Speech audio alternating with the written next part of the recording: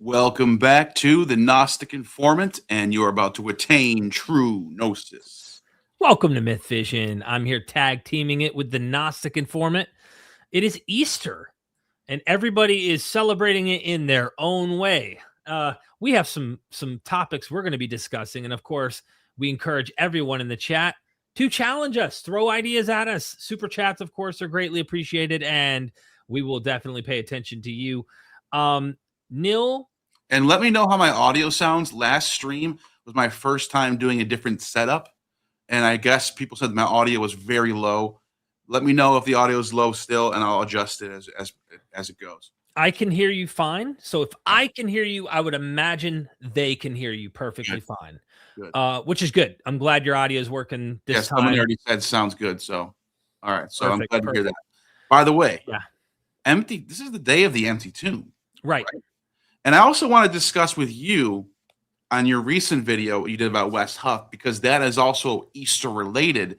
That the first time, this is such a huge deal. I don't think people even realize how big of a deal what I'm about to say is. The first time the gospel was written by presumably Mark. Some people say there's a Q document or whatever like that. Mm-hmm. Let's just go with what we know for sure. The oldest physical text that we have, the oldest, like we know for sure there's a Mark, and we know, and most scholars, and there are some, Mark Goodacre, who say Matthew came first. No, he doesn't. He doesn't? Nope. Okay, did he change his mind or something? Majority, there are Christians usually that take a Matthean priority. There might be some. Mark is the earliest, yeah. Okay, but I thought Goodacre was one of the ones who thought Matthew was first. No? Nope. Okay. He debated someone on that, actually, and he argues Mark's first, yeah. Oh, so, okay, cool. I was wrong about that. It's okay. Most scholars say Mark is the earliest. I think so too. I think that their arguments make the most sense for a lot of different reasons. I think they're all after 70. Mm-hmm. Even Mark has a lot of like no stone will be standing here type stuff about the temple destruction. That all makes sense after 70. Anyways, the point I'm trying to make is the first time that the Mark gets penned down, which is the first gospel, we don't have a physical resurrection of Jesus, which means, yes, the angel tells the women at the tomb he has risen. Mm-hmm. That's fine. We're not saying there's no resurrection at all, but that's a big deal. A physical bodily resurrection is a huge doctrine of Christianity, almost across the board, Protestant, Orthodox, whatever. They all believe in the physical bodily resurrection, like in John, where doubting Thomas is actually to touch his skin. That is not in Mark, and there's not even anyone seeing him in Mark. Right. It's just a told that you're just told by the angel, and it ends. And people are probably thinking, I'm looking at Mark right now in my Bible, and it says that it says right here that he met him on the road or whatever. That's in the 5th century manuscripts and later. Yeah. So textual critics have pointed out the oldest manuscripts from there is no Mark in the 2nd century. This is John. But anyways, from the 2nd, 3rd, and 4th century, there are, and all the manuscripts we have of Mark from that time period, none of them have this 11 verses added, mm-hmm. which talk about Jesus returning. So if we want to pull that up, should we pull that up real quick? Yeah. Okay, and you're going to have to do the maneuvering here, but just to add to your point while you're looking that up, there is a debate amongst critical scholars. This isn't a Christian debate. Christians typically across the board say no, bodily, physical, the whole nine. There is a debate among critical scholars on whether or not the body that Jesus has after death is physical in nature. Sure. We can get into that in just a sec. I want you to continue your thought. Yeah. And normally on this website, for some reason, this one doesn't have, maybe it's just in the NIV. Maybe if I go to the NIV, go back. But that notes that it's the longer ending? Yes, right here. Yes, right here. Perfect. Thank you, NIV, for doing this. So this is the last chapter of Mark 16. Mm-hmm. Jesus has risen. That's today. Easter. This is Easter, right? Right. And it ends. The earliest manuscripts for the first 300, 400 years of Christianity, right? Well, I say it should be 300 because the Gospels are written right at the end of the first century. So first 300 years of the Gospels being around, you have don't be alarmed. You are looking for Jesus of Nazareth, who was crucified. He has risen. Mhm. He is not here. See the place where they laid him. Go to tell the disciples and Peter, he is going ahead of you into Galilee. There you will see him, just as Jesus told you. Trembling and bewildered, the women went out and fled from the tomb. They said nothing to anyone because they were afraid. And Celsus makes a big deal out of this. Celsus is the first scholar actually to address Christianity in the Roman intelligentsia or scholar. Like he's 2nd century, 130s like that. Oh, we got a super duper. Let's do this. See, I told you. Look at your screen. I'm glad you guys can light me up. I got a new system going on. Yep. So I'm just gonna jump out. I already told you when the super chat comes up, especially with a gigantic. At Constellation Pegasus dropped $99.99. Did you hear this? Yes. Hey Derek, is Wes Huff a Calvinist who believes in 2 points? This is nothing short of insanity. So Huff is a scholar, huh?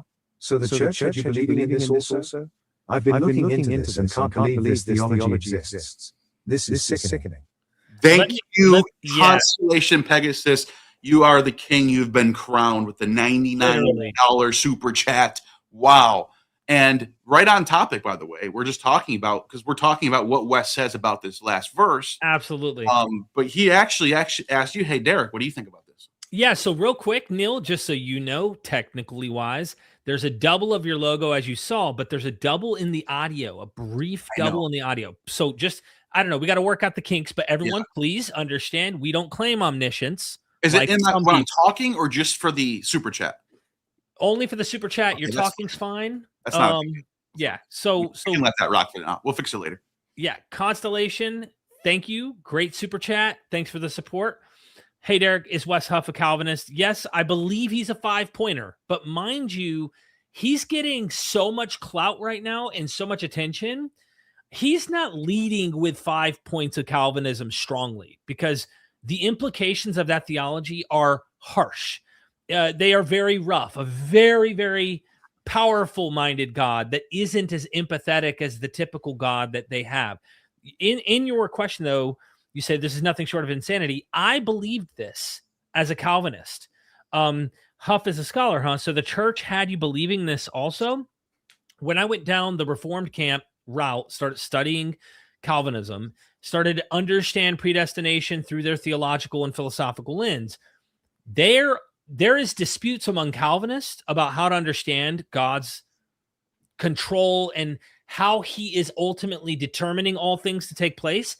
And what they do is they read passages that seem to show ugly parts of God, and they act like, well, God just lifts his grace off of them. That's how they get more bad. Okay. So you're already not able, in their theology, you're already not able to be saved unless God saves you.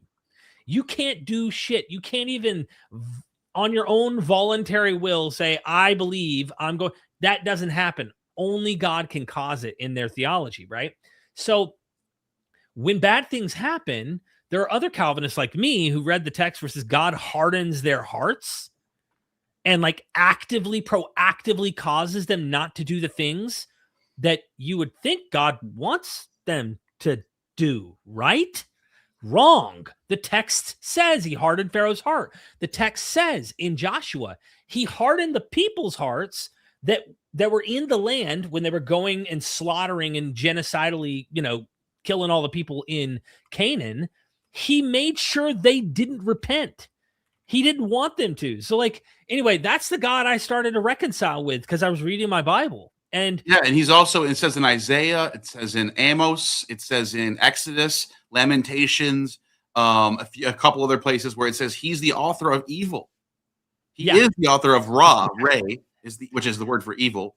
He creates evil. He makes peace. He creates evil. It says in Isaiah, in Exodus 4:11, who maketh the dumb or deaf or the seeing or the blind? Am I not the Lord? I have hardened his heart, as you pointed out in Exodus 10. Yep. And it's like in Amos, it says, I form the light, I create the darkness, I make peace, and I create evil. Think about this theology too. In Psalm 5:5, right? It says he abhors workers of iniquity. He hates them. Jacob I loved, Esau I hated. That hate is a strong word, and they want to just downplay. A lot of people want to play around this. A lot of Calvinists see that and go, no, it's a problem. So I hope I answered your question there, but yes, we got another. Is it subscriber? Subscriber. It's only it's going to go away soon. Okay. I got to make those short. Thank you for subscribing. Let's see if I can see the name of it. Go full went away. Okay. Sorry. Thank you. Whoever subscribed, thank you very much. Appreciate that. I probably should make those quieter because they're going to happen more often. I can fix that now. But yeah, are you still going on your point about Wes? Go ahead. I mean, honestly, I just wanted to call out the BS because he's playing soft pastoral language in public. But in reality, when you look at his theology, it is cutthroat. Keeping it real. That's it. It's cutthroat. I've been there. I know what that theology is, but there's a lot of Calvinists who want to play that. My heart tells me this sounds wrong. No shit, Sherlock. I know, Anyway. Yeah. Real quick on that, let me fix my subscriber before I forget. So I'm going to change that to 10 seconds and make it 8% volume. Boom. Okay. Yes, I agree with that statement. It is kind of it's baffling. And you can see the cognitive dissonance of people trying to defend this, which is what the whole entire institution of apologetics is. Over the centuries of time, people trying to defend the text, and it gets more elaborate over time. And then you end up with today where they have an answer for everything you give them. Oh, yeah. Any logical inconsistency, there's an answer to it. I think the craziest part about this theology just right now, and I'm sure I could find out other ones, is you got to imagine, we hear the idea that God wants to save everyone. He's trying to save everyone. Just accept him. No. He determined who will do what, where they will go, and then you get punished for the thing he made you for. And that's why there's this interpretation amongst Calvinists in Romans 9, where he said, "You, O man, to answer back," because the hypothetical debater against Paul says, but hold on. If everything happens because he makes it happen, he hardens their hearts, he causes them even before they were born so that his election would stand. Jacob I loved, Esau I hated. He does it all. Then how can he find fault with them? It's a good question. Right. This person asked, and Paul goes, he'll call you Reddit tier atheist for saying that. Because, and the reason why it's been said so much, but it's still true. Like the Reddit tier, the neckbeard, fedora tipping guys are wrong about this. This is one of the things that you can see a lot of theologians and Christians are just tired of answering because it's been said so many times. But it's true though. It's sorry, but it's true. Paul's answer is actually a brain stopper. It says, "Shut up," because he says, "Who are you, O man, to answer back to God? Does a thing formed say to its former or its maker, why have you made me thus? God has the right to make from one lump of clay vessels for glory, vessels for destruction. God made them this way. Shut up." That's what Paul's answer seems to be. Absolutely. I just remember I didn't see this one. This was before we started. Stephanie Byer dropped the 10. Thank you, Stephanie. Thank you for the time you took to look at my question. I think this is for you, by the way. Oh, Constellation dropped another one. Oh my God, another one. Holy Constellation. Constellation, you are the man. Holy. Thank you, Constellation. I really appreciate you. I can't. Let's just put this up for a second. Yeah, you got to let him bask in the glory of that one for a second. That's the sound of divinity. $99.99 super chat. I watched a video explaining Calvinism and couldn't finish it because it's nuts. And oh yeah, what's a good resurrection story without contradicting stories? Yeah, well said. I mean, well said. Yeah, but Calvin, go back. Calvin. Don't leave. Yeah, you want to come back to this in order? We'll come back to in order. We're not going to forget. I just wanted to make sure I'm not hearing you while I'm reading this one. But yeah, back to what you said. This was for you, I believe. Thank you for the time you look at my question the other day. Right? Is that not mistaken? Was it me? Two of the best influences. Even if I disagree with you, and I admire your heart and need for the truth. When I have more cash, I'll buy. If you're low on cash, please just keep your money. Seriously. Yeah. And I appreciate you giving 10. I appreciate everyone giving. I super appreciate Constellation Pegasus right now. Holy freaking! I can't even express how much I appreciate everybody. And, by the way, I was wondering where he's been. Yeah, I haven't seen him in a minute. I think about you a lot, Constellation. I'm not even kidding. Not to be weird, but you've been. He's been not in my chat recently. I'm like, where happened to Constantine? I'm like, I actually wondered, did he go back to his church? Maybe. Oh, there were definitely some. So over time, Constellation will come in with some struggles. You know what I mean? He's like, hold on, this is Anyway, yeah. But yeah, Stephanie, I appreciate your super chat. There's no questions here or anything like that, but I appreciate, and I'm glad that we can engage on this website. It's awesome. Absolutely. Now, Constellation again. Thanks for that. Oh, yeah, one more in between. Steve M. Steve, on your side. Thank you, Steve. If the long ending is a later edition, the short ending seems very short for a chapter. No, actually, not really. There's a lot of chapters that are that short. There's quite a few chapters that are pretty similar size. Let's go back to where we were. Let's see, Mark 16. If the long ending is a later edition. This is actually not that weird for a chapter. Like if I go to Mark, let's pick a random one. Let's just go Mark 5. Yeah, that's way longer. You're right. That's true. I mean, it's but like it isn't, especially for an ending. Let's see, like Mark 9. Let's see, like this one's not that long. Oh, we got another super chat. Uh-oh. Oh, we got someone joined. Initiate. Thank you for joining. New member, Ayala Vanal.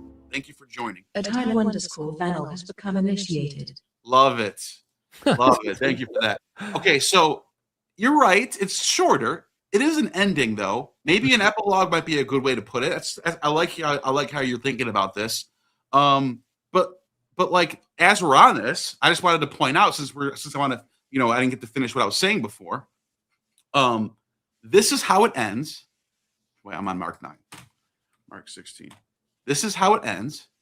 It ends very abruptly, but as we're going to get to, I'm going to show you this is actually a common theme in this time of the world, first century, for stories to end like this with heroes dying and then there's a mystery of where their body is. Yeah. Sometimes an empty tomb, sometimes the body disappears. I think I have 1, 2, 3. I think I have like 5 or 6 examples pre-gospel. I wanted to make sure they're all pre-gospel. One of them's from Plutarch, so it's contemporary. And I have them. So we're going to get to them. I promise you're going to love this. And there's a Hyperborean Jesus coming up. So, but yeah, you're making a good point here. But anyways, the point I was making was it seems like because of like Celsus arguing, not just Celsus, maybe just people in general making a problem out of this. Hey, wait a minute. Mark's gospel doesn't even have a blah, blah, blah, blah, blah. And they fix it. And Matthew's gospel fixes it first. And then obviously Luke and John have it fixed. But then it looks like later on, people wanted to make sure that Mark was going along with Matthew, Luke, and John. And they fixed Mark as well. That's what I think is going on. Right? Absolutely. Absolutely. I would add to it this. Matthew... So part of me wonders if, first of all, Matthew adds, it does a whole different ending intentionally with visionary experiences, whereas Mark doesn't have any appearances after the death, after the resurrection. He is raised or he is risen. And then that's, you get this hint of maybe Mark knows about an appearance tradition, but does not narrate and does not mention the women ever getting that information to the 12. But so I have my own speculation. Here's the key. When this verse right here, if you're a first century, reader of antiquity, you love reading sources from that time. You read a lot of play. You go to they say you're a avid fan of the theater. You go to a lot of plays. You watch a lot of tragedies. You read a lot of myths. You would know something about this right here. When they looked up, they saw that the stone, which was very large, had been rolled away. As they entered the tomb, they saw a young man dressed in a white robe, and they were alarmed. And Jesus is not there. Of course. And I already read this part, but I'm saying the point is he's missing. Yeah. His body is missing. That means something in antiquity. Yeah. What I was getting at though with Matthew is I wonder how many critics who read Mark who didn't believe, like your Celsuses, like your Jewish opponents, and they say, nice try. They stole the body. Duh. Yes. Then Matthew creates this story that's trying to address some of this issue. And what do you have? You have them approach the tomb, and you'll notice in Matthew, the stone is still there. When they approach it in Mark, the stone isn't there. But when they roll away the stone in Matthew, because it was already rolled away in Mark, and it's not in Matthew, the body's still missing from the tomb, even when the stone was there. Yeah. So somebody's probably going, come on. And they don't like that. So now they're fixing Mark. Yeah. But your point about this missing body trope, just a shout out to my bro, Richard C. Miller. Highly recommend. Go read his book. He covers this extensive, long history from the Greco-Roman world where demigods' bodies go missing. Wow, we have another super chat. Holy shit. Oh my God. Oh my God. From Constellation Pegasus. He's lighting me up right now. Let's hear what he has to say.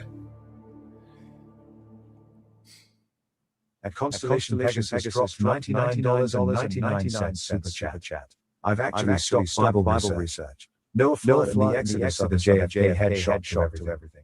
Archaeologists, historians and physicists expose it all. I just got tired of going over it again. Thank God for the 21st century intellectual honesty. You're right.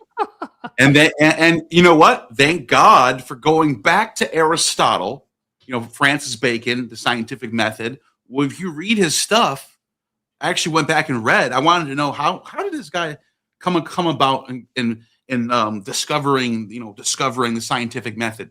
Well, what does he say? All I did was go back to Aristotle and read what he was saying. He talks about the laws of logic and how to do, he says, inductive reasoning and deductive reasoning, the two different types of reasoning, a priori and all this stuff. And he puts it all together. And even Plato, for how much Plato is at fault, we can say Plato's the reason why we got into this sort of theological dogmatic thinking. But even Plato talks about how he says, every time you inquire for episteme, he says, the way you should do it is you get a thought in your head, which is noetic, noesis, it's thought realm. He says, and then he basically explains, like, then you go and interpret the physical world around you and try to figure out if it maps onto reality. And then you test it. Like, he basically explains, this is in Timaeus, by the way. Mm-hmm. Basically gives you like a little, almost like an archaic version of the scientific method. He always you can see he's thinking that way. Yeah. He's thinking like proto-scientist. Yeah, so, he made some leaps, but either way, I mean, you got to be thankful for him. I think Fraser did the same thing. We talk about Sir James George Fraser in his book, which a lot of people don't credit him for. He acknowledges our ancestors' false science, which we call magic, and not the magic like David Blaine, but as in like sympathetic magic and homeo. I can't remember the term being used, but it's two forms of magic. And he says it's a false science, but that false science led toward a more rigorous science that we now use today. So he said he's thankful for our ancestors who made bad predictions, connected dots where dots didn't belong, but the method sharpened over time. We eventually realized that doesn't work, this doesn't work, and we got better. And eventually we developed a science that I think is much better. But to Noah's flood, he says, Noah's flood and the Exodus are the JFK headshot to everything. Yeah, because number one, it's physically impossible for a global flood to consume the entire earth. There's not, I don't know why, scientifically speaking, if there was enough water on earth to cover the whole earth, guess what? We'd be under it right now. That's just the laws of gravity. It would be completely, because the water would be there'd be so much water on earth, we'd be under it. Mm-hmm. The fact that that there isn't that much water is why we're not under it. It's that simple. There can't be it unless God magically made it appear and disappear just for the time being. I think some people make that argument. Some of these young earth creationists, well, God gave us, for that time period, he added more water to the earth just for the time being. And then he got rid of it, disappeared. Okay, whatever, dude. He also made up the dinosaur bones. You know that. Duh. That's another thing. Is like, if there was an ending of the world in 40 days and 40 nights, you would find one layer where all the animals and all the dinosaurs would be in one spot. Another super chat in the house. Let's see what we got here. So Appreciate you're skipping some of them. We got to hit them in order. Yeah, we're gonna go back. We're gonna come back to this one. Just I guess when it's reading out, I'll just have it up for a second. Yep.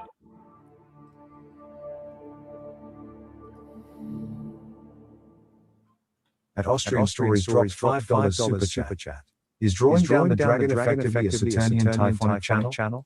I think it's very new age and phonically focused for Greco-Roman mythology. Appreciate that. We'll get to you in a second. All right. So the one we were on before that was Constellation, the second one. Well, you already did Constellation, right? Yeah, we did the first one. This is the second one. I thought we did that one. It's not. I think we said we're going to go back to it because you were like, let's not skip. You're like, let's not skip Stephanie. I was like, yeah, let's go back to it. Yeah, so So we did. now we're back to this one. He mentioned Calvinism. Did you have any thoughts on that? I mean, obviously, he's right. I think it's nuts when you start thinking about it, especially when you're trying to understand, like, what kind of God is this that you're now having to worship? And that's why you hear strange things like Augustine talks about, what's the point of praying? Really, it's just whatever his will is what ends up happening. So why are you asking for something when whatever God determined to take place is his will? So you just got to go with almost like fatalism, the philosophical idea of fatalism. You know what that is? Yeah. It's just God is going to do what God is going to do. What's the point of asking and communing and acting like you can have this relationship with this being who ultimately determined it all and has all control over everything? So it becomes kind of a crazy idea that you can get into that, but you can tell that the way a lot of the Calvinists, the popular ones are, they try not to portray it that way. They try to see it as like you really are communing and having this relationship with God, and it isn't deterministic in that way. And I think that you run into some walls, and they're trying to negotiate. But then you just said, yeah, we read this. What's a good resurrection story without contradicting stories? Yeah, I couldn't agree more. All of them contradict. Yeah. Couldn't agree more. So then the next one after this was the new member. Thank you for joining. And then, we saw this one already. So yeah. And then the Bach panel after that was yes. Yeah. Happy Easter. Jesus is risen in his children with Mary Magdalene. Sangrail. The secret dynasty of the Pella. Yeah, I've heard this story. It's kind of late for my liking. That's why I'm not really too much into it. Look, anything's possible. I think if he really did have children, I think it'd be a little bit more known to the earlier sources, and not just kind of show up as a medieval legend. I think it's even later than that. I don't know. Look, it's interesting. I'm not the biggest fan of this theory, but look, I haven't looked that much into it, to be honest. Yeah. It's just that it's so late in the sources that it's something I'm just not inclined to even go towards. You know what I mean? Yeah, I don't know what to do with all that. I would say, though, that the historical Jesus, had there been a rabbi running around, it would have been probably very likely this guy would have married and had some type of marriage. Whether there were children or not. I mean, when you already have Paul, who isn't even interested in the guy's earthly life, and that's only a decade or two, like, what do you do from there? Like, do you think, like 40 years later, when the first gospel's starting to potentially be penned, are they really concerned about his offspring when the significant cult leader is he himself? Like, I imagine, I don't know, thinking of a contemporary cult leader, maybe Jim Jones or someone, did they have kids? And if they did, how significant is their offspring? Are they carrying the torch of their dad? Probably not, Yeah. Well said. I agree. Thank you for that. And then we did this one already. Just want to make sure I give you skipped Handsome. Another one. That's right. Handsome Cat. Thank you for the 2. Say hi to Justin the Messiah on DC Debate Live. All right. Yeah. Thank you so much, Handsome. I just texted him before this stream. I was talking to Justin, so he's on Yeah, this one was next. We did this one, so thank you again to Constellation. Appreciate you. Austrian Stories with the 5 is drawing down the dragon effectively a Saturnian typhonic channel. I think it's a very new age, cathonically focused for Greco-Roman. Yeah, the drawing down the dragon's pretty new age. It's not like something very present. It's not something that you find very often in ancient primary sources. I'm sure there's probably something about drawing down a dragon. I mean, you have Alexander the Great facing off with the dragon in the sky. maybe there's something to do with it. I mean, that's a late story too. That's part of the later version of the Alexander romance. That's not in the earliest version, but I don't know. Yeah. What do you think about it? I don't know much about it, to be honest. So if I knew more about it, I'd have more to say, to be honest. I mean, yeah, I don't know about this example. Yeah, it's part of like the whole West esoteric tradition, drawing down the moons, that type of stuff. It's you see this in like the tarot circles for some reason. Okay. And a lot of these people with like tarot's not even Greek. It's French. It's from like the 1400s. It's not, there's no ancient Greek sources about tarot. And it's funny because a lot of the new age crowd are like obsessed with Greek, but they don't even talk about Greek stuff. They're like doing totally Aleister Crowley. It's like, are we even doing ancient Greek stuff, or what are we doing here? But anyway, that guy was wild, bro. That guy Crowley was. Oh my gosh, wild. Yeah, Crowley was out there, man. Crowley was a classicist. Like you read Crowley's. The little bit of Crowley that I've read, he knows his sources. He knows his ancient primate. He knows his Plutarch. He knew his Euripides. He knows his ancient Egyptian stuff. He knows his Hermetic stuff. He knew what he was doing. Subscriber just joined. Thank you, Trev, for joining. So I shortened that one up a little bit, so it's not going to be. Yeah, you're going to get 1 million of those during the streams. Yeah. And then we have Georgie. Thank you for the 30. Is there a Greek influence? Is there a Greek influence behind the idea that Cain was a demigod? In Genesis 4:1, it hints that Eve slept with Yahweh and conceived Cain. Yeah. With the help of the Lord. Interesting. Great. Derek, what do you think about this? Yeah. Yair Zokovich. If you're interested in it's I think it's Yair Zokovich, Zochivich, something like that. It's called A Strange Biography of Samson. We kind of briefly talked about this last time, Neal. He covers the most obvious demigod in the Old Testament. That is Samson. The name etymologically is related to Shimshon, or Hebrew is Shimshon, which is obviously related to Shamash, which is the sun god. Yeah. Yeah. And his birth narrative is the most obvious demigod birth story in the Old Testament. Go read. The redactors are trying to cover over the angel of the Lord. In a nutshell, go read the article. You'll love it. It's free online. The angel of the Lord slept with Samson's mom. Samson's mom never gets named. It's always she's the wife of the husband of, and then they name the guy.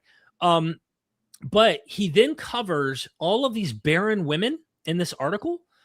Sarah, the various women who cannot have children. They're barren, whatever reason it might be that's described in the Bible. And even Eve, the language sounds like Yahweh causes her to get pregnant himself. And even Francesca Stavrakopoulos, other Old Testament scholars who've read the Hebrew say this sounds strangely literal. Like the God, it's not like today where a woman will go, I got pregnant. The Lord blessed me with a child. Like today we would hear that. We wouldn't think much of it. Mary and the tradition of the divine birth, no modern Christians today are going to use that. That's like already done once. Our Messiah was that way. We don't repeat that. That's back there. But in the biblical tradition, there are hints that Yahweh impregnated Eve with her son, and it wasn't just Adam. So the Hebrew there might be a cover-up going on here. Yeah. Got a super drop it in right now. I'm going to come back to you, Georgie, in 1 second. No, you're fine. I think I did answer that. Oh, yeah. I wanted to make a point on this real quick. Yeah. And I'll just do it right now while this one's reading. I'll just stay on this right now. Thank you for the super chat. At Gotis Abramovix dropped €5 super chat. What about the Odin story? Kind of a resurrection when it comes to the realm tree/tree of life. Gained knowledge by basically dying on it. Yeah, we'll get to that in a second. Is it this one right here? Yeah. So real quick, there's also this character named Tubal-Cain, who's a blacksmith. And some people have pointed. I've read I think it was like a paper that I read a long time ago about there's being some sort of connection with like Hephaestus and even like the Titans. The idea that they're from the line of Japheth, who was Iapetus, would be one of the Titans. So see, they're from son Japheth, right? And so if this word is really connected with Iapetus, the Greek, the Greek mythology, Iapetus right here, then this is kind of, you got an interesting little Greek mythology line going here with the Titans and the metal workers and whatever, you know what I mean? Yeah. So there might be something going on there as far as deity wise. There is in Genesis 4, and I'm trying to pull it up, what his descendants did.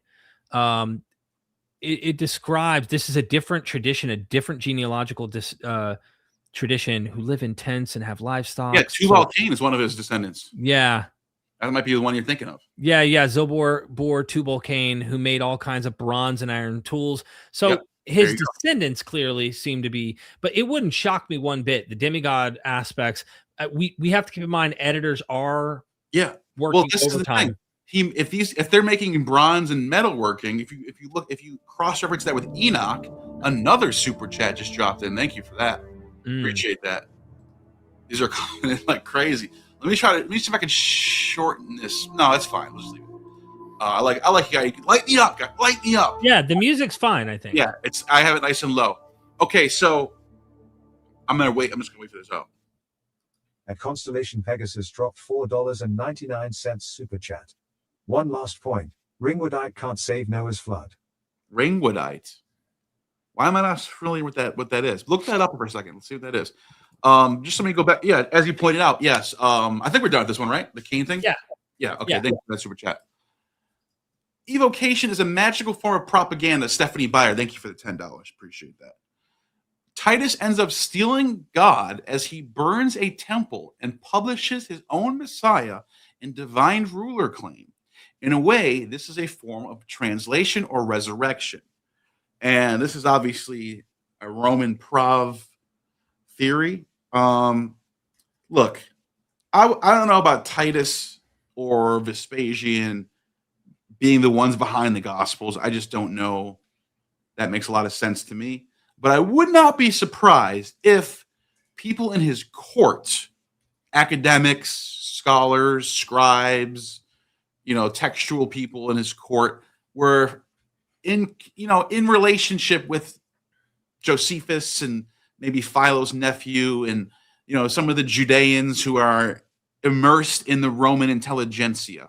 You know how like Robin Welsh points this out, how there seems to be like an elitist aristocracy who are into writing texts and into writing new stuff. And this is what I think is going on.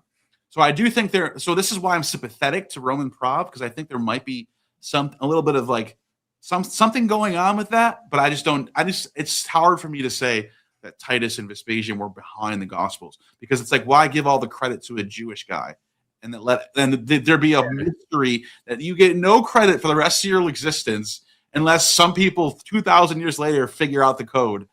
Like, no, it just doesn't this is silly. But yeah, like I said, the idea that there's Roman intelligentsia who are anti-Julio Claudian, and maybe they have maybe they're in relations with people in Egypt and Judea, and they have some sort of connection going on, and they're putting together literary groups together. That would make more sense, I think. So interesting. Any thoughts on that? Yeah. So Titus ends up stealing God as he burns a temple and publishes his own Messiah and divine ruler claim. Yeah. Again, I don't think that they would give credit to some nobody from Galilee. I don't think they would do that again. And then, it's secretly me. I'm a nobody, that is being portrayed in the narrative. I have a hard time thinking that this is a secret story about. You're just right. Oh, the Messiah predicted that I would come and take the temple down, and I'm the second coming or something. Like, yeah, you could have just inserted himself into the story, but he didn't. Yeah, I find it odd because even in Josephus, if you count that he mentions Jesus, which it looks like one of them may be authentic, the other one might be partially interpolated, but he still may have mentioned the guy. This character appears in these fictional gospels that we can call biographies, but biographies can be made up too. They had biographies of Homer, and Homer never existed. So here you have this character that shows up in Josephus, and Josephus himself says who the Messiah is. He tells you it's Vespasian. But then he also talks about this character named Jesus. He never says Jesus is Vespasian or gives any hint of that, you have to almost like come up with your own model of imagining that someone else said, I'm going to play this character that appears in Josephus, who isn't really the Messiah. Josephus doesn't believe he's the Messiah, yet I'm going to say that these Gospels do.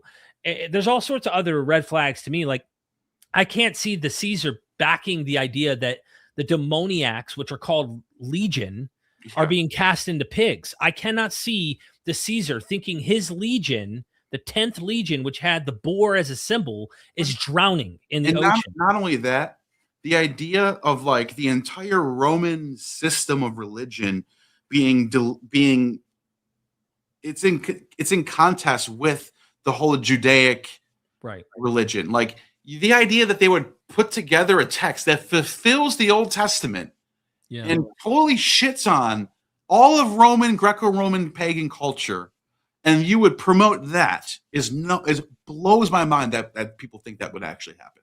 Yeah.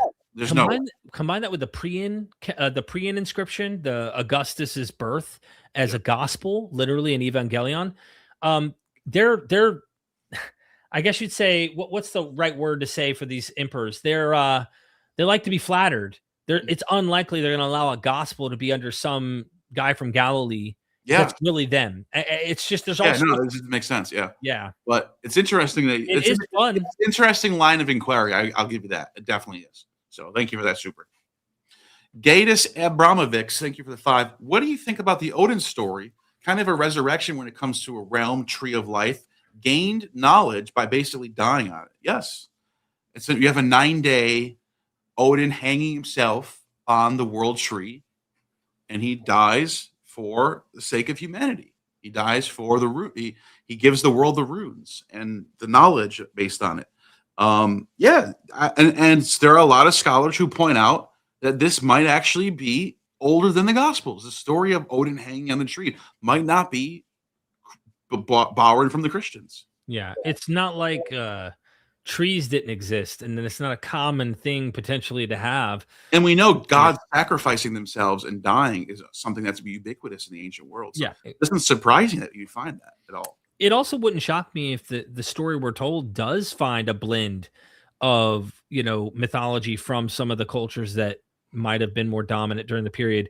That doesn't mean that there isn't some root behind the death and resurrection ideas of that character. So even if we get something later and we go, this might have been tampered with, or it might have been in competition with the Christian ideas that are floating around, that doesn't mean they didn't already have the concept of rebirth, death and resurrection, which is a known thing that Neal was just saying.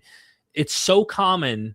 That's why we're doing the stream, actually, because there's so many examples of this wild idea. Yeah, I'm going to show you in a second. Yeah, exactly. Yeah. I can't wait to show you guys this stuff. We're about to get to it soon. Yeah.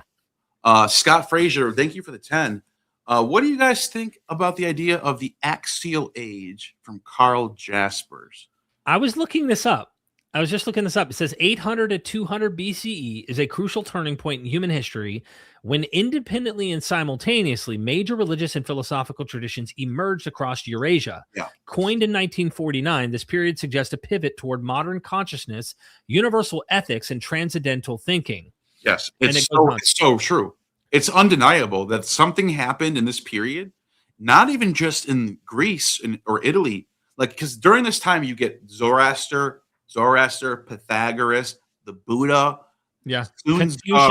Confucius, Lao Tzu. Yep. Who writes one of the most greatest philosophical religious texts of all time, the Socrates, Tao Te Ching. Yes, all these amazing, mind-blowing. Alexander the Great finishes off this age. Basically, he's marks the end of the axial age, right around 300 BC, 330 BC.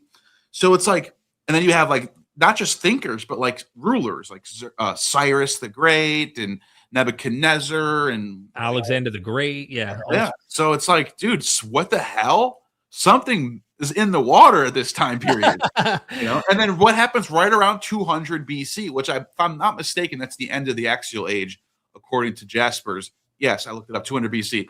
What happens right at that time is you have the Romans defeating Hannibal, Scipio defeating Hannibal, and starting off a new age, which is perfect way to end it, right? Interesting. It starts off with the end of the Greek Dark Ages, 800 BC. the Homeric age, and ends with the Roman period. Mm. We got here a 1999 super chat. Wow. Yeah, constellation. Pegasus. I thought I short. I guess not.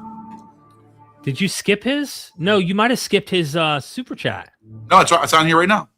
Oh. Constellation Pegasus dropped $19.99 super chat. You guys haven't heard of ringwoodite? It has to undergo a chemical change and be released as steam from volcanoes. The oceans would boil off to be released in a short time. Besides, there's not enough to cause a flood anyway. You're right. That read it really well, by the way. You're right. I did skip this one. Yeah, that's what I was saying. Did you look it up?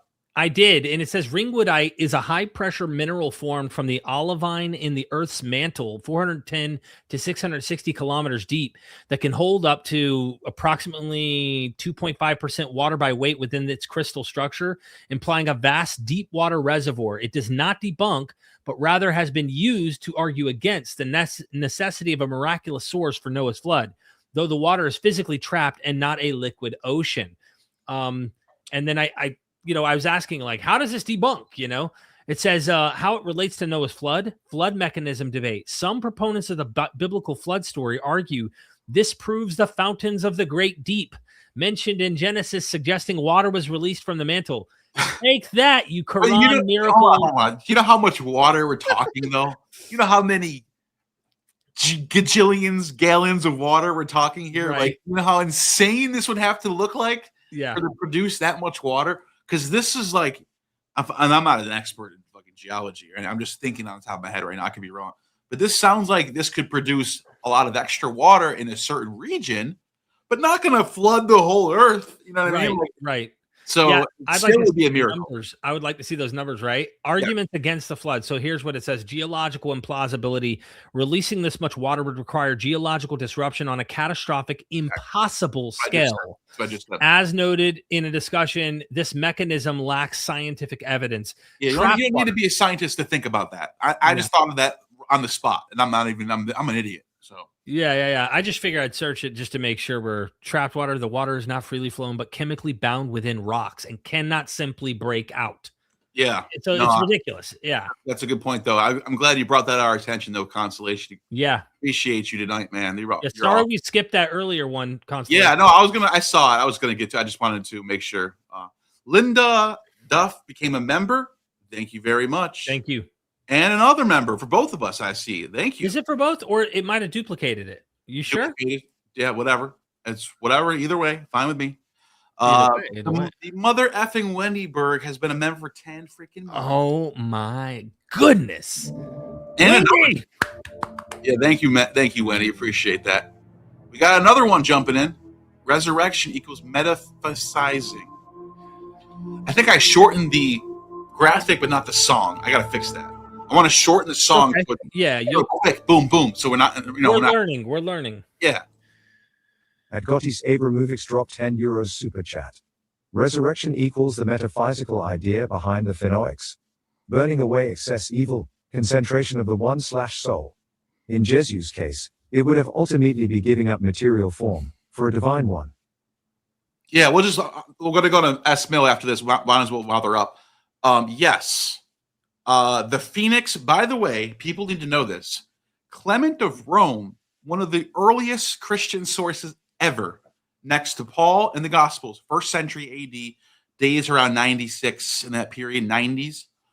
He, in his epistle to the Romans, the Corinthians, sorry. His epistle to the Corinthians talks about the Phoenix story. And he talks about how there's a bird called the Phoenix that lives in Arabia who every year flies to Egypt, lays a nest, and dies. And then after 3 years, it resurrects and flies back to Arabia and goes back and forth every 3 years. He tells us this story randomly. He doesn't say it's a fable. He doesn't say it's a legend. He talks about it as if it's really happening. Right. And it's funny because in the Gnostic sources, like the Gospel of the Egyptians, I believe is one of them. And there's another one too. There's 2 Gnostic Coptic sources that have the exact same story that we find in Clement. So it almost looks like when you look at the earliest Christian sources, they align with the Gnostic text more than you think. So That's wild. That's my 2 cents on that one. Yeah, it makes me think of Peregrinus Proteus. Let me ask real quick, what bird did Peregrinus I think it is the Phoenix. send? That's what I was thinking, to Olympus as. So Proteus death, vulture. Oh. But it says this, or sometimes interpreted as an eagle or phoenix. So yeah, the vulture eagle emerges from the flames, symbolizing a satirical vain reincarnation. I don't know if I read it that way. That's how AI read it. There were early believers who followed Peregrinus who believed he became immortalized, and they saw him as another Heracles or Hercules. Exactly. Thank you for that super chat. Yeah. S Mill, thank you for the 5. Watch at some point. Very good. Harpocrates, Horus, and Isis. Ancients. I just watched her video on this. I'm one of her subscribers. Egyptian Savior is Born. Horus, the Child Force story. Yeah, very good recommendation. She actually goes to these sites and films the pyramids and the tombs. Yeah, she's good. She's on site, recording on site, showing all these sites. But yeah, I've talked about Horus, Harpocrates, December 25th, the winter solstice stuff on my channel. I'm the one who's blowing the whistle on that one because it doesn't get talked about. It gets ignored. And you even have scholars like Dan McClellan who will like wave that away and go, well, it says he was born around the winter solstice. So what? So what? What do you mean, so what? You have a source of a god, a divine child, by the way, not just some random god, the divine child being born around the winter peri, which means around the winter solstice. Yeah, I think that's a big deal. It's a big deal. That's a huge deal. And people are just like, I don't care. Well, the same thing with nature. That's why we're doing an Easter video, because right now in nature, everyone just went through, at least on the East Coast, I don't know about everywhere else, pollen. We went through fertility. Like nature itself's going through a rebirth right now. That seems to be the Platonist reconfiguration of the old polytheistic traditions. Was the sort of it was more of a allegory of our world, of the terrestrial world. That's kind of what happens. So let's see what we got for this last is that for your show? Oh, another last point from Constellation. Have you ever talked about that? He's gonna read it. $4.99 super chat. Another last point. Have you ever talked about the Shamir centipede emoji? Good luck with this one. Take care, you two. I'm done. Constellation. Yeah. The Shamir. Drop the mic. Drop the mic. You ever talked about the Shamir? I've never talked about it. But can you look it up real quick? Well, and I'll come back to up what the Shamir is. Yeah, I'm looking it up. And while you're doing that, I'm going to go to the next one, which was Gaitis Abramovich's Resurrection equals metaphysical idea behind the phoenix. Oh, we already read this one. Yes, thank you for that one. Yep. And Grandpa with a super sticker. Thank you very much. Appreciate that. Stephanie Byer in the house with the $10. There seems to be pro-Roman Jews. Yeah, there are. Josephus helps create a paradigm of Messiah and Caesar being linked. Divine assembly seems to be something for both mortal gods and gods. I have a book here. Do I have it right here? No, it's not right here. But I have a biography of Tiberius Julius Alexander. And what's the author's name? Daniel something Berg. Yeah, I think he's Jewish. But anyways, he wrote the biography of Tiberius Julius Alexander, who's half Jewish, half Greco-Egyptian, and he's the nephew of Philo. He's from like a royal line too. He's related. He's like somewhat related to like the Ptolemies somehow. Right. And he's pro-Roman, anti-Judaism. He's a Jew, and he's himself. So he was there knocking down the temple with Titus, and he's a Jew. Right. And there was actually a whole legion of these people, according to Josephus. It was like a civil war. Josephus says it's more of a civil war than a war against Rome and Judea. Mm-hmm. There was a civil war happening in Judea. So yes, this is why I think Christianity came about. You had a more of they're not pro-paganism, but they're anti-Roman, but also anti-pagan. No. They're pro-Roman but anti-pagan. Does that make sense? Like they don't like the polytheistic idolatry shit going on. They're not like following Bacchic cults. They're not. But they like being in the Roman Empire. They love it. They think it's a good place to live. So there is some nuance here about that idea. It's like today, though. Imagine painting a whole society as one way because you know a certain amount of people hold to a certain idea. And then you realize how nuanced it really is on the ground. Like there's probably people with all sorts of sympathies in different positions. But again, great observation. Josephus helps create a paradigm of Messiah. Absolutely. And that is specifically linking it to Caesar. Whereas he says, my countrymen thought, that the Messiah was supposed to come from the lineage of David. They kept searching and hunting and thinking he's going to be from this genealogy. And he says they were wrong. It was talking about Vespasian. The prophecy was about Vespasian. Now, I don't know if that's because at this point he's saving his own ass because he doesn't want to be on the bad side, or if he's already so connected to the Vespasian and won over so much. I mean, and I think that's a very fair point to point out those sources from Tacitus and Josephus. But remember, Paul is before all this. Christianity already started before Titus knocked down the temple, before Josephus wrote this, before, you know what I'm saying? So unless Nina Livesey's right, and maybe it is later, but like, I don't know if I'm ready to swallow that pill yet. The point is, the Christianity is starting regardless of what Titus does. Well, we've swallowed plenty of pills, and you never know. Okay, you never know. I'm open. This is something that I think is very fascinating. I think it's worth looking into. I'm glad you super chatted it. Thank you. Yeah, I am too. Scott Frazier with the 20. Thank you so much. Would love to see you guys collab with John Vervaeke. Re-engaging with myth might be one solution to meaning crisis. I agree. Yeah, I do. We talk about this all the time. John Vervaeke. Let me look up John Vervaeke real quick here. John Vervaeke. Vervaeke. Okay. Okay. 129,000 subs, and poetry is not optional. So I just subscribed to John Vervaeke, and looks like he's probably having more intellectual, meaning-filled, philosophical kind of shows. Yeah, definitely something to look into. I definitely appreciate that. Yeah, thank you. So, and then Constellation with the last one about Shamir, and I looked it up. Okay. I don't know if this is right. Explain that. I'll be right back. Go ahead. All right, go ahead. So here, I'll go full screen. That way you're good, and it looks better. All right. Correct me if I'm wrong here, Constellation, but Shamir's secret sharing, if I'm not mistaken, it's got a whole Wikipedia page, is the efficient secret sharing algorithm for distributing private information, the secret among a group, first developed by Adi Shamir in 1979.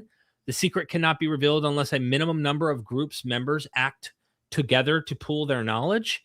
To achieve this, the secret is mathematically divided into parts, the shares, from which the secret can be reassembled only when a sufficient number of shares are combined.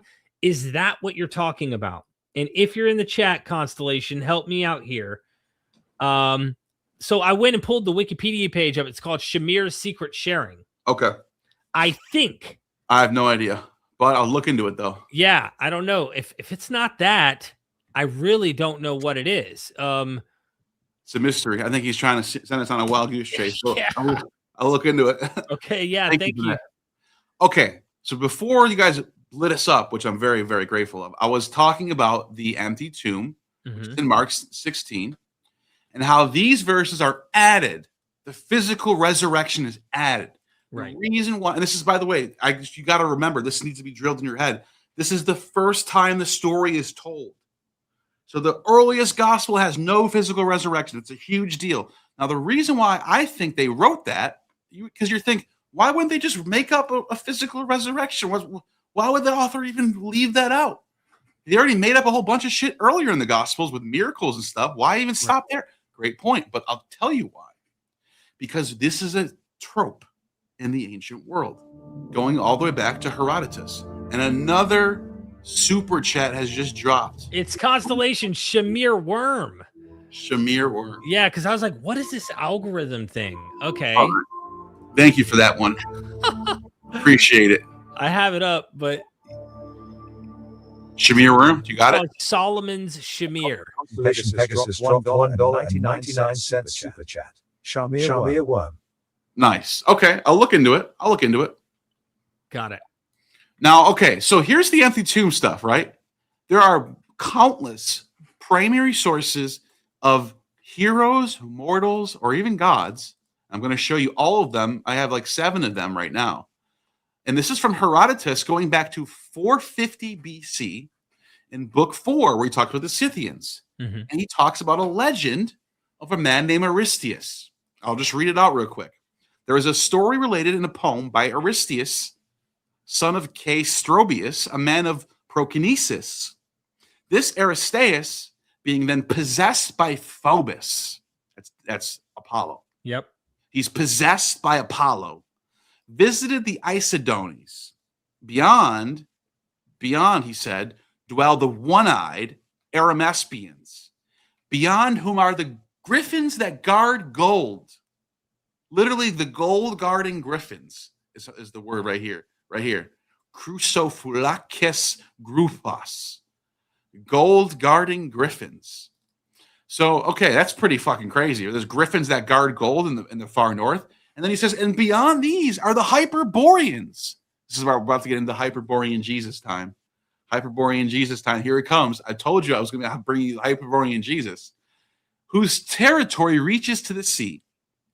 Except the Hyperboreans, all these nations ever make war upon their neighbors. The Isodones were pushed from their lands. All right, we got a little background. What's going on here? Oh, I got to sign in. I hate when this thing signs. I was in the middle of a debate. Once, and I got logged out. Okay, good. Oh, that was terrible. Yeah. Yeah, and then it says by the Arimespians, the Scythians by the Isidonians. Okay, by the way, they would go to war. Anyways, Aristeas came to who wrote this. I have already said. I will now tell the story of which I heard concerning him at Prokinesis and Cyzicus. It is said that Aristeas, nobly born as any townsman, went into a fuller's shop at Prokinesis, and then he died. The fuller shut his workshop, whatever that means. Tomb shut. The tomb is closed. So he shuts it down. Right. Closes it up and went away to tell the dead man's kinfolk.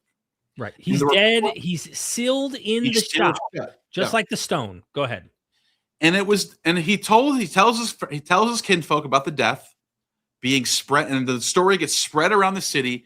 But it was disputed by a man of Cyzicus who had come from the town of Artiki, and he said he just met with Aristeas going towards Cyzicus and had spoken with him. We got a super chat popping in right now. Let's see what we got here.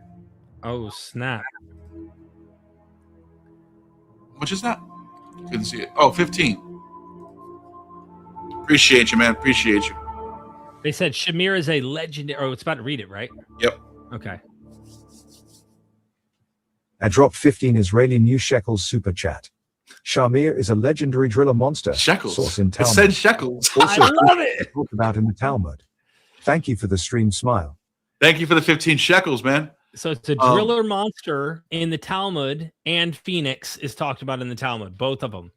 Interesting. Oh, consolation, Pegasus. What did you converted to Judaism over there or something? I'm just kidding. No, but seriously though, I appreciate the super. There's your answer. The mystery is solved. Now we know what a Shamir is, because we got. Thank you, appreciate you. Thank you so much. Thank you. Yeah, I appreciate that. Thank you for your super. And okay, so back to this legend, right? Right. So far we know he's dead, and someone says they saw him. Right. While he on a road. Disputed, the kinsfolk of the dead man had come to the fuller's shop with all that was needful for the burial.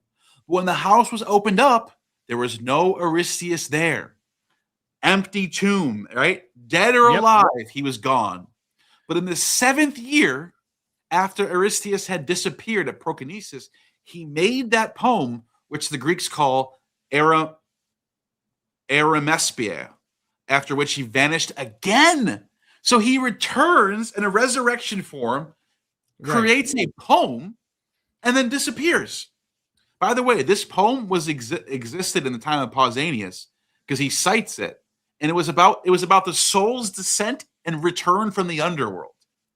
So I wish Herodotus would have said this. I guess he's assuming that the reader knows this poem. That's what it sounds like, because he says, "Oh, the Greeks now call this poem." I wish he understood that people of 2,000 years from now would have no idea what it means, but we do know. And the poem is about the descent of the soul into Hades and the return. It's literally a resurrection poem. And the guy who died, disappeared, reappears again, writes a poem about the soul's descent into the underworld and return. That's crazy right there, right? Well, let's keep going, though. Such is the tale told of these two towns. But I know it befell the Metapontines in Italy. Can you zoom in a little more, just so people can see it better? Yeah. It's just hard. Sorry, I know. I just figure people could see it. A little weird when you try doing this. Hold on. Okay. I want people to be able to, But this befell the second. This is so 240 years have gone by. A second disappearance. After a second disappearance of Aristeas, as a reckoning made at Prokinsis at Metapontium, show me Aristeas, so the Metapontines say, appeared a third time in their country and bade them. So this is 240 years later. He shows up in Italy. He appears and he says, set up an altar to Apollo. And they do this. And look, his statue's next to Apollo, which is obviously Phoebus, which is hinting at what you were reading before. The statue of Aristeas, where he said Apollo had come into their country alone of all the Italian lands, and he himself, who is now Aristeas, but then he followed the god and had been a crow. He's the raven, the black raven of Apollo, had come with him.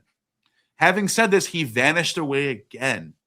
The Metapontines, so they say, sent to Delphi and inquired of the god what vision of the man might be.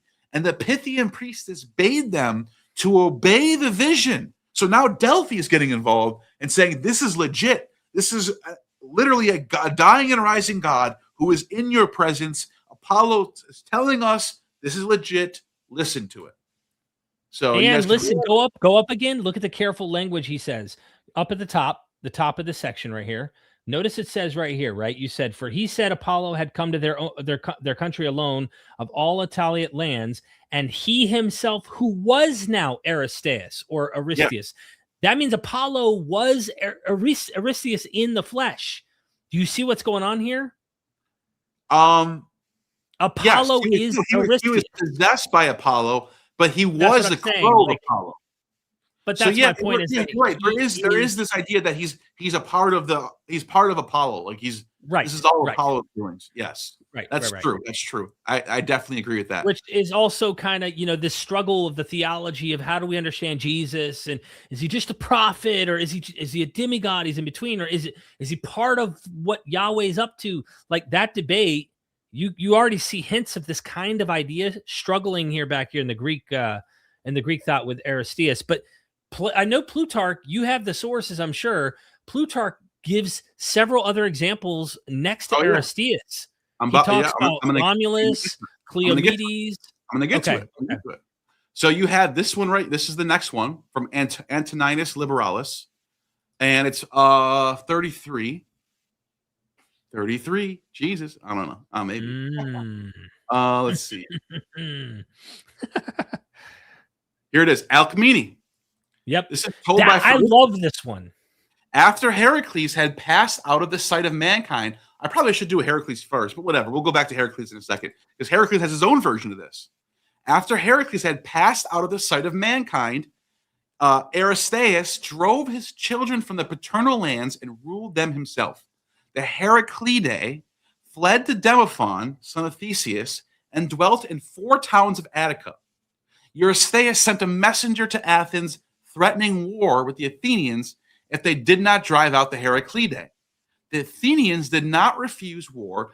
Aristeas invaded Attica after a line of battle had been established. He himself died in battle. Most of the Argives were put to flight, with Aristeas dead. Hulus and the other Heraclidi and their allies reestablished themselves in Thebes. At that time, Alcmene died of old age, and the Heraclidi performed her obsequies. They dwelled by the Electron Gate, where Heracles led his public life. Zeus sent Hermes, ordering him to steal Alcmene's body and take her to the Isles of the Blessed. It's like heaven in the ancient world. Like, Right. It's in Hades, but it's where the good souls go. It's right next to the Elysian Fields. There's a whole map down there. This is where the gods are, the Isles of the Blessed. And give her as wife to Rhadamanthus. Obeying, Hermes stole away Alcmene, the body, leaving a stone inside of her coffin. When the Heraclidi were carrying the casket, they found it to be very heavy. They put it on the ground and took off the lid, opening the lid. Get it? The lid of the coffin, like the lid of the stone. And they found the stone. The body was gone. Right. They took this and set up the grove where it now stands. They So found there's they found the shroud, but they did not find the body of Jesus. You see what I'm saying? Exactly. Yeah. This is the common motif. Here's another one. Ready? Ready for this one? This one is of Heracles. So at Canaan, Heracles, wishing to perform a sacrifice, dispatches attendant Lycus to Deianira, his wife. I'm just going to come down a little bit here. Mm-hmm. Lycus, then in ignorance, no, that's fine. When Deianira learned from Lycus of the love which Heracles had for Iole, she wished him to have a greater affection for herself, and so anointed the shirt, Christed the shirt, with a love charm. I just want to see what the word is for love charm, if I could find it. Try a potion or something like a. Hold on, let me make this. I could probably, if I can see this better. Yeah. So let me see. Anointed the shirt with a. Where was I? Oh, the strength of up here. Okay, with a love charm. Philtero. Okay. All right. Anyways. Yeah. Okay. This is by the satyr that that he obviously tricks her into saying, "Hey, you know how he keeps falling for all these women? Well, you can have his full undivided affection if you just apply this to, his outfit and, let him put this on his body. If you touch his skin with it, he will stop loving other women and he'll be devoted to you alone." Yeah. And she ends up doing it, of course. Yeah. And says, so Heracles puts the shirt on, and as the strength of the toxic drug began to slowly work, he met his most terrible calamity. The arrow's barb, he carried away the poison of the adder. He became heated, attacks the flesh of the body. Heracles, seized with anguish, he slew Lycus, who had been his servant, and then disbanding his army, returned to Trachis. As Heracles continued to suffer more and more from his malady, he dispatched Lycimenes and Iolaus to Delphi to inquire of Apollo. Here we go. They got Apollo involved again.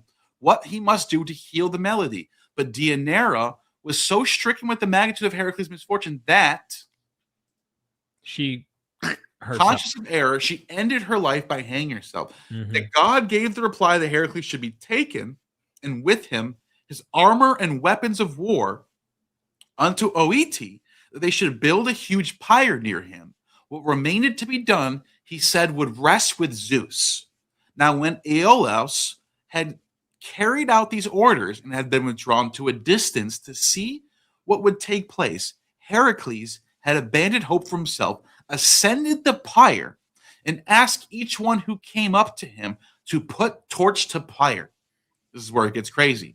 And when no one who had the courage to obey him, Philoctetes alone was prevailed upon, and he, having received in return for his compliance the gift of the bow and arrows of Heracles, lighted the pyre. Immediately, lightning fell from the heavens, and the pyre was wholly consumed. After this, when the companions of Iolaus came to gather up the bones of Heracles, Not a single bone was found anywhere. Body missing. Body missing motif. There it is. They assumed, in accordance with the word of the oracle, he had passed from among men into the company of the gods. There it is. It's so obvious, bro. The hero dies. Everyone mourns over him. And then they look for the body and he's gone. And he's a god now. This is what happens. Here is another one. I'm on a roll here. Let's go to Pausanias. Okay. This is Cleomenes. Did you mention this, right? Yeah, I just mentioned the name, but it's in Plutarch too.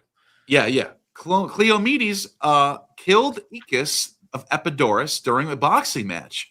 On being convicted by the empires. By the way, this is in Livy too. So I just pulled up. I just wanted to use one of the three sources. Right. This is a 1st century BC story. So does anyone want to be cute about this? This and goes it back might be way older. Yeah. We know for sure it's before the Gospels, though. Yeah. On being convicted by the umpires of foul play and being deprived of the prize, he became mad through grief and returned to Astapaleia. Attacking a school there of about 60 children, he pulled down the pillar which held up the roof. This fell upon the children in Cleomenes, which, pelted by stones by the citizens, took refuge in the sanctuary of Athena. He entered a chest standing in the sanctuary and drew down the lid. The Astapalaeans toiled in vain with their attempt to open the chest. At last, however, they broke open the boards of the chest and found no Cleomenes, either dead or alive. Yep. So once again, what do you do when that happens? You send envoys to Apollo. So they sent envoys to Delphi, to Apollo, to ask what had happened to Cleomenes. The oracle is always the truth in the ancient world. The response given by the Pythian priestess was as follows. Last of heroes is Cleomenes of Astapaleia. Honor him with sacrifices as being no longer a mortal. Once again, it's so clear. This is not even up for debate. A mortal dies, his body is missing, and the gods or the messenger of God, angel, whoever, tells the people he has risen. He is a god now. He is immortal. Yeah. And that's 4 already. One comment on that before you get your next source ready, but one comment on that, because I was like, hold on. Anachronistically, our ethics today would look at that and go, what? Deserved to be a god? No, he didn't. He killed 60 kids, right? Well, when you go back in time and you understand how the ancient world operated, pre-Plato, that's why they think the story is way older than what we're getting these accounts in. Pre-Plato, it was not about ethics. It wasn't about are you good or not. This guy might have been an absolute Billy badass boxer for real. And in fact, some modern scientists have analyzed this myth and thought this real guy might have been a real badass boxer, killed his opponent in a combat situation, but because he had been fighting his whole life and his brain, due to the trauma and concussions, went mad and ends up, destroying something that caused all these kids to die.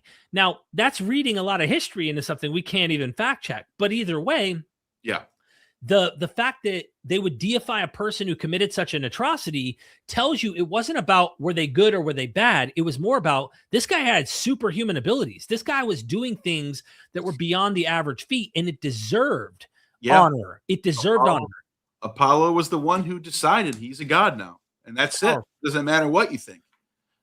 So there you go. That's a very good point that you made there. Now, and it's clear. If that last verse wasn't there, people would be going, he wasn't deified. They just lost his body. But all 3 of those sources that I just gave you clearly say, and the oracle or a messenger of the gods came and told them he's now a god. He's no longer immortal. They all are very clear. And here's another version of this story, or of this trope. We have Plutarch, Romulus, Life of Romulus, and this is also in Livy as well, but this is his version. I like his version better, where he talks about deaths of, Scipius Africanus died at home after dinner. There's no convincing proof of the matter of his end, but some say he passed away naturally.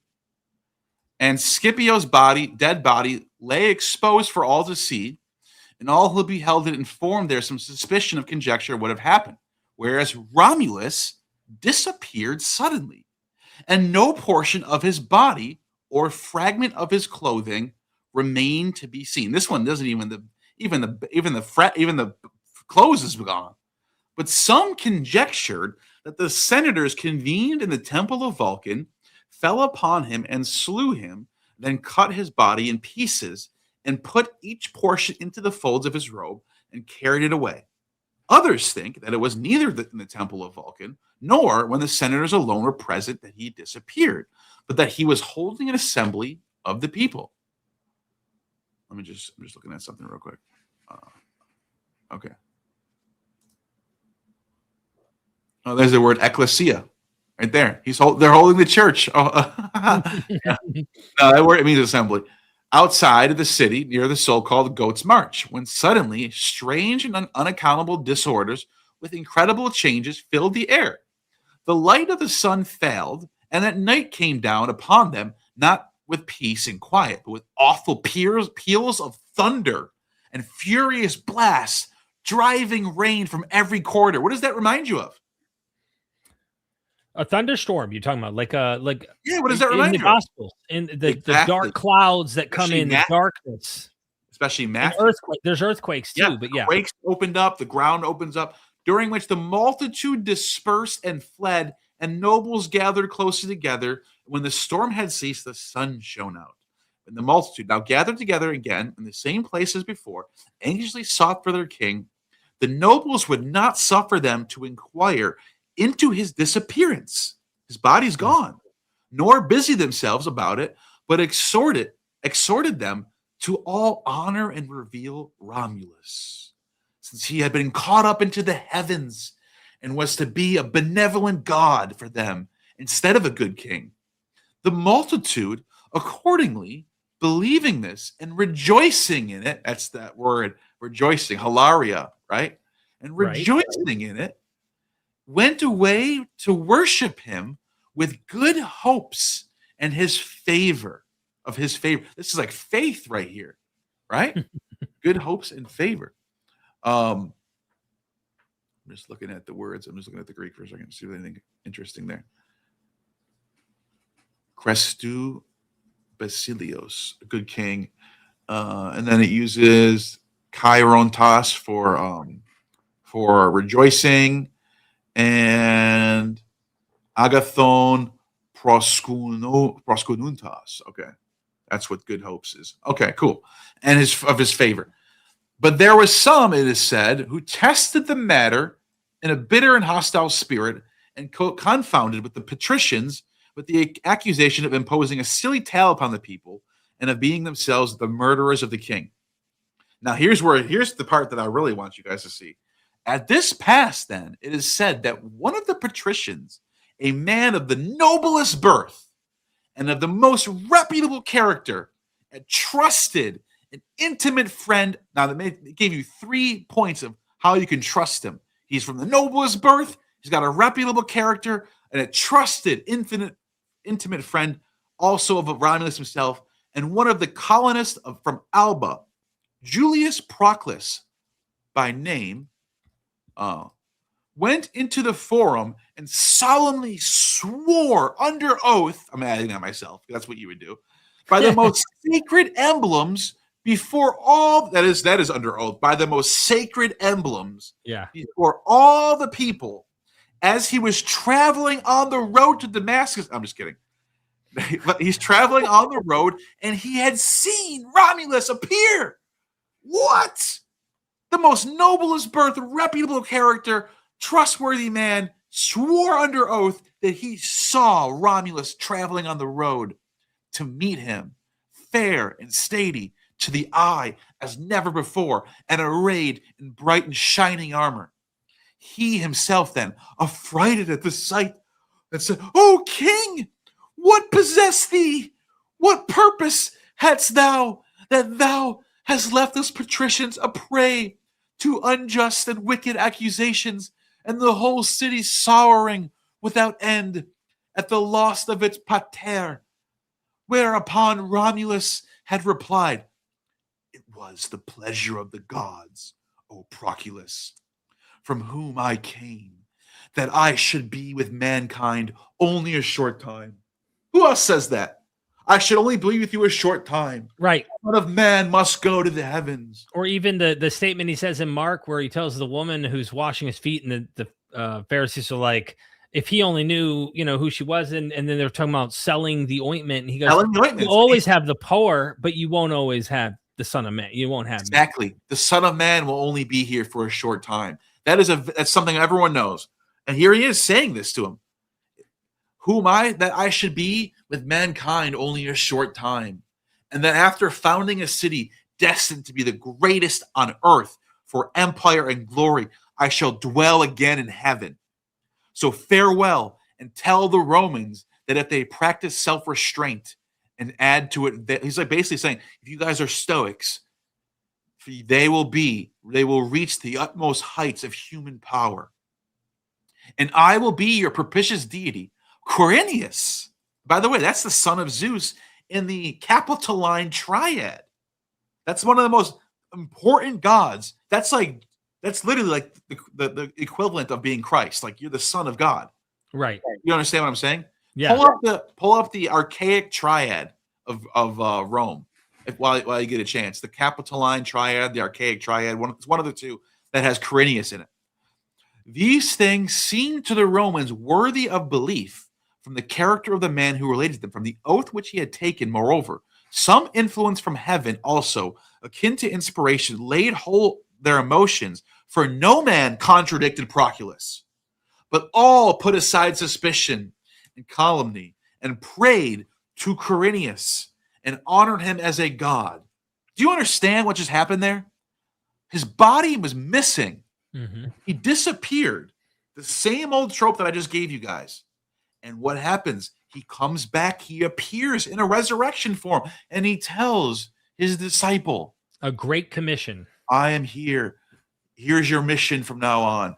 Do this, and I will be with you forever. Yep. It's the same story. Eyewitnesses. You've got the thunderclap. You've got omens. There's so much. That's why I brought this up, because he actually parallels charts. There's like 15 things that go on in this Romulus story that parallel with the Jesus story that I find very interesting. Yeah. The archaic triad.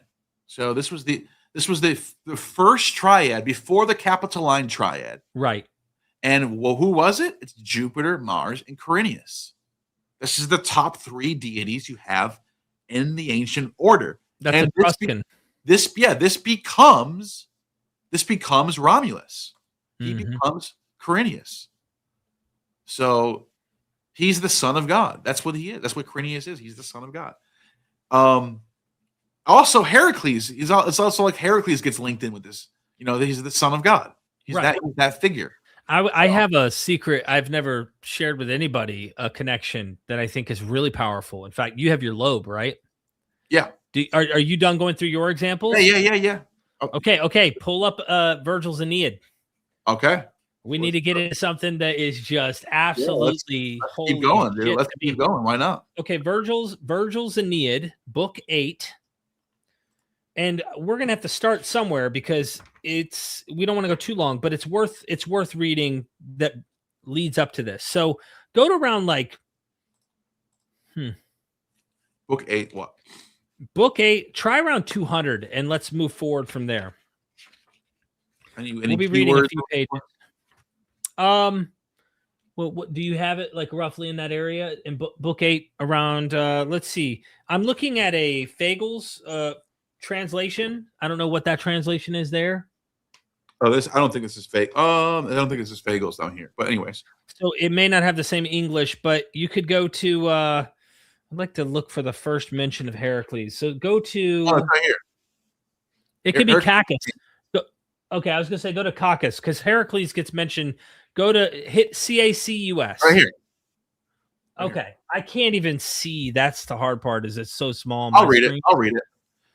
Yeah, just we need to get through the cave stuff and get through. He steals cattle, right? He's cattle thief. Go through reading the Caucus stuff because they're there for a celebration.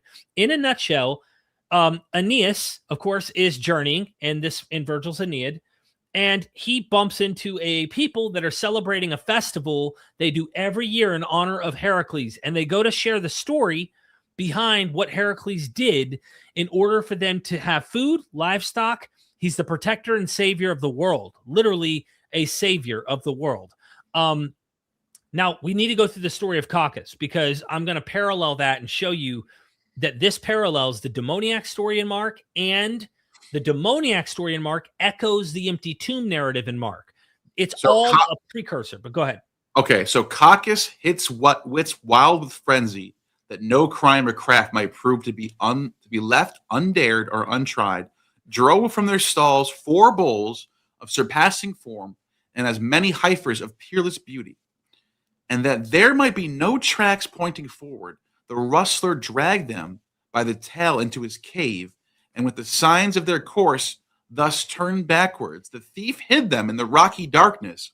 Anyone who sought them could find no marks leading to the cave. Meanwhile, when Amphitheron's son was now moving the well-fed herds from their stalls and making ready to set out, the cattle load as they went. All the grove they fill with their plaint, and with clamor quit the hills. One heifer returned the cry, load from the high cave's depths, and from her prison baffled the hopes of Caucus. Are we getting close? Yeah, keep going, because that prison, that underworld cave, is Hades. It is death. But okay. Keep going. Yeah, this is going to get good.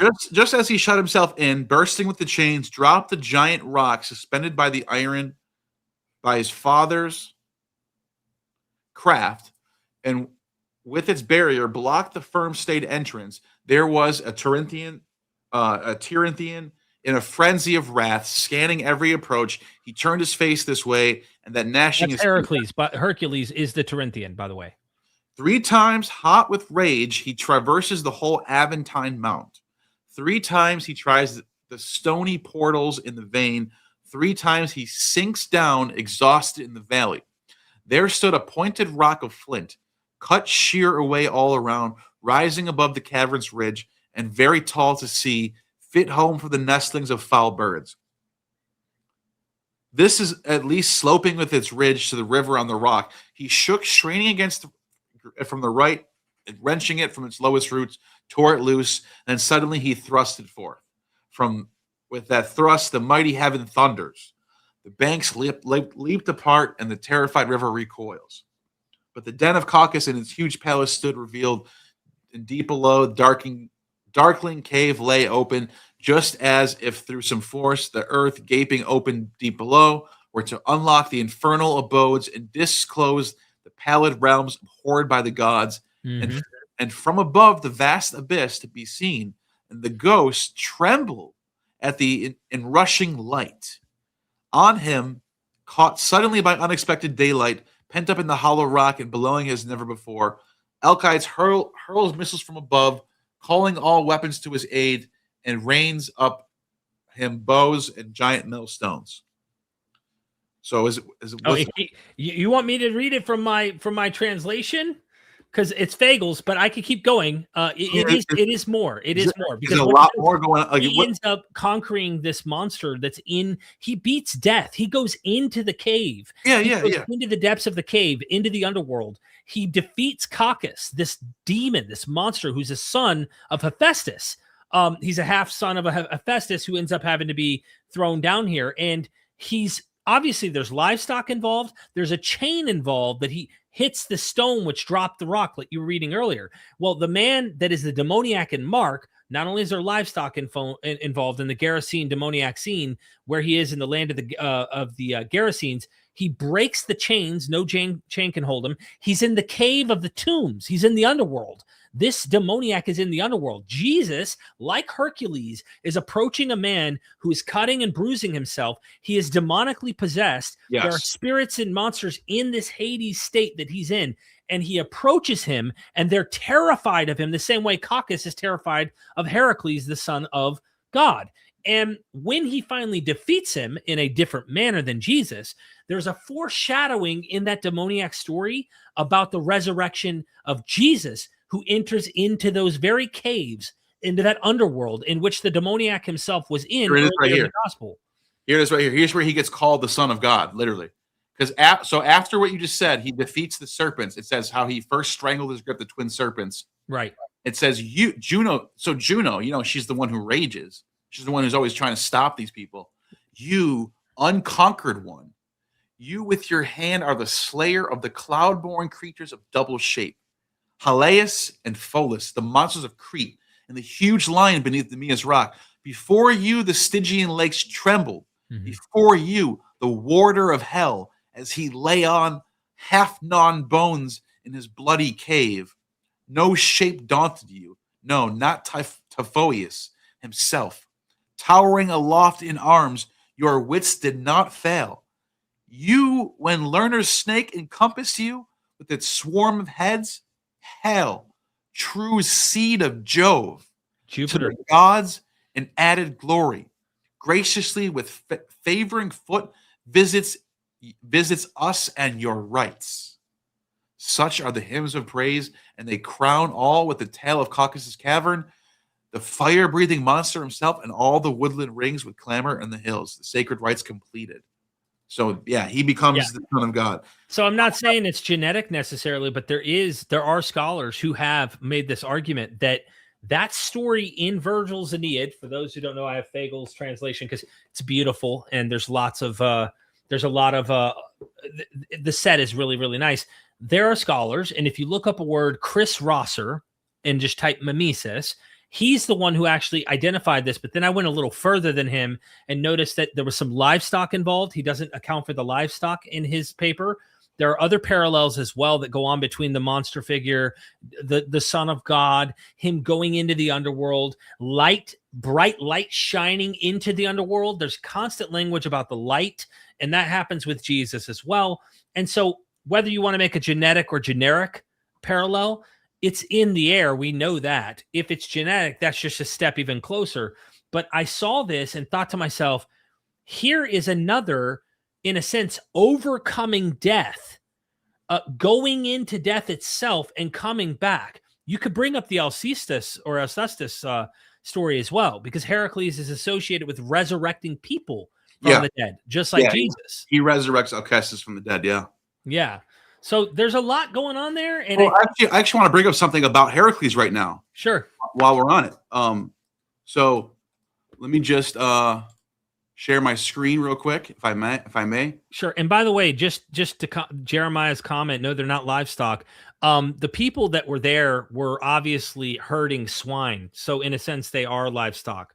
They may not be cattle. They are swine, but nonetheless, they're pissed that their pigs, which they clearly raise, are being killed through the act of what Jesus is doing. And what a nice guy. He kills 2,000 animals. Yeah. Now, the reason why Hercules is such a big deal is because of what I'm about to show you in my video called Unblemished Lamb. They lied about Easter. If you haven't seen this video yet, it's one of my most proud videos I've ever made. It's in my top 3, one of my best videos, most researched, heavily researched videos, heavy with primary sources. One of the best videos I've ever made was this video right here. I'm so proud of this video. Watch this. Dying and resurrecting at Easter time. Either I'm lying and making all this up, or your favorite seminarian Bible scholar has a lot of explaining to do. And I implore you to fact check everything I'm saying. I also am not even close to being done yet.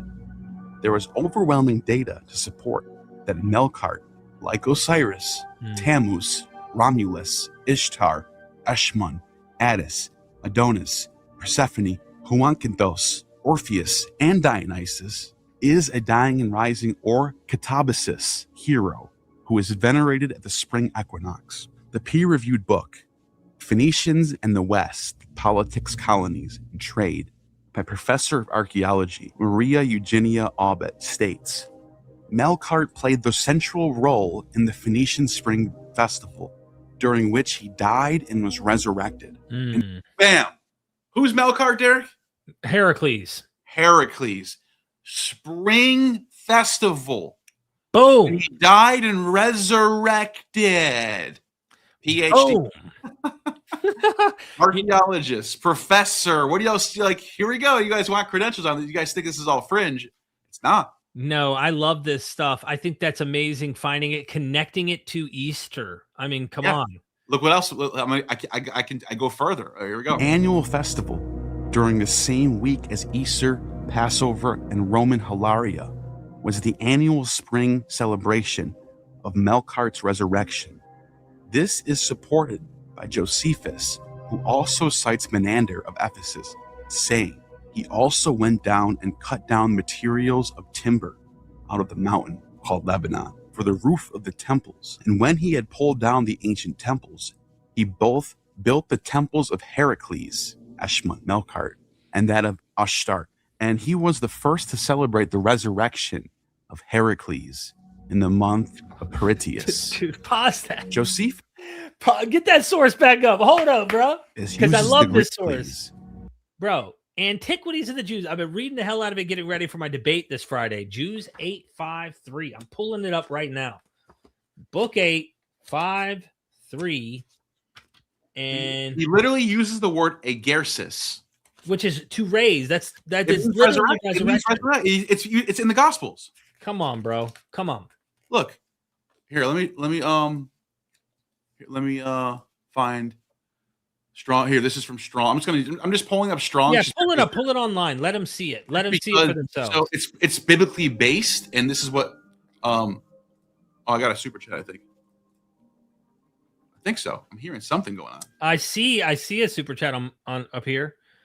All right, well, 1 second. We'll get to it in a second. Okay, so here it is. Gersis. Look. Yep. Resurrected. Resurrection. Now show the Josephine source. Okay, Matthew.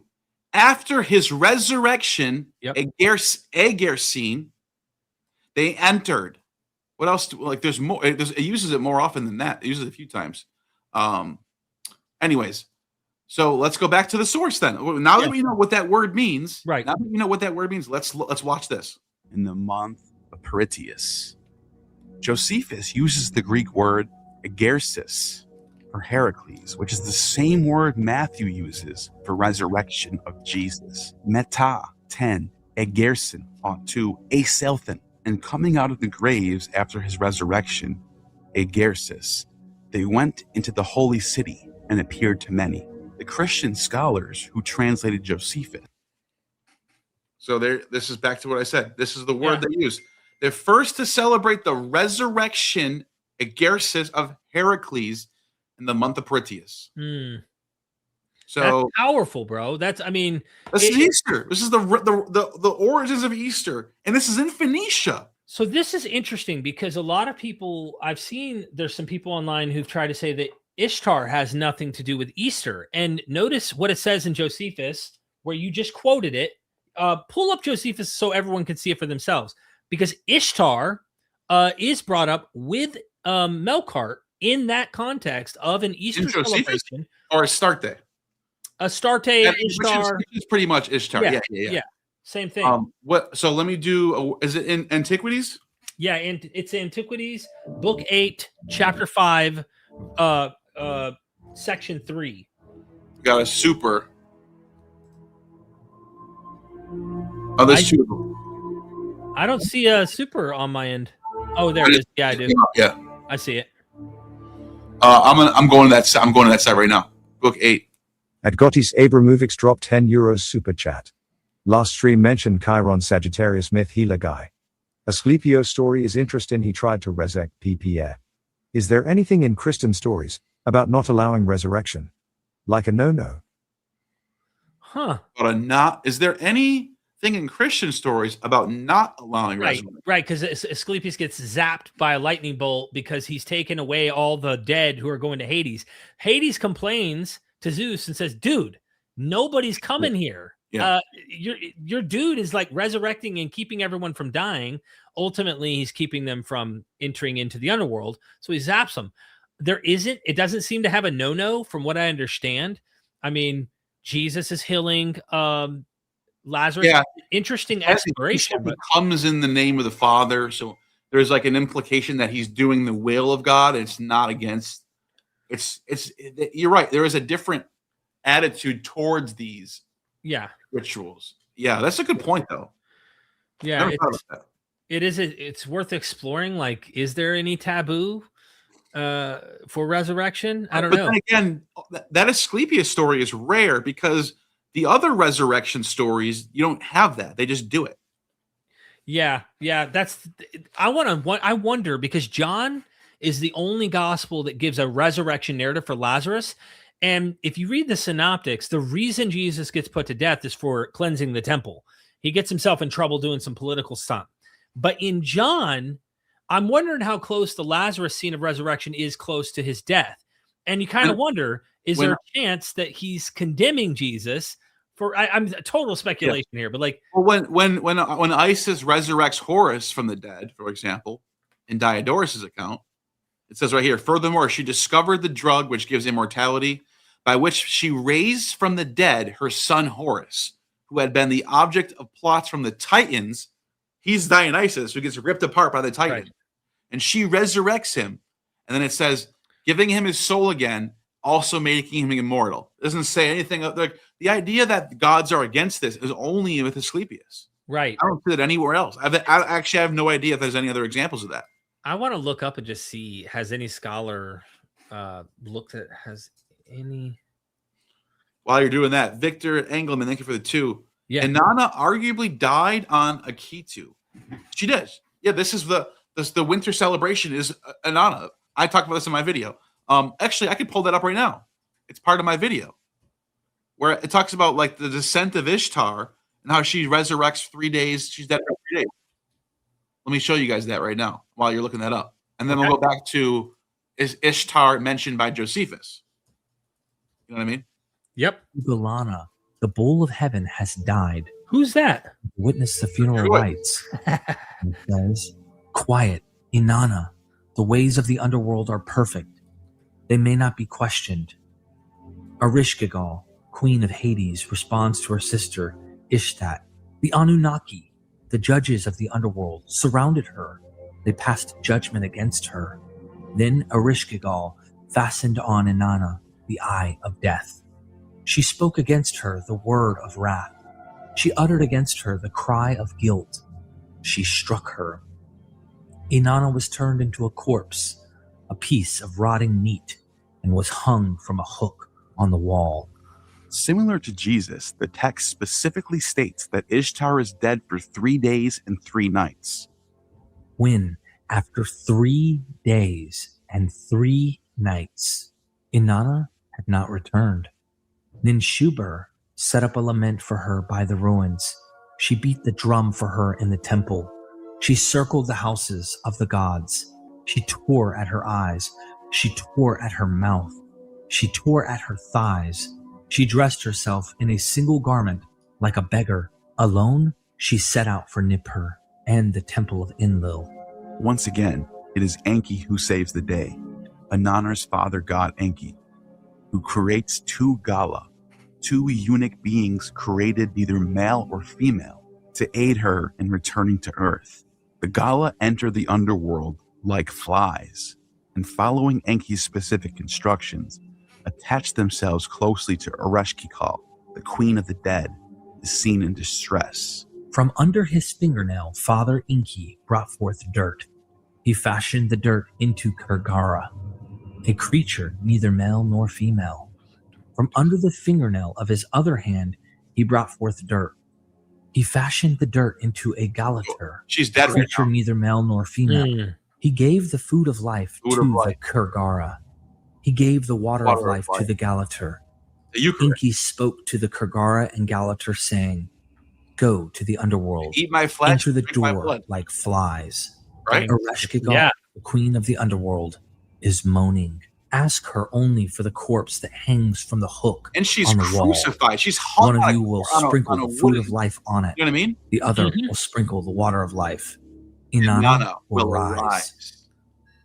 The Kurgara and the Galater heeded Enki's words. They set out for the underworld. Like flies, they slipped through the cracks of the gates. They entered the throne room of the queen of the underworld. It is the 3rd day that Ishtar is raised from the dead, as Enki, who is God the Father, sends down his angels, the Gali, to raise up the savior goddess Ishtar from the dead. and she is raised up from the dead, and the dead are raised with her. Ereshkigal said, "Speak then, what do you wish?" They answered, "We wish only the corpse that hangs from the hook on the wall." Ereshkigal said, "The corpse belongs to Inanna." They said, "Whether it belongs to our queen, whether it belongs to our king, that is what we wish." The corpse was given to them. The Kugara sprinkled the food of life on the corpse. The Galater sprinkled the water of life on the Eucharist corpse. has been eaten. Inanna arose. As Ishtar is raised up, the crops and Powerful, trees are also Deep raised tradition. up. Her sister, Ereshkigal, the queen of heaven, tells Ishtar that someone will need to take her place. Anyways, that's okay. So that's the oldest version of it, right? So I found some shiznit. That last super chatter. Yeah. Before I forget, though, I want to go back to Josephus. Remember? Yep. Because you mentioned, moreover, because this is right after the plot. This is right after he talks about that, or maybe right Right. before. You're talking about the Melkart Ishtar. Pulled down the ancient temples and erected new ones to Heracles. That's Melkart. Right. And Ishtar, Astarte. That come on, bro. And he We're went to seeing it. celebrate the awakening. There it is. There's the word Agarsis again. Yep. Agarsin To of resurrect. Heracles. But it's also Astarte. You know what I mean? Yes. Both. So it's Ishtar and Dumuzi. That's what it is. It's the same recycled story that is Yeah. getting passed down in different cultural languages, and yeah, it's picking up snowball effect, picking up different things. But you know what's really, really interesting about that last super chat pertaining to, are there analogies? And we have to bring this up. Last mentioned Chiron Sagittarius myth healer guy. Asclepius' story is interesting. He tried to resurrect people. Is there anything in Christian story about not allowing resurrection like a no-no? In First Apology, and I can't share this screen because it's over here. You might want to pull it up yourself, Neal. 1 Apology 22. By who? It's newadvent.org. First Apology 22. Oh. Justin Martyr. You can pull it up. I can't. It's on my other computer. But I could read it. I could read it. You can't look at. You can't use the internet. 1 APO on my laptop. It's more difficult with this mouse. I have to like scroll across with my finger and stuff. Okay, is this the right one then? It's 1 Apology 22. Yep, go down to 22, chapter 22, and you will find. I just put in ASCU. Oh yeah. There you go to the bottom of that chapter right there. Look at what he says. Go scroll up a little bit more. The last sentence of that chapter. The last sentence of the chapter is right here. Yep, it's blocked by the super chat. So let me move the super chat. Okay. Oh, okay. I'm sorry. So read it. No, you're good. And if we affirm, that he was born of a virgin, accept this in common with what you accept of Perseus, right? Who was born of a virgin, and in that way we say that he made whole the lame, the paralytic, and those born blind. We seem to say what is very similar to the deed said to have been done by Asclepius. It's bingo, right? Well, there's a scholar named Francis Flannery by James Madison University, and I'm not going to read all of this, who argues that in the late 19th century, Adolf von Harnack, who's a well-known scholar, anyone who knows a little bit about critical scholarship has heard this name, noticed so many similarities between the portrayal of Christ and the divine physician Asclepius that he concluded, quote, Christianity is a medical religion, end quote. Some early church fathers certainly viewed it this way, including Ignatius of Antioch, who spoke of Jesus Christ, our doctor. In his Ephesians 7:2, since Harnack, several scholars have cited evidence. Oh, Ashmun, dude. Ashmun. Yo, you got to get to that guy. Yeah. There's a lot more on this Asclepius Jesus stuff, is the point. Yeah, and look at oh my God! Now you guys got to watch my Easter video. Well, I'm gonna kind of skip. This is like a huge part. I talk about Ashmun. After I talk about Osiris, I talk about Ashmun and how he's like this god he has like the caduceus and the serpents and all this stuff. He's a healer and Melchizedek and all this stuff. And then I get into the cult of Asclepius, the therapeutai, and the Orphic incubations. So we'll just play a couple of minutes. Canaan. That music, bro. That music. I love this song. Yeah. Eshmun is a healing god from Phoenician and Canaanite mythology, often associated with medicine and health. Like Shesmu and Tammuz, Eshmun is also connected to the themes of life and death. However, his primary aspect is a god of healing and restoration, and was considered to be the Asclepius of Beirut. By Byzantine historian Damascius, the link between Shezmu and Eshmun is more thematic than direct, as both are oil deities that can be seen as agents of transformation. Shezmu, through the alchemical processes of creation and destruction, and Eshmun, through the restoration of health and life. While they operate in different pantheons, cultural contexts, the underlying motifs of life, death, and resurrection are central to understanding their roles and functions within their respective mythologies. It is tempting to see a link in the names, since both come from Afro-Asiatic branches of language, but this is unclear.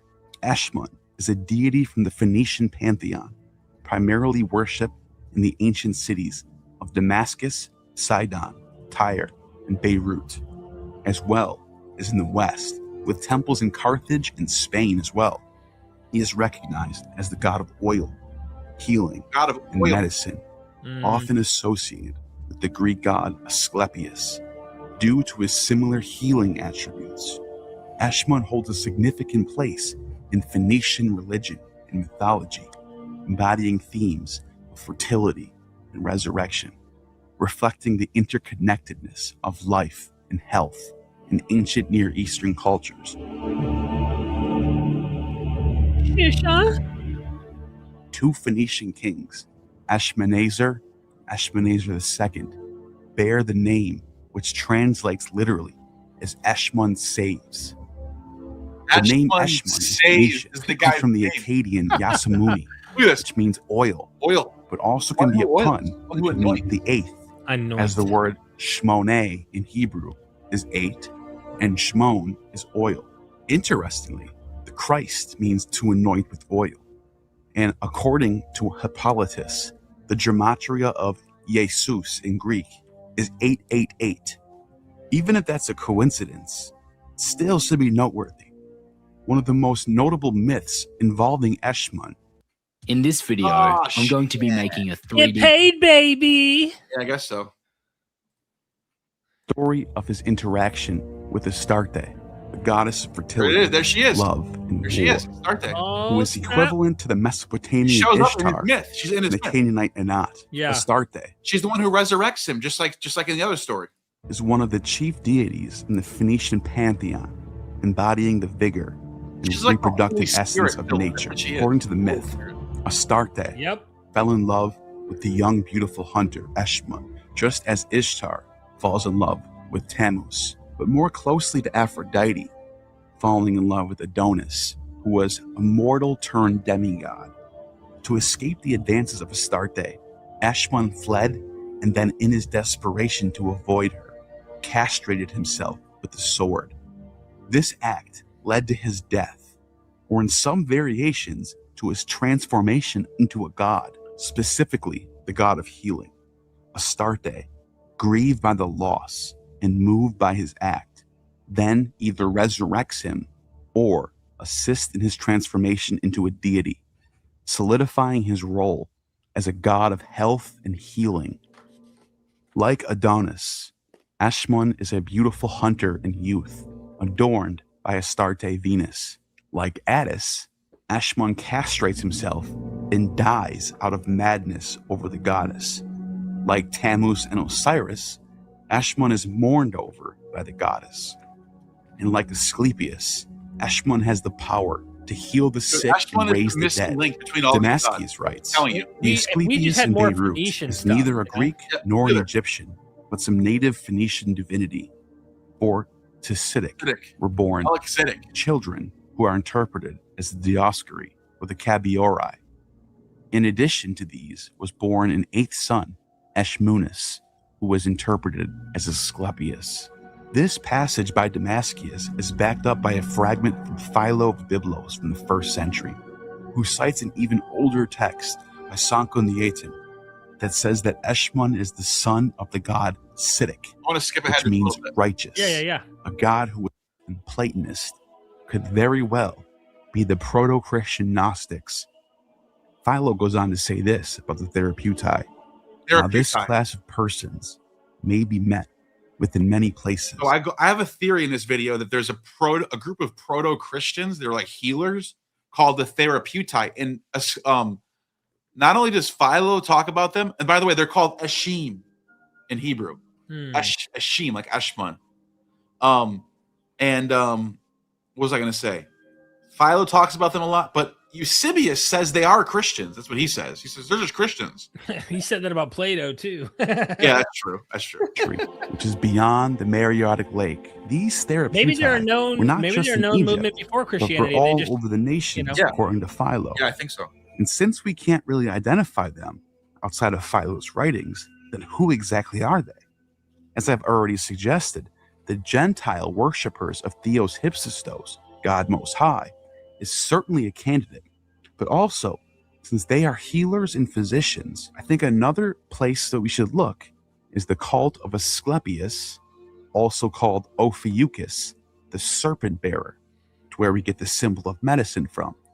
The biggest temples to Asclepius are the Asclepion at Pergamon in modern-day Turkey, right next to the second biggest library in the Roman Empire, I just and a said hotspot like for early Christianity. That's The what they are. sanctuary of Asclepius They are the- at Epidaurus, which Pausanias connected with the god Eshmun.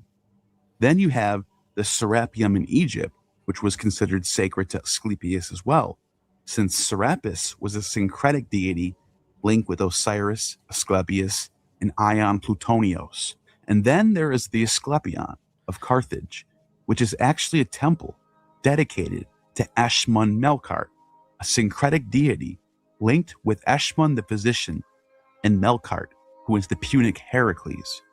Let me just pause this for a second. I want to share something. I want to share what this person just said. So look at this. Essenes in Hebrew, a lot of people don't know this. They're not.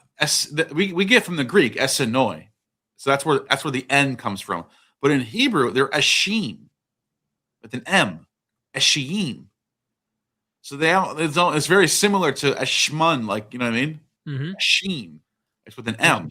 I wonder if any scholars have seen a relation between the Eshmun and Essenes. Let me ask, see if we've got anything. I don't know. That's a good question. That's a great question. I would love to find something like that. I don't know. That might sound like a stretch, but the name, I'm thinking of the name etymology, not the group. Right. That would, if you could find that'd be fucking crazy. But I'm just talking about the name, the word, the actual etymology. Yep. Dying and rising deity, who I will get back to shortly. The 1st century AD pool of Bethesda, described in the Gospel of John, where Jesus heals a lame man in chapter 5, was found by archaeologists in 1964 to be a part of an Asclepion and a shrine dedicated to none other. That's right there in Ashmun. Bethesda, dude. Isn't that crazy? Yeah. Remember Jesus was healing people. You were there. Yeah. 2nd century BCE Sardinia, written in Latin, Greek, and Punic, also identifies Eshmun with the Greek Ophiuchus and the Latin Asclepius. Ophiuchus, the serpent bearer, is the ancient 13th constellation that is on zodiacal ecliptic along with the other 12 traditional. Did you know that Asclepius or Ophiuchus is one of the constellations that's on the zodiacal the zodiacal plane? There's only, there's 12 constellations on the zodiacal plane, right? Well, there's actually 13 if you count. Ophiuchus is sitting right in between Scorpius and Sagittarius, right? So it's like Jesus among the 12 disciples. Isn't that crazy? It is. And it's just one of those things that a lot of people don't even know. Zodiac constellations of the Greeks and Babylonians. This constellation of Ophiuchus was that of a man holding a rod entwined with a serpent and standing on scorpions and snakes. This imagery seems to be apparent in Luke's gospel as well. Behold, I give you authority to tread on serpents and scorpions and over all the power of the enemy, and nothing shall hurt you. I think that's a pretty. This is my theory. I didn't get this from any scholar. This is just me saying the fact that you have this verse and he's talking like scorpions and serpents, and Ophiuchus just happens to be a constellation holding a serpent and standing on scorpions. Right. So I think there's a strong case to be made that this is some sort of reference to the constellation. In the book of Numbers, Moses held up a bronze rod with a serpent coiled around it that worked as a magic wand that could heal people from poisonous serpent bites. Then the Lord said to Moses, "Make a fiery serpent and put it on a rod, and it shall come about that everyone who is bitten and looks at it will live." So Moses made a bronze serpent and put it on a rod, and it came about that if a serpent bit someone and he looked at the bronze serpent, he lived. Numbers 21. This was also drawn from in the Gospel of John. When Jesus is on the cross, he is compared to the serpent on a cross in the wilderness. Just as Moses lifted up the snake in the wilderness, the Son of Man He's the healer must God, also man. be lifted up. Right. This passage, By the way, his name, I'll play this and I'm going to pull something up in a second. would become central to some early Christian groups, such as the Nassenes, Ophites, and Sethians, who I shall touch on later when it's relevant. To the ancient Greeks, this constellation represented the god Apollo himself, struggling with a huge snake that guarded the Oracle of Delphi. Later myths identified Ophiuchus with Laocoon, the Trojan priest of Poseidon, who warned his fellow Trojans about the Trojan horse and was later slain by a pair of sea serpents sent by the gods to punish him. The Romans marked this constellation as the healer god Asclepius, Apollo's son, who learned the secrets of raising the dead, healing the sick, Hold on, I gotta find and keeping death at bay after observing one serpent bringing another healing herbs. To prevent the human race from becoming immortal under Asclepius's care, Jupiter killed him with a lightning bolt, but later raised him up into the heavens to honor his works as a god. I'm going to show you some crazy. The famous symbol shared by Asclepius, Eshmun, and Ophiuchus is the symbol of the serpent on the rod, the universal symbol for health and medicine. The priest of Eshmun, as well as Ophiuchus and Asclepius, would be the most educated class of priests, arguably on the entire planet during this time. The pre-Socratics, such as Parmenides and Pythagoras, were not only well-known philosophers, but also... Do you get what's going on here? Yes. There's a whole class of ancient, like pre-Socratic, even going into the Platonists, who are into healing and they worship Apollo and his son Asclepius. Those are like the major two gods of their cults. They're healers, but they're also like monists. They also worship one god. So it's weird. It's weird how much they line up with Christianity. Chance, check this out though. This is the hymn to Asclepius, the Orphic hymn to Asclepius. Now I don't know if you can't read Greek, right? No. The first word, yeter. This is the first thing that's said immediately off the rip in the hymn to Asclepius, iota, eta. And the ter is a stem, like pater, mater, you know what I mean? Like, or soter, savior. Right. Ter is just a stem. The word is yea. Like yea as in Yahweh, yea. Jesus. Right. Yeah. Right. But it means healer. So let me show you what it means in Greek. Now, in Hebrew, it comes from Yahweh. You're right. The word Jesus is a Greek rendering of Yeshua. Fine. But what I'm saying is, what would it sound like to a Greek hearing this for the first time? And I can even prove this to you. I even have Greek sources. Look at, okay, so this is from the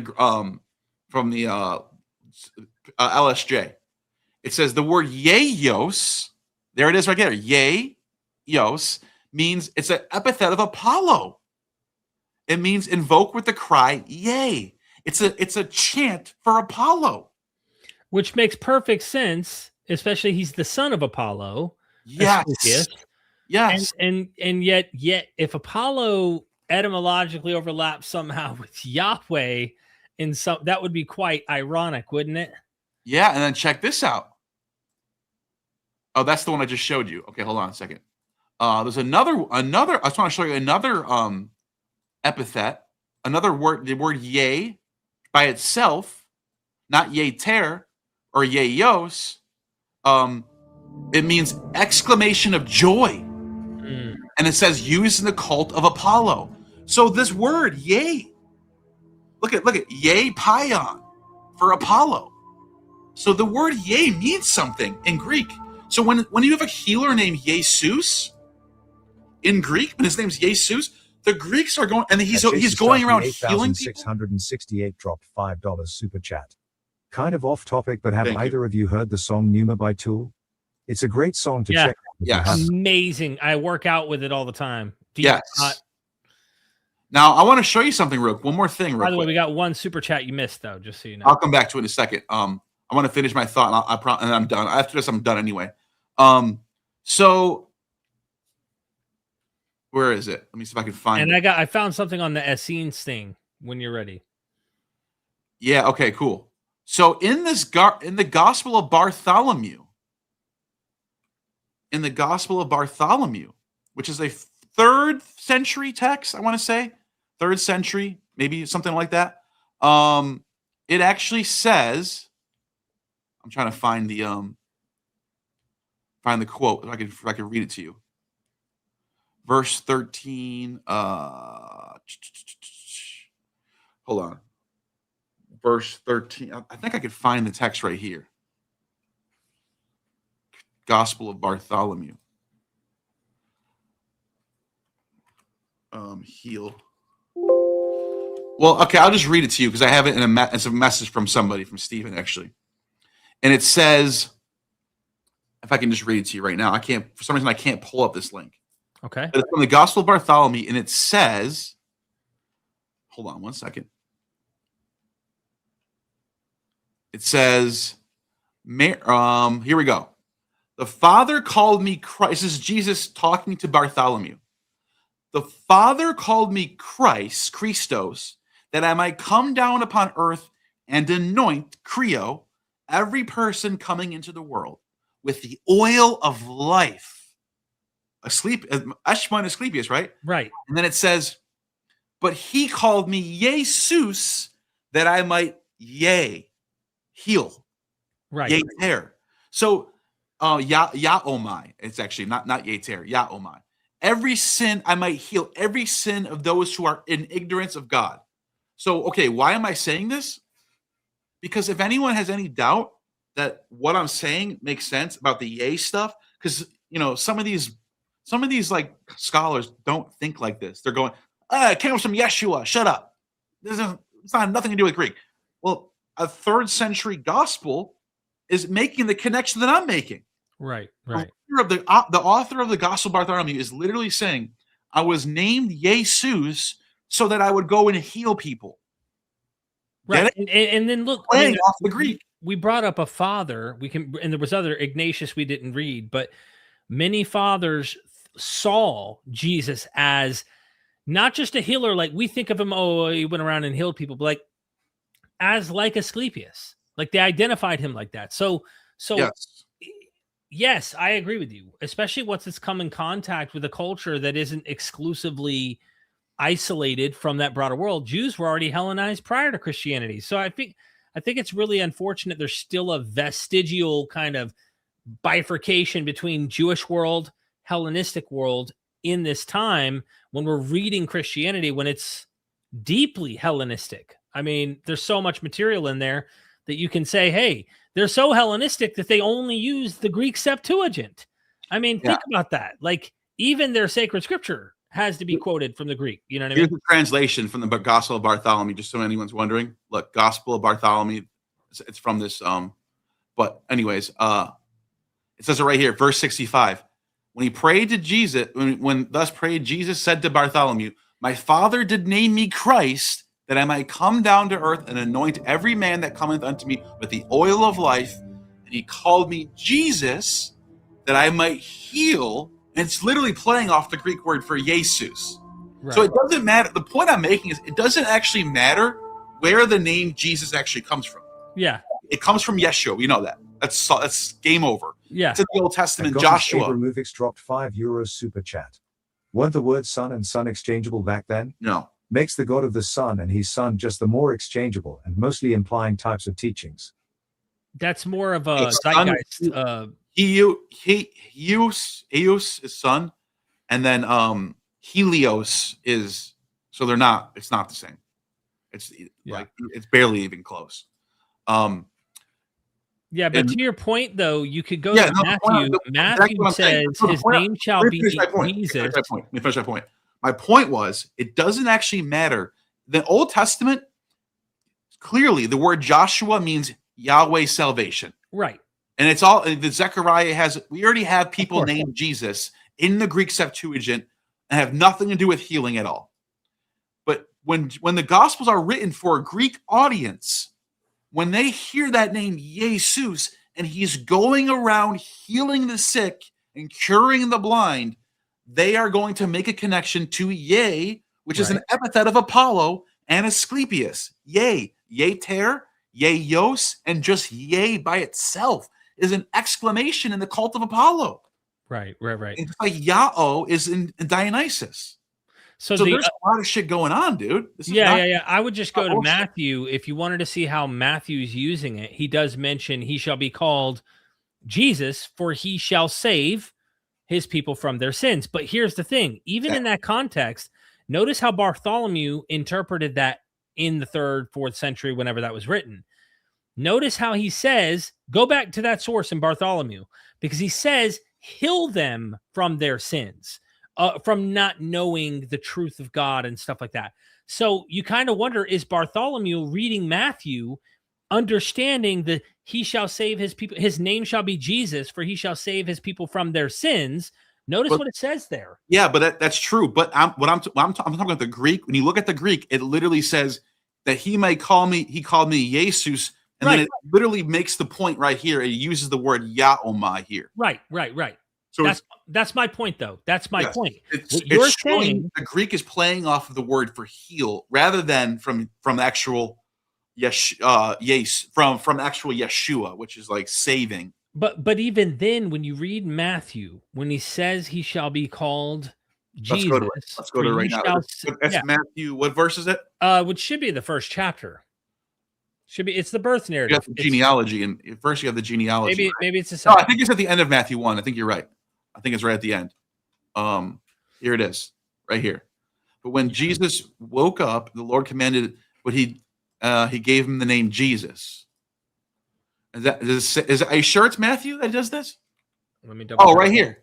You shall name him Jesus because he will save people. All right, you know what? Let me go to. You see what I'm doing here? You see what's going on? Cross Bible. Yeah. I want to look at the Greek right now. I want to see if it's the same connection I want to see if it's the same words that that Bartholomew's using, because then you'd be right. It would be Bartholomew's actually playing off Matthew. But even if it wasn't and it went further, maybe they're understanding Matthew this way. That's the point you're getting at. Yeah. Either way, the Greek, it could be off Matthew. It could be from. The point is, they're playing off the word.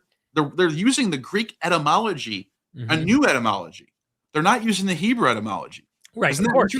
That's powerful in and of itself. Yeah. So here it is, right here, Matthew 1. And right here, let me see here, right here. So it says, he will save him people from, it says, okay, so it says, there's the word for son right there, huion, and there's no Helios. It doesn't even start with an eta. It just starts with an upsilon. They're not even close. I just happened to find the word son there. I just pointed out. And onoma, which means name, atu of him, like name of him. And there it is. Yesu, Yesun, right? The name Ye, see it? I-H, iota. There it is. There's that healer root. And then it says autos gar, so seton laon, atu, apoton, amartion, aton. So it actually doesn't have, it has the word so say here for salvation. It does. Right. It's not playing off the word for heal here.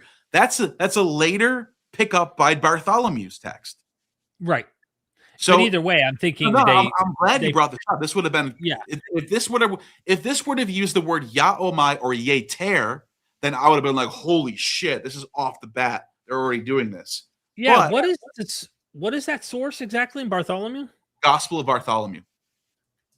But what your point? This is interesting. There's two different things happening here. Matthew is going back and doing an etymology that makes sense for Yeshua, salvation of Yahweh. So say means he will save. It's a future. So say he will save. But the word yea doesn't mean salvation; it means heal.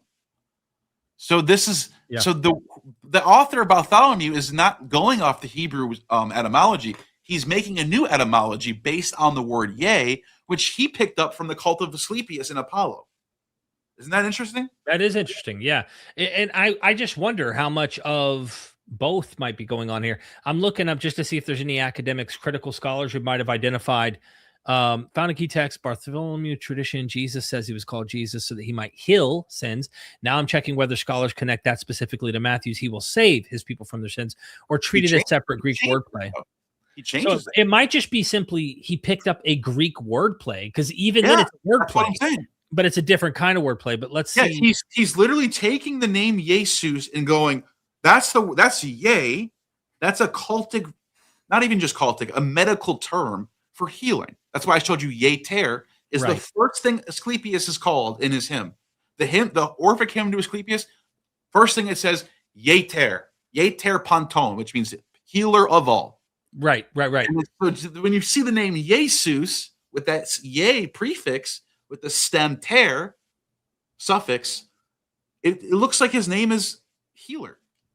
Jesus. Yeah, it says this is a very close concept in to Matthew 121, but the careful critical answer is I did not find scholars saying this is specifically Bartholomew drawing on Matthew for that line. What I did find is a more cautious argument. J.K. Eliot notes that the text is better called the questions of Bartholomew, not confidently the same lost gospel of Bartholomew, known from Jerome. Anyway, it's going off into the weeds. Yeah, but, that's the whole different thing. Yeah, Bartholomew. It's a 3rd century text that Jerome cites, and it's a later reinterpretation of Jesus' name, is what it says. So exactly, it's going, it's reinterpreting through the Greek and not going through the Hebrew.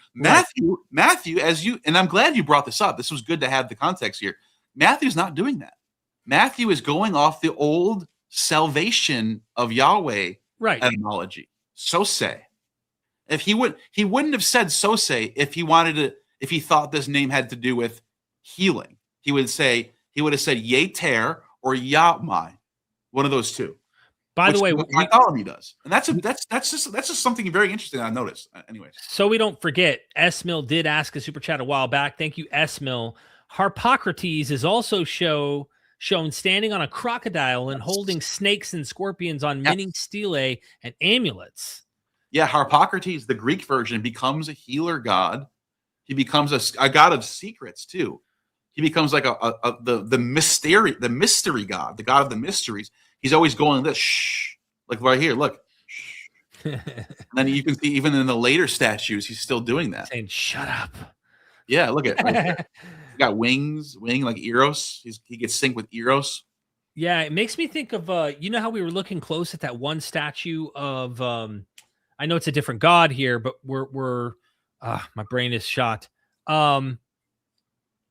Mithras. He has all the symbolism. I think there's a scorpion there as well. There's all sorts of constellations. Ion? You mean Ion? No, I'm talking about Mithras. Remember the one where there's a statue of him self-sacrificing. And in there, there's all these different animals. I think a snake is present. I think there's a scorpion. I could be mistaken, but Mithras, I think, also has this constellational kind of aspect to him. Oh yeah, and we know it's gravitating with the winter solstice, all that kind of stuff as well. Yeah. Oh yeah. But yeah, do you have any? I'd like to see some images of the snakes and scorpions at some point. With who? Harpocrates. Let me see if I can find that one. I remember seeing that one where he's standing over the crocodiles. Yeah, it says crocodile, but they're saying holding snakes and scorpions on many crocodiles holding snakes. That's a good one. I've definitely seen the crocodile. Here, this is it. I think this is it right here. Oh yeah, they're definitely right about that. Here, I'll show you right now. I just in Google. You can find it right now. Nice. There it is. Holding snakes, standing on crocodiles. There's another one right here. Can There's you another click one it, make here. it bigger, or There's a whole bunch of them. oh, damn. Okay. Google is weird, you know. I can't Yeah. Yeah, you can see it. There's a whole bunch of them. There's another one right there. Yeah. So, yeah, good find, by the way. Yeah, Smil. Thank you. Appreciate that super chat. And then Atomic Amanda, Asclepius hymn was second word pan and No. not pan. It's pantone, which means it's the genitive case, genitive plural. So it's the God, it's of all. Pan means all. It is also, you're right, it is also the name of the god Pan. But in this case, in the case of let me see if I can pull it up real quick. Let me just go back to it right now so I can show you what I mean. So in this hymn right here, you could see, I'll show you what I mean right now. So Yeter, oh whoops, I'm on the wrong one. Hold on a second. Shit. Where did it go? Oh, here we go. Okay. So where'd it go? By the way, we're getting totally rabbit holed here, but there are so many other stories we haven't even covered in this Easter episode that could be used. Inanna, we didn't get into, like, bro, Osiris. I mean, there's just, now it may not be Easter that you can nail Osiris to. No, Osiris is a spring resurrection. Is it a March? Spring resurrection. So you look at Yeter, yea, and then the stem ter. But now this word right here, yes, it does have the word pan in it, but pan just means all. That's what pan is named after, the word for all. All comes first. And then it's tone, that's how you know it's genitive plural.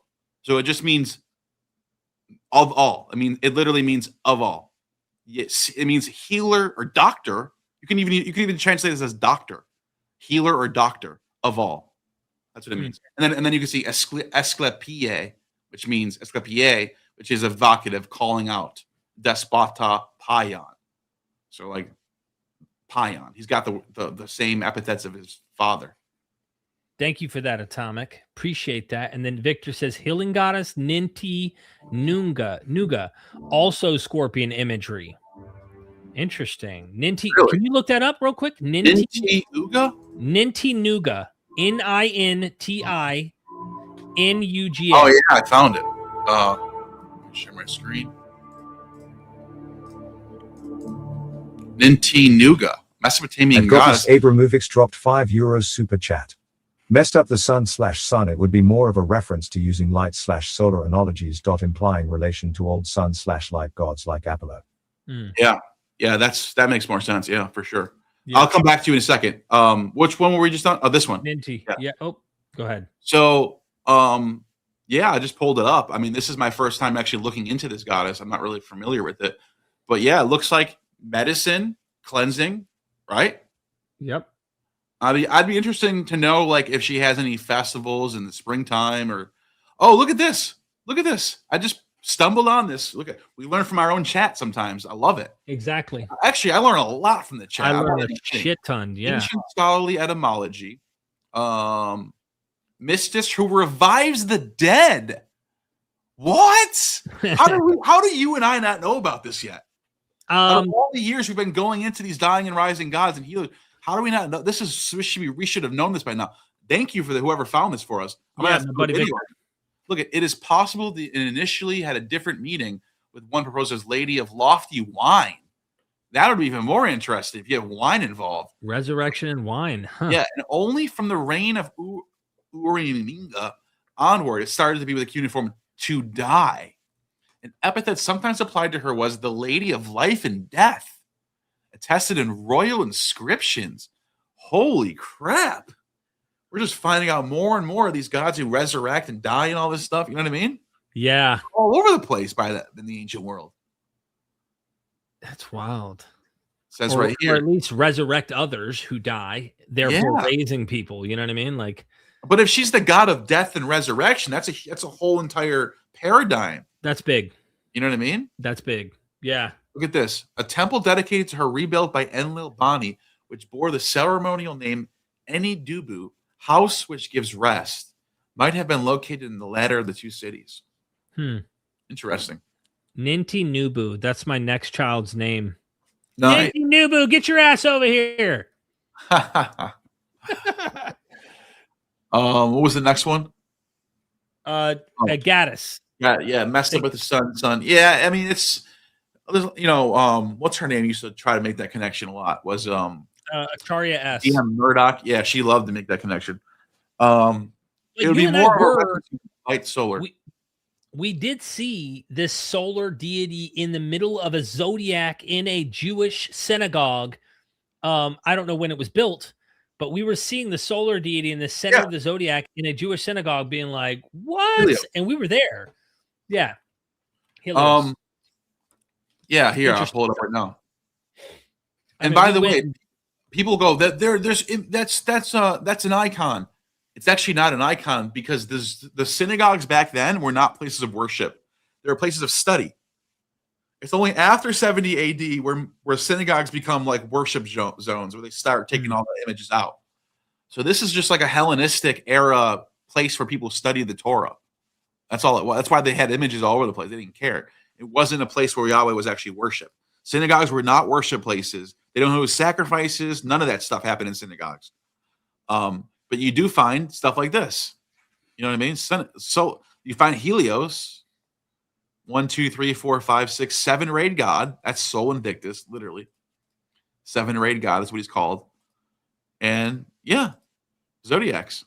Hey, Victor sent me an image of the goddess of death and resurrection. I'm sending it on Messenger. I have no way to share it through this laptop. Can you pull that up, Neal? It's right there. You can see the scorpion and everything. This has to be constellational type of stuff going on. You can't? Where? Yeah, on Messenger, on Facebook Messenger. Oh yeah, I've seen this before. Yeah, same. Yeah, I can zoom in on this, or I can pop it up. Yeah, share the screen or whatever. Yeah, you can see the star of Ishtar, the moon, the crescent moon, the Shamash sun. Mm-hmm.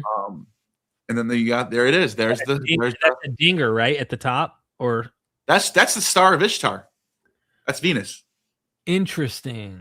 And that's a crescent moon, Sin, and that's Shamash. So you Sin, Ishtar, and Shamash. And then you have a scorpion. Interesting. Resurrection. Right? Wow. I love it. What a hell of an Easter episode, right? Good point, though. And even though the sun might not mean sun, the sun does actually have a birth and death of winter solstice, spring equinox. So the winter solstice is the birth of the sun. So when the sun starts to finally rise up again, and the day we're on right now, Easter, is when the light finally conquers the darkness for the rest of the summertime. Right. Up until the fall equinox, when it starts to decline again. Right. And look, the next one has another one. Matthew, thank you for that super chat, Matthew, and being a member of the channel. Nice. Love you. Okay. Serket or Selket was a healer goddess too. Selket? Yeah, do you know? Look that one up. Look, we got all sorts of deep researchers in the chat, bro. I know. I love this stuff. I found Serket. Goddess of protection against venomous stings and bites of scorpions. A healer. There you go. There you go. There's a scorpion on her head right there. Come on. She was primarily worshipped in Lower Egypt pre-dynastic period. Wow, 6,000. Hold on. This is Egyptian, right? Yeah. What do you think? So think about this. Think about this. The gospel, right? When it talks about this whole, you will step on serpents. If you're bitten, you're not. Tell me that doesn't give you maybe some pause to think Alexandria. Yes. Absolutely. Come That's on. where all the healers are training too. Right. Look, she's literally has a scorpion on her head. Dude, what would you think if someone walked around with a scorpion hat? I mean, shit, that's great. Damn. Isis Serket. She's linked with Isis too. That's awesome. There it is right there. There's a scorpion on her head. Total healer, total like venoms and dotes and antidotes, all that stuff. Oh, look, Epaphras. She's also given credit for binding the snake deity, Epaphras. You know that this god right here, Epaphras, according to Herodotus, is Epaphras, the deity, the son of Isis, or the son of Io. You know what I'm talking about, right? Yeah. He's born of a virgin. Yeah, because there's a lot of virgin births people don't know about. Yeah, I know. I gotta. I'll be right back. But All right, you can make yourself big for a second. Okay, cool. All right. Any other super chats? Because I know that Neal and I are about to wrap things up. This is Easter now. We're gonna try and do an Easter show every year, a Christmas show every year. I mean, I will say this: there are so many people who really shun what me and Neal are doing today in terms of trying to look for connections for resurrection at the time of the year with this cyclical kind of observation. And what's funny is they go, Christianity is nothing like that. It's a one-time thing. Jesus did it back there. But Christians celebrate it like a cyclical thing every year. And some even go so far to reenact it as if they're reenacting having a person crucified, going through the Passion Week, all of that, the same way they did about Attis in the ancient world. I mean, you can say it's a once for all, but you're still cyclically remembering and practicing the thing the ancients once did at one point. So I think it's just nonsense when they do that, in my opinion. And I think there are more connections. But anyway, a couple more super dupers. Nice. Matthew again, Apophis or Apep is the snake demon in Egyptian mythology, somewhat their devil figure. Yes. Yep. Come on. And then Farsight, thank you so much for that super chat. We were just looking at Apophis. So Farsight, thank you. Ninti's name can be translated as lady who keeps alive. A variant form of her name might be Nintahal, mistress who allocates life. Wow, I like that. That's very interesting. Yeah. Got another super chat. Ninti is also lady of the rib. I'll let this super chat talk. Yeah. Oh, the rib. Oh, this is so interesting that you brought that up. The word for rib also means life. Zoe. But check this out. We have to blow your mind in a second. At Gotis Abramovix dropped €5 super chat. Look up sun goddess of Arena linked with renewal of kingship and land. I will. 1 second. Thank you for that. Thank you. So check this out. What do you know about let's go back real quick to Genesis what is it, 3, when she's called Eve for the first time? Yeah. Mother of all living. Yes, Genesis 3, right? She's made from the rib. I think it's Genesis 3, yeah. Okay, hold on. And then I want to go to the Hebrew. Oh, what the hell is going on with it? Should be 3, it might be 2. Why is Cross Bible not working all of a sudden? Uh-oh, Steven! Glitching. Oh wait, no, I think I got it. Okay. Okay, cool. All right, let me share my screen. Let me look up 2 just to see if that's actually where it's at. Adam and Eve. Planted garden, river name. Yeah, I think it might be 2. It's 2. Oh, 2. Yeah. Right. Yeah, right before 3. Yep. Okay, so look at this. When does it say he pulls out her rib? He pulls her out of the rib. Right here. The Lord God made a woman from the rib, right? And he had taken her out, and he says, this is now my bone of my bones, the flesh of my flesh. She should be called woman. And it says, it doesn't actually call her Eve here, though. That's what I'm looking for. Yeah. Actually call her, I think it is 3, yeah. And so the word, but here's, okay, it doesn't even matter. I can just explain this. The thing is, she comes from his rib, and she's Eve, right? Right. Well, she's the mother of all living. In Akkadian, I think it's Akkadian. I'm pretty sure it's Akkadian, not Sumerian. But I'm pretty sure it's Akkadian. In Akkadian, the word for rib can also mean life or arrow. It has 3 different meanings. Like a pun. You could do. There's so a pun. Literally, Eve, Hava is from the rib, and also Ninti is the goddess lady of the rib or life, because it's the same word. Did you know that? I did. I watched Matthew Munger a long time ago. Munger talks about explain this. Yeah, Ninti, lady of the rib, pun with Eve, and this isn't just him. Even the Sumerologist, famous Sumerologist. Oh yeah, it's all over the place. I mean, man, these people. I'm pulling it up real quick here. And this has been like heavily, thoroughly talked about for years. Yeah, that Eve years. Since Assyriology became a big thing. Exactly. It's looking it up right now. It's too in deep. Yeah, but that's funny because in the old, like, this is one of those things that it's from the Near East. It's not they're not borrowing this from the Hellenistic or Persians. This is one of those ancient, like, they're putting this into their own tradition from their own background, because that's a very old tradition. It was the lady of the rib who brings life to the world. Right. You know what I mean? Yeah, it's Salmon Noah Kramer that I was thinking about, by the way. It's almost, it's going to pull up, like, yes, that comparison is real, it says, and it goes back especially to Salmon Noah Kramer. In the Sumerian myth, Enki and Ninhursag, Enki says, my rib, T, hurt me. And Ninhursag then gives birth to Ninti. In the text itself, Ninti is created in response to Enki's rib pain. The comparison with Eve comes from a Sumerian pun discussed by scholars. T can mean both rib and life. No, I was wrong. I was on the fence. Was it Sumerian or Canaan? It's Sumerian. Either way, you nailed it, though. Yeah. That let earlier Assyriologists connect Ninti with the Genesis woman who was formed from Adam's rib and whose name is associated with life, the living. A standard summary of Kramer's view quotes him saying that this was, quote, one of the most ancient of literary puns, in quote. Pre-Semitic. It's before Semitic. Yeah. Exactly. Carried over into biblical paradise story, even though the Hebrew wordplay no longer works the same way. But the important nuance is that it's not even the same language family anymore. Yeah, this is mostly an older comparative argument, not a current consensus claim of direct borrowing.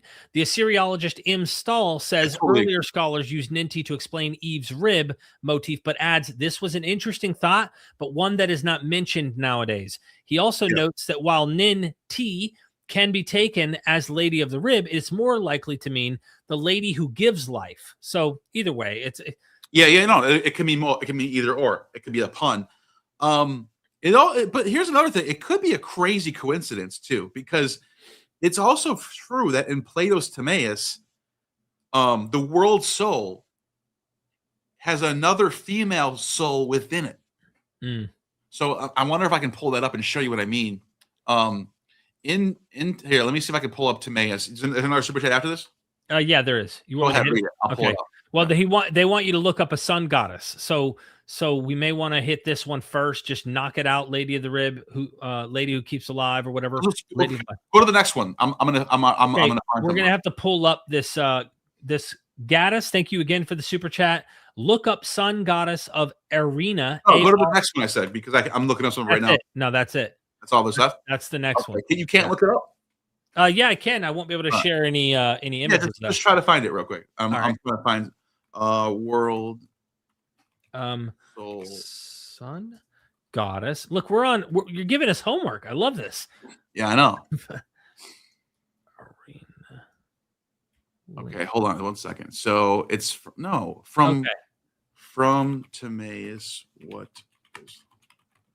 All right, the sun goddess of Arena, Araniti, was the principal deity and patron of the Hittite Empire monarchy, often recognized as a supreme, nurturing, and protective solar power linked closely with justice and sovereignty. She was considered a mother of the land. Werusimu in Haitian. I don't know if is that how you pronounce that? Hattin?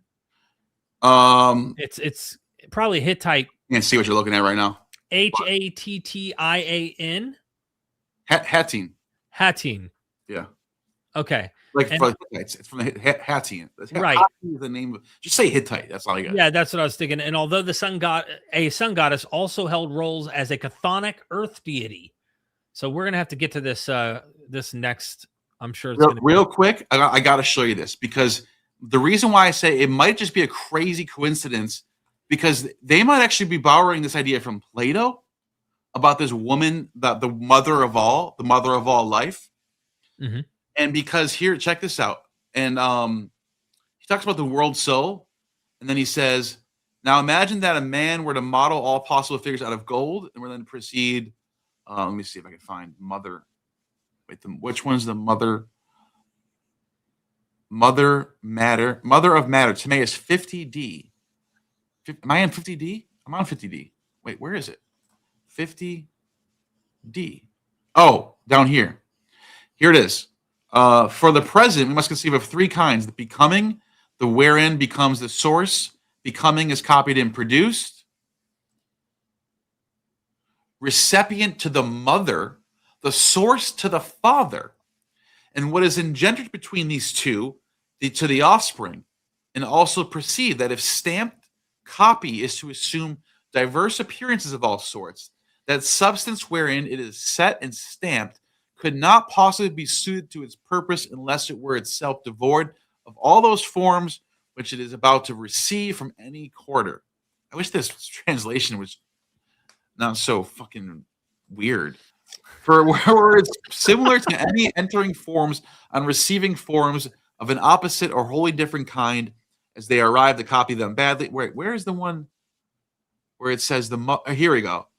Whereas let us not speak of her that is the mother and receptacle of this generated world, which is perceptible by sight in all senses by the name of earth, and or air or fire or water, or any aggregates of constants thereof. Rather, we describe her as a kind, invisible and unshaped, all receptive, and in some most perplexing and most baffling way partaking of the intelligible, we shall describe her truly. And this is like, he's basically saying that the world's soul has within it a female soul who's the mother of all. Right. And it's like a dyad. It's a female soul, mother. It's a male female dyad that gives birth to all life. Right. So, yeah, anyway. that could be just a shared motif, though, that they all have. I mean, in a way, that's another thing most people think. I think, yeah. That's probably the most commonly suggested. And then right here in 35a, he also says, right here, midway between the being, which is indivisible and remains also the same, and the being, which is transient and divisible in bodies, he blended a third form of being, compounded out of the twain, that is to say, out of the same and the other. In like manner, he compounded it midway between that one of them which is indivisible and that which is in bodies. He took the three. This is a weird triad stuff going on, and blent them all together into one form by forcing the other into the union with the same. Weird, right? Yeah. Timaeus is a trip, dude. You got to read Timaeus like 20 times to actually grasp what's going on. It's complex, dude. I mean, the dialogues can be that way too. Yes. Oh yeah, they're very, very deep. You got to re-listen. You got to reread. You got to look up the sun goddess of Arena. Arinna. Got it. This one right here. Yes, that one. Yep. The chief goddess of Hittite mythology, companion with I'm familiar with Tarhuna. Actually, I'm familiar with Arena too. I've seen this goddess often in a lot of the sources. Sun god of heaven. Is that what we're looking at? Yep. That's the one. Any question in particular, or just looking at it? I think they just want us to check it out. So maybe it's worth spelling out what we're looking at here. Solar deity, the sun goddess of Arana, and the weather god Tarhuna. Oh, look at the child. There's the child right there. What? That's like the Isis and Horus. Yeah. Yep. Possible depiction of a sun goddess with a child. 15th to 13th century BCE. That's ancient These are right Indo-Europeans too. They heavily inspire the Greeks, the Mycenaeans. Yep. So, let's see. So they occupy the highest position in the Hittite state's pantheon. The pair's daughter is Missoula, by whom they had the granddaughter Zentuhi. Their other children were weather god of Nerik, the weather god of Zippalanda, and the vegetation god Telepinu, which I've heard that one several times. The eagle served as her messenger. In myths, she plays a minor role. A Hittite mythic fragment records the construction of her house. Interesting. An apple tree. What we got here? A super. Oh, what'd you get? A super or someone join or something? Huh? I think so. Oh, we got a few more supers here. Okay, let's move forward then, I guess. I don't really see anything like specific here other than she is a sun goddess. Renewal of kingship. Abramovix dropped €2 super chat. Look at the cult and royal section. Which one's next? We got Victor. Thank you, Victor. I've heard that Eve means mother of life in Hebrew. Yes. Hava. Well, it just means life. Hava, or yeah, it literally just means life. And so in the Greek, this is how we know it's a translation, because the Greek. This is another big giveaway that the Hebrew came first. The Greek uses the word Ewa in one place as a transliteration, and in another place it calls her Zoe, which means life. Right. It translates the name. So you get a transliteration and a translation. What, you honestly think they wrote that first, and then that happens to line up with the word that means life in Hebrew? Doesn't make any sense. I must be right, Neal. Yeah. So yeah, Hava means life in Hebrew. But yeah, the Greek side. Thank you, Victor. Is Zoe. Yeah, appreciate that. Victor's deep diving. Valena says, no, there is a connection to celebrate. People doing it simply to come back, to hold on and connect with family as well. Valena, I believe, is answering when you stepped away, Neal. I was pointing out the cyclical celebration that still takes place today. And they want to go, oh, no, those were all cyclical religions. The God died and rose each year, and they really mourned it and all that. If you watch any Christian celebrations, they really enact as if Jesus died and rise every year. Every year. Yeah. And they still say, yeah, back there historically, but they behave like it's happening right now. They're mourning like he's really dead. They really are celebrating like he rose from. You were in a Greek church that did this, correct? Oh, yeah. It was like they were literally mourning over his death, like it just happened. And then at midnight at Easter, they went nuts, like he resurrected again. Dude, that's got to be like, it's a yearly thing. It's a seasonal thing. It's every year. And then thank you, Valena. I really appreciate that. So I do think that that's something worth looking deeper into. And yeah, of course, people are going to do it, come back and hold on and connect with family as well. That's part of it. Then Gaddis again says, look at the cult and royal section. So cult and royal section. Okay, cult. So you got to share your screen. This is at the sun goddess of Arena. The most important temple of the sun goddess was in the city of Arena. You might want to read that. Cult, the cult section, and there's royal ideology too. But I don't know if they're saying to read that section too, but I know they're definitely saying cult section. The most important temple of the sun goddess, or another citadel, had two, said the goddess was depicted as a solar disk, and the city of the suns were venerated. King Ulmitesha, oh yeah, I remember this. I'm familiar with this. And Tarhuntasa donated a sun disk of gold, silver, and copper to the goddess each year, along with a bull and 3 sheep. She was also depicted as a woman and statuettes, sitting goddess with a halo, also depictions of her. The deer was sacred to the sun goddess, and the queen, Puduhepa, promised to give her many deer in her prayers. It sounds like Artemis with the deer. Mm-hmm. Cultic vessels in the shape of a deer presumably were used for the worship of the sun goddess. It is also believed that the golden deer statuettes from early Bronze Age were found in the middle of the river and belonged to the Hattian cultural period associated with the cult of the sun goddess. Interesting. Yeah. Huh. Then the royal section, I think that's right above royal ideology. From the Hittite Old Kingdom, the sun god of Arena legitimized the authority of the king in conjunction with the weather god Tarhuna. The land belonged to 2 deities, and they established a king who would refer to the sun goddess as mother. So here's the sun goddess's mother. King Hattusili the first was blessed with the privilege of placing the sun goddess on his lap. Several queens dedicated cultic solar discs to the sun goddess in the city of Tarhurpa. During the Hittite New Kingdom, the sun goddess was said to watch over the king and his kingdom. With the king as her priest and queen as her priestess, the Hittite king worshipped the sun goddess with daily prayers at sunset. The Hittite text preserved many prayers to the sun goddess of Arena. The oldest is from Arnuwanda I, while the best known is the prayer of Queen Puduhepa, cited above.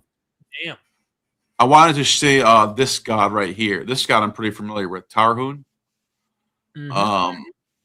There's some connection I was gonna say with Baal, but like even like he raises up like grapevines and stuff. So there's some vegetation stuff going on too with this god. Interesting. Yeah, right here. Here it is. See, there's the grapes. See it? Yeah. Told you. That old man new plant right there. I actually was planning on doing a really big deep dive into the Hittites pretty soon and their mythology. Yeah, because that's definitely worth. They're a huge part of all the Indo-European culture. Huge deal. Absolutely. Thank you, Gaddis. And then we got R. Baker. Thank you for that super chat. If you want to understand Genesis 2, look up Shamhat in the Epic of Gilgamesh. Then the Ish-Shah will make sense. Interesting. So Ish-Shah is Hebrew. Shamhat, the prostitute from the Epic of Gilgamesh. Let me give the quick story. It's you should look this up. Shamhat.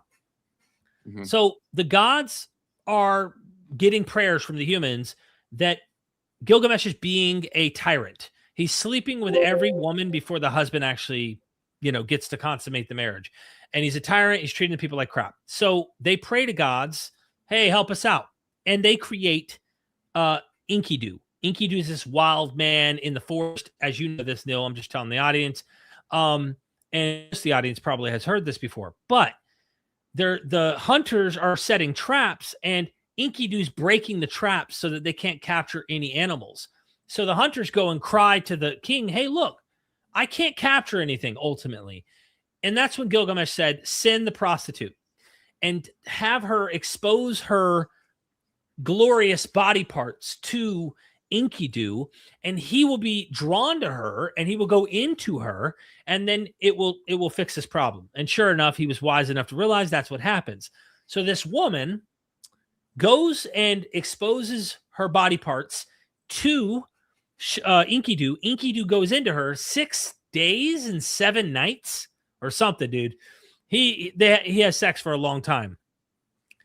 When he's done, he tries to go back to the animals, and the animals are running from him. He's become a human. He has become very human-like. When he was a wild, hairy, animal-like person, he's now becoming more human-like. And then, of course, the story makes him more human when he goes to the nearby pub and gets drunk at the nearby bar, and he's feeling joy and all that kind of stuff, and he's becoming more and more human. But that is where Shamhat, but they're saying the Hebrew word Isha, which is a Hebrew noun meaning woman, wife, or female, used over 780 times in the Old Testament. It is the feminine counterpart to Ish, man, husband. The term highlights the biblical concept of unity as seen in Genesis 2:23, where the woman is named because she was taken from the man. So I don't know if there's any etymological relationship between Isha and Shamhat, though. I'm not a linguist at all. But the story, I no doubt think that because in Adam first, before he had a wife, had animals as his companions, and none of them were equal, right? Until he had a woman, Isha. And that is where I think there's a story that's overlapping that with Gilgamesh for sure. Yeah. Sounds like it. Oh, Israelite Christianity, thank you for this super duper. Out of all the dying and rising deity myths, why does the oldest recorded one, Inanna's descent, contain the strongest parallels to the Gospels? Why does the oldest recorded one? Yeah, I've always thought about that. Isn't that funny? The farther back you go, all of a sudden, the more it looks like Jesus. Like Inanna, this story is from like 2,500 BC. It's ancient. You have a savior god, goddess, whatever you want, whatever, it doesn't matter, descending into the underworld for 3 days and 3 nights to resurrect the dead, and she's crucified. Like, it doesn't use the word crucified; it's a Latin word, obviously, but she's literally like hung on a hook, fastened. Like it's almost like crucifixion. It's not the same thing. It's not like a Roman crucifixion is very specific, but you know what I'm saying. Like the closest thing you're going to get to crucifixion in that context. Pretty strange, isn't it? Very strange. He's rotting flesh. It's like rotting corpse, meat, rotting meat. Dead for 3 days, 3 nights. Decomposition kind of thing. And then the water of life and the bread of life. You have a Eucharist that gives you salvation. That's wild. It's so many specific things lining up. If it was wine, oh my God, people would be losing their minds. It's not water, but still, it doesn't matter. The function's the same. A lot of people forget this. Every image we see in Jesus' art of him being crucified, he's covered. He was naked. In the Gospels, they strip him to nothing. Right. You're bare ass, butt ass naked. That's how crucifixion was. What Inanna had happened and then was hung on a hook. She went through 7 gates, every piece of article of her clothing, of her jewels, what made her royal. She became nothing, just like Jesus. And then he's crucified. Like, come on. That's why this whole idea, well, this one historically happened, is such a scandalous, like, question mark, because they're writing a narrative. And it's decades later. This, to me, it's obvious legend. They are clearly riffing off of a powerful, deep trope. Yeah, and not only that, if Paul is the earliest sources, which is what most scholars think, the 7 authentic letters of Paul that are before the Gospels. Well, there's no mention of Passover. No, it's he just gets handed over and he gets crucified. There is language of Passover, but not that it's the Passover date. No, yeah, there's no language of Passover. It's just a meal. It's just a meal. That people are making that association. 1 Corinthians. That's not enough, dude. That's not. You can't sit there and say that's Passover language. It's just then any meal is a Passover language. Then. So you know what I mean? Yeah, I do know what you mean. I do. I thought in the text. So here it is, right? No doubt there have been differences among you. There's no mention of a Passover in Paul. I'm telling you right now. It's not a Passover. I know. I'm telling you. I agree with that. There's no Passover. I'm saying the language in it may have developed the mythology or the legend of placing his death at the Passover. Is the point? So someone may have read Paul, or they got it from the dying and rising motifs of springtime, and they placed it there because of that, not Paul, right? That could be that too. Yeah, that could be that. Otherwise, too. this whole video is meaningless. Is Paul's? You know what I mean, Derek? Are you thinking about that? Well, Paul himself, the mythology comes from. If it's from Paul, then this whole video is pointless. We're just why? Because if it came from Paul, that's where it came from. But I agree. Paul doesn't say anything about a Passover. But even if he did, the mythology starts with his own divine revelation. It wouldn't matter to me. But then you have data that he actually got crucified on Passover. But I'm saying not necessarily. There's none. I'm saying there's none. Yeah, I don't think none until the gospel. Does Paul's letter to the Corinthians indicate Passover language? You act like ChatGPT is some sort of divine oracle. Revelation. No, it helps me find the source easier. Yeah. With the revelation of the mill and night. Super chat.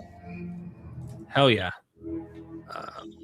Jesus was Gospel of Matthew 27:52. Why say men bodies rape? Let's look it up. While you're looking that up, I'll look this up. Yep. This is the zombie apocalypse. Dropped €2 super chat. Gospel of Matthew 27:52-53. Why say many bodies raised? Matthew. What did you find over there? But from the indication you said. On my end, it's in 1 Corinthians 11:23-26. Paul gives the meal tradition. That's what I just said. It's just he just mentions a meal. He doesn't say anything about a Passover. So let me read what it says here real quick. The night he was handed over, but that passage by itself, I agree, does not plainly say this was Passover. The wording handed over is also better read by many scholars as delivered up rather than simply betrayed. Some connect it to sacrificial Isianic language, not specifically to Judas. The stronger Passover signal in 1 Corinthians is nearby. 1 Corinthians 5:7-8. Christ, our Passover lamb, has been sacrificed. Yeah, he calls him our Passover lamb. Right. That's why I think the mythology of the Gospels, that's what I was trying to get at, is developing. Yeah, I'm talking about him being Paul saying he went down for Passover. Right. Now you're right. Yeah, you can see why they built the legend. Calling him the Passover lamb is a big deal. But what I'm saying is you would think Paul would say right then and there. I agree. Perfect opportunity to say the Passover lamb because he was killed on Passover. Yeah. Or in the passage where he says he was the night he was handed over. Right. Perfect opportunity for Paul to say all he does on that Passover Eve when he was handed over. Right. He does it.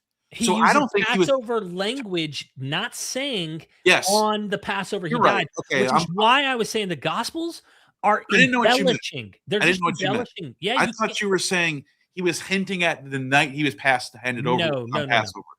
My bad. You're right. You're 100% correct. We're talking 100%. past each other a little bit. Yes, yes. You are 100% right.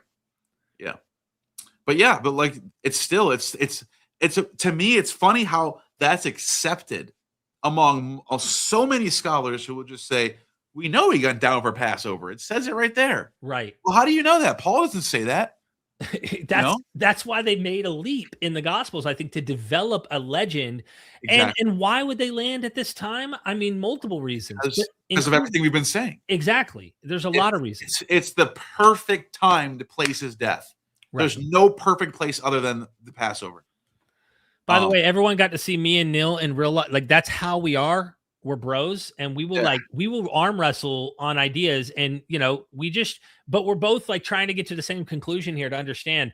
By the way, my jab at this Gaddis on why say many bodies raised, I personally am of the opinion there's two possibilities in my mind, and I'm open to many others, that when the resurrection happened in their minds, this idea of a single individual, when Jews expected a whole collective resurrection to happen, Matthew's trying to kind of solve that problem by saying, hey, many people raised when he raised. Like, there was a resurrection, but it screws you because, okay, so what? A zombie apocalypse happens of ancient saints who come into Jerusalem. Now, they don't say what happens to them. They go no further to describe what happens after they appear in Jerusalem.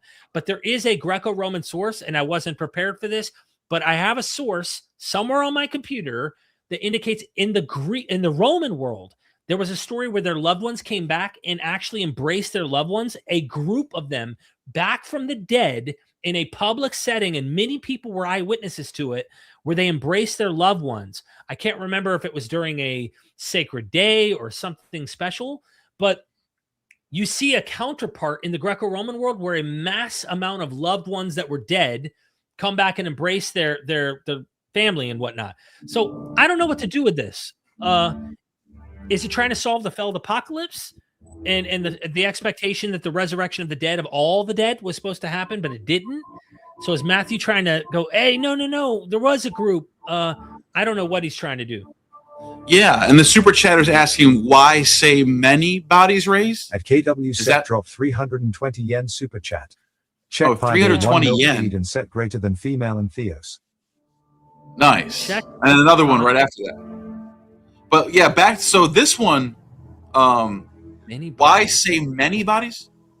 Yeah, I imagine it's many people. There's many people who came back from the dead. The bodies of many holy people were raised to life that came out of the tomb.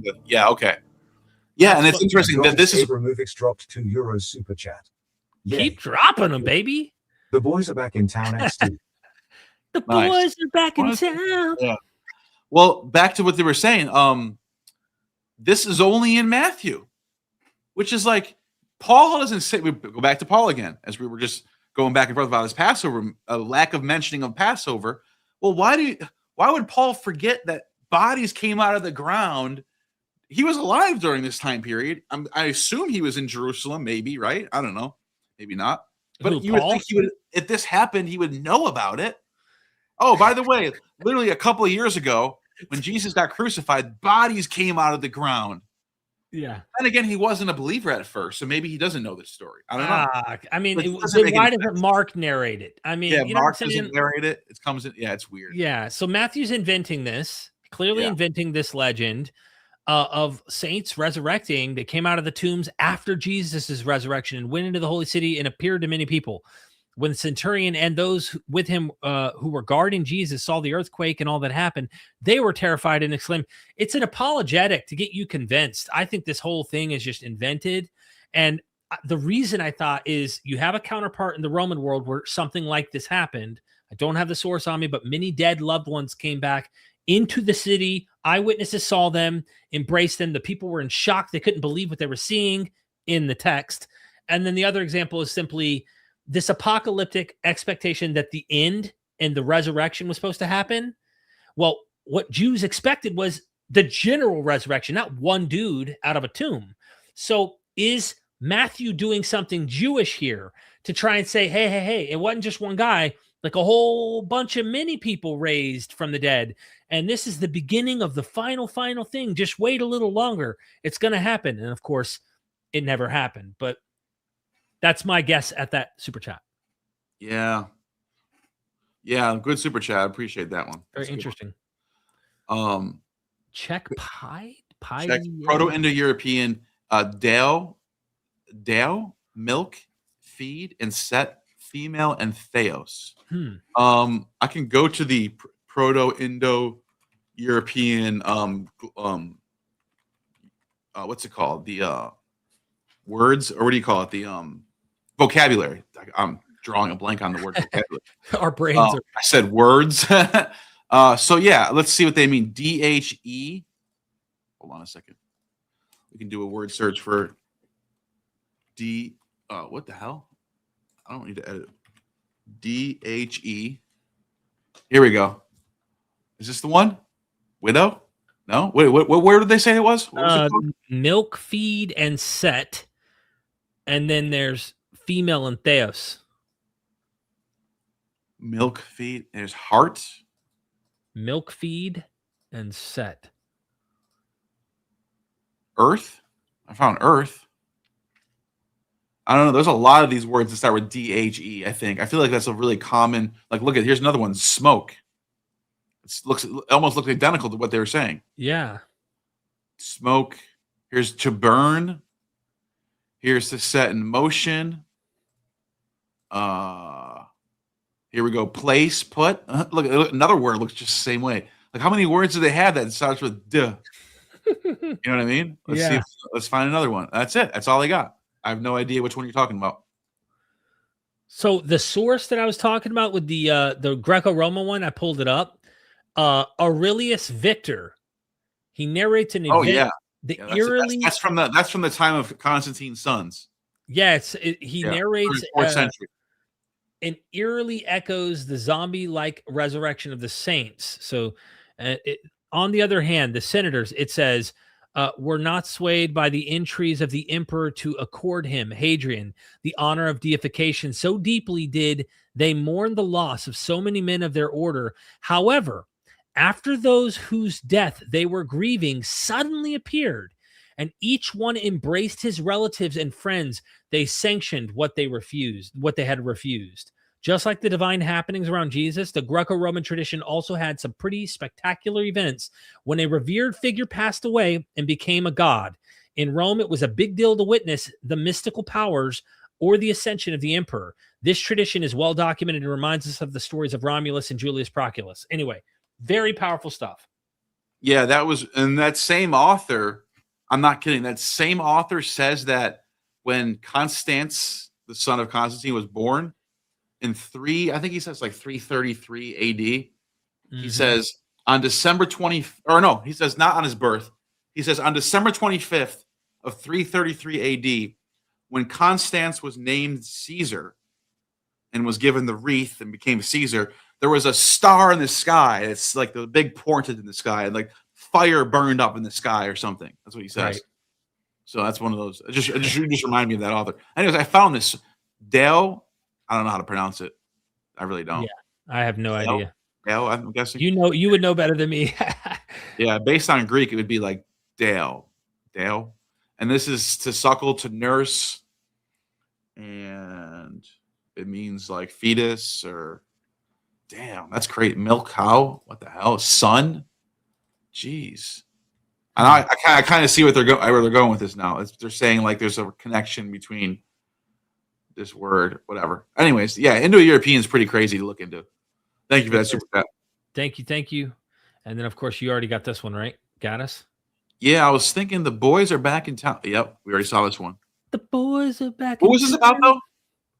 I think it was just you and me when we were tussling over Paul. Oh, we were arguing over Paul. Yeah. We do this almost every stream. We have a moment. You won, right? You won that one. You were definitely right. Dude, yeah. Sometimes I get my ass smoked, okay? Oh. It's a give and take. You know, sometimes we got to do that. Go to that passage, though. I want to look at that passage again. I'm curious to what he says, what he means by the Passover lamb. Yeah. Okay, the passage, the one specifically, pull it up, is in 1 Corinthians chapter 5. Want me to look it up? I can do it. Yeah, if you can, 7 through 8. but we should just read before and after that too. Yeah, because this is the only data that we have for Passover and Jesus before the Gospels. So you said, what is it, 7 and 8? Yeah, 7 through 8. Christ, our Passover lamb, has been What sacrificed. makes you different from anyone else? What do you have that you did not receive? And if you did receive it, already you have all you want. You're in 1 Corinthians 4. Oh, shit. 1 Corinthians 5.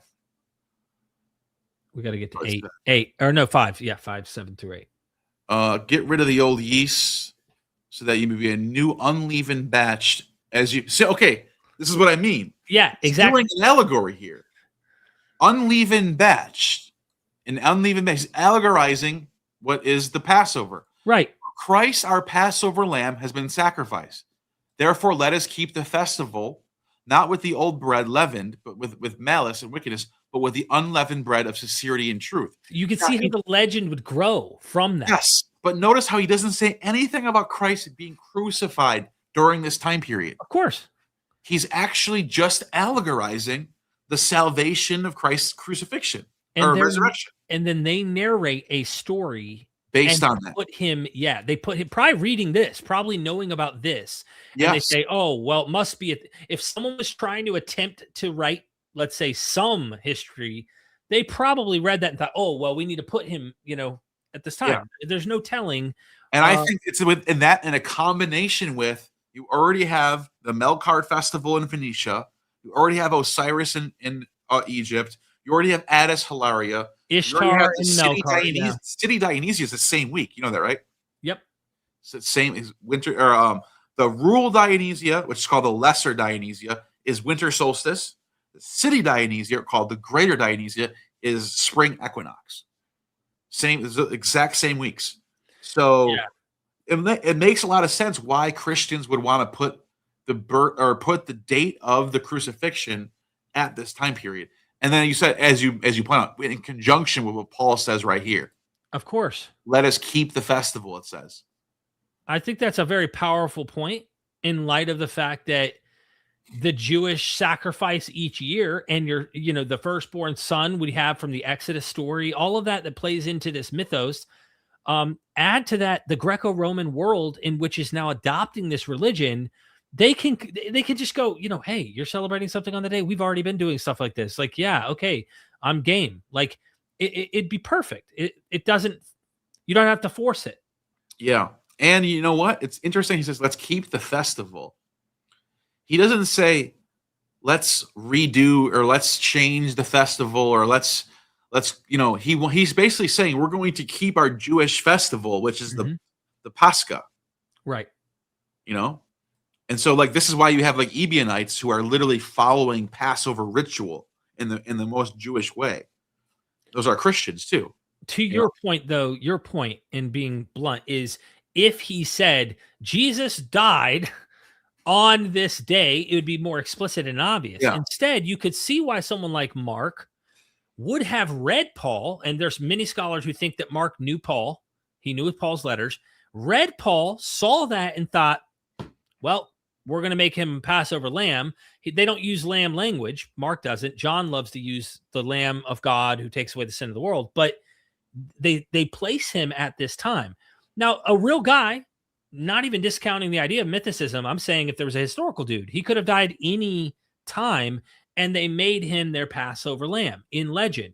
And then here you have Mark placing him on that day. He could have read Paul and thought, hey, okay, Passover lamb, well, let's put him at this time. I mean, there's no telling. There's really no telling, to be honest with you.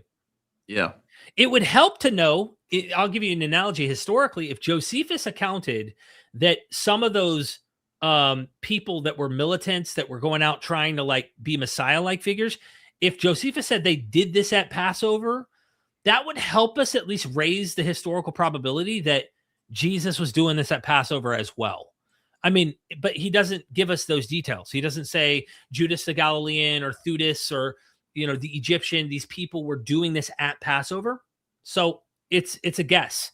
You know what I mean? Yeah, I totally agree with that. Makes a lot of sense. Is that the last super chat? I think so. Yep. I think we got caught up.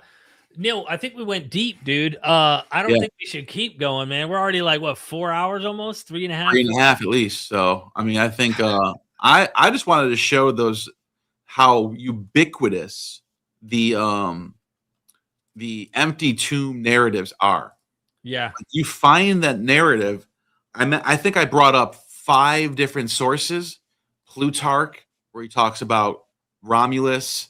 I brought up Diodorus, who talks about Heracles.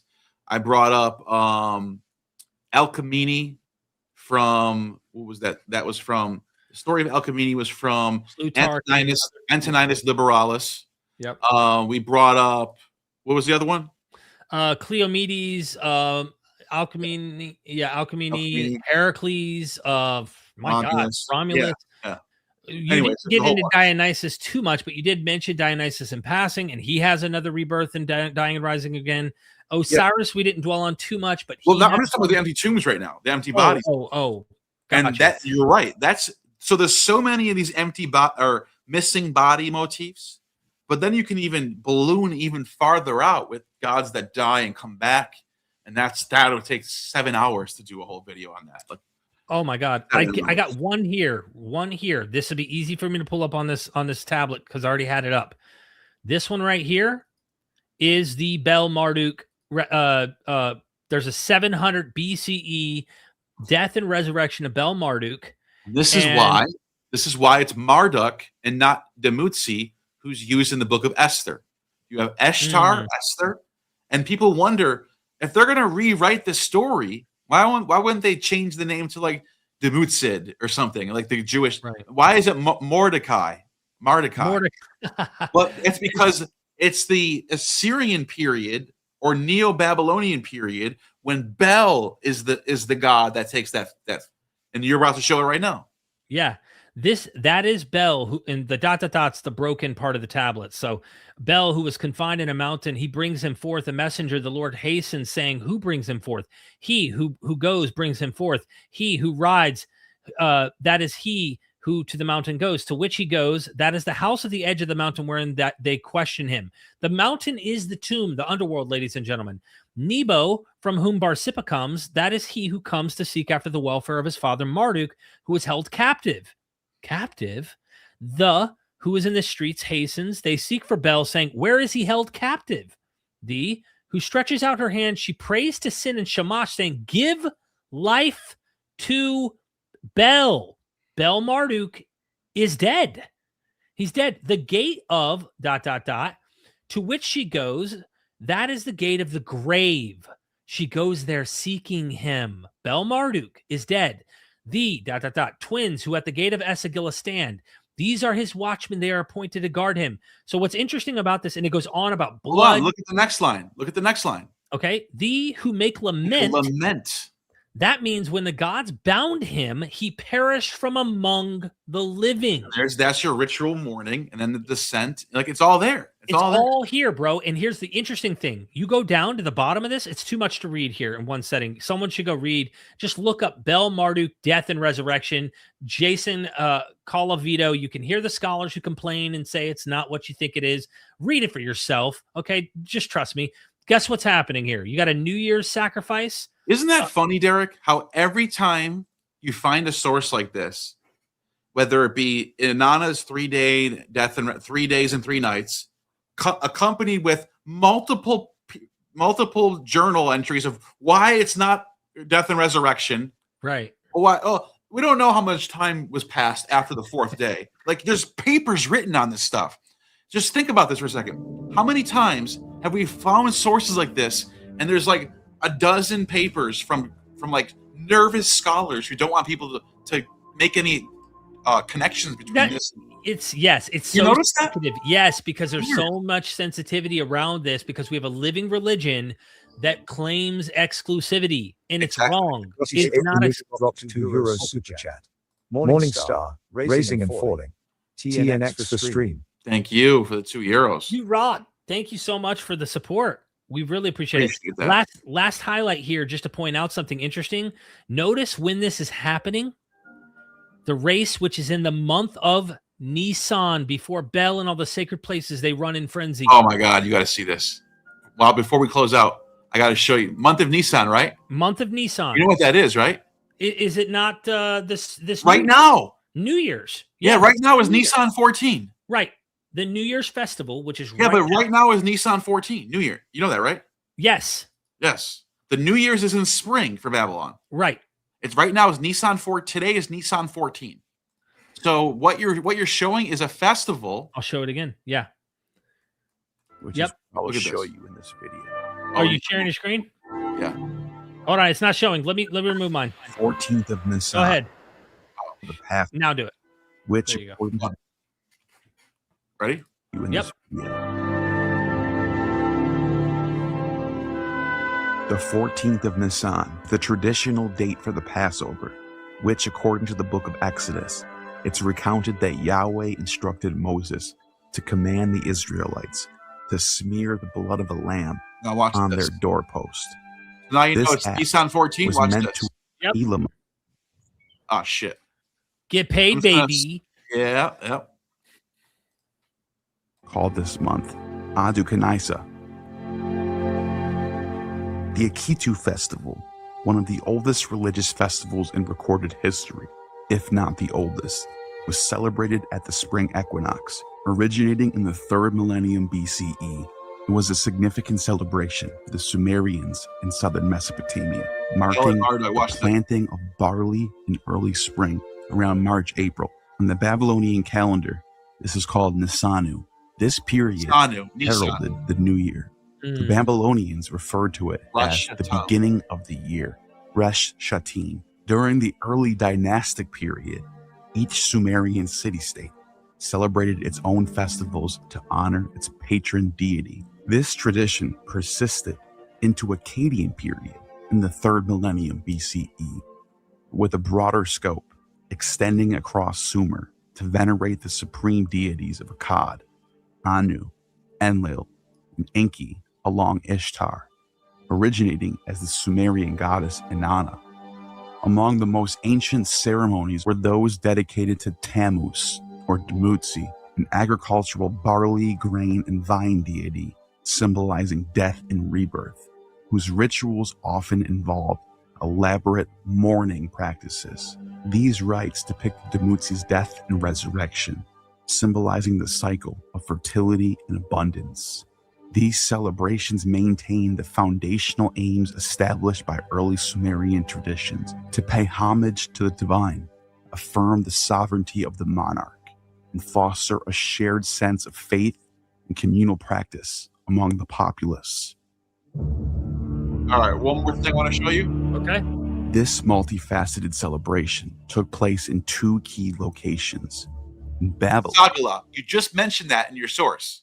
Right. So I want to go after you see this. We're gonna go back to your source and look up this word. All right. the Sagala temple, Ready? dedicated to the supreme deity Marduk, Marduk. and the house of the new year, situated to the city's north. Central to the festivals were Nabu and his There it father is. You just Marduk, mentioned him too. Yep. who was later synced with Tammuz, often called Bel, Bel. Lord, in the 1st millennium BCE, There it is. as Marduk's name was deemed too sacred for regular utterance. Marduk would usurp Enlil's role as the king of the gods, and and then his mythologies are the spread last thing I into wanted many to show different you real gods quick who also take on is traits of Right here. Tammuz, such as Bel Sarbi, Lord festivals, celebrated at Syria. opposite times of the year. The Kisu festival, Nisan celebrated 14. at the same time as the Hebrew Sukkot, the fall equinox, and the Zakru festival was celebrated on the same day as Passover, the 14th of Nisan, Ready? which is the 14th day of the new year, the spring equinox. These 2 equinox festivals are the largest and most documented in the Assyrian tablets dug up at Nineveh. Arnaud Daniel, famous Assyriologist who has written extensively on this subject, has proposed that these festivals are a commemoration of the gods and goddesses' descent to the to the underworld and later resurrection. Mhm. The rite of laying down the statue And then once of I see Ninkur this, was a symbolic gesture it's almost of the burial of the goddess, the presence of the mourning woman figures and rites of mourning also gives much credence to this theory as well. at the Zakru festival at Nineveh, sacred to the god Dagon, which, according to the tablets found at Nineveh, was celebrated on, drum roll please, the 14th day There of it is. Nisan, Come on. where the text actually reads, on the 14th day of the new year, which, The head of the year, there's the Rosh Hashanah quote that they find in the Akkadian. So it's 14th of Nisan, 14th day after the new year. And they set, and what do they do? What do they do at this time? coincides to Nisan 14, which is the same day as the Passover and the same day Jesus was crucified. What else? 70 unblemished lambs were 7 sacrificed for this unblemished festival. lamb. Unblemished lambs is exactly what the tablets specifically call for, and 70 total, which is a number that anyone who knows about So, okay, you have the same day that Jesus dies, which is on the Passover, which is where the Akitu festival celebrates the descent and return of Ishtar and Marduk and all that stuff, and Bel and Dumuzi and all that synchronism, Right. which also happens to be the same time of the year where the Assyrians do the Zakru, which is also another dying and rising agriculture thing. Yeah. Which is also the same time of the year.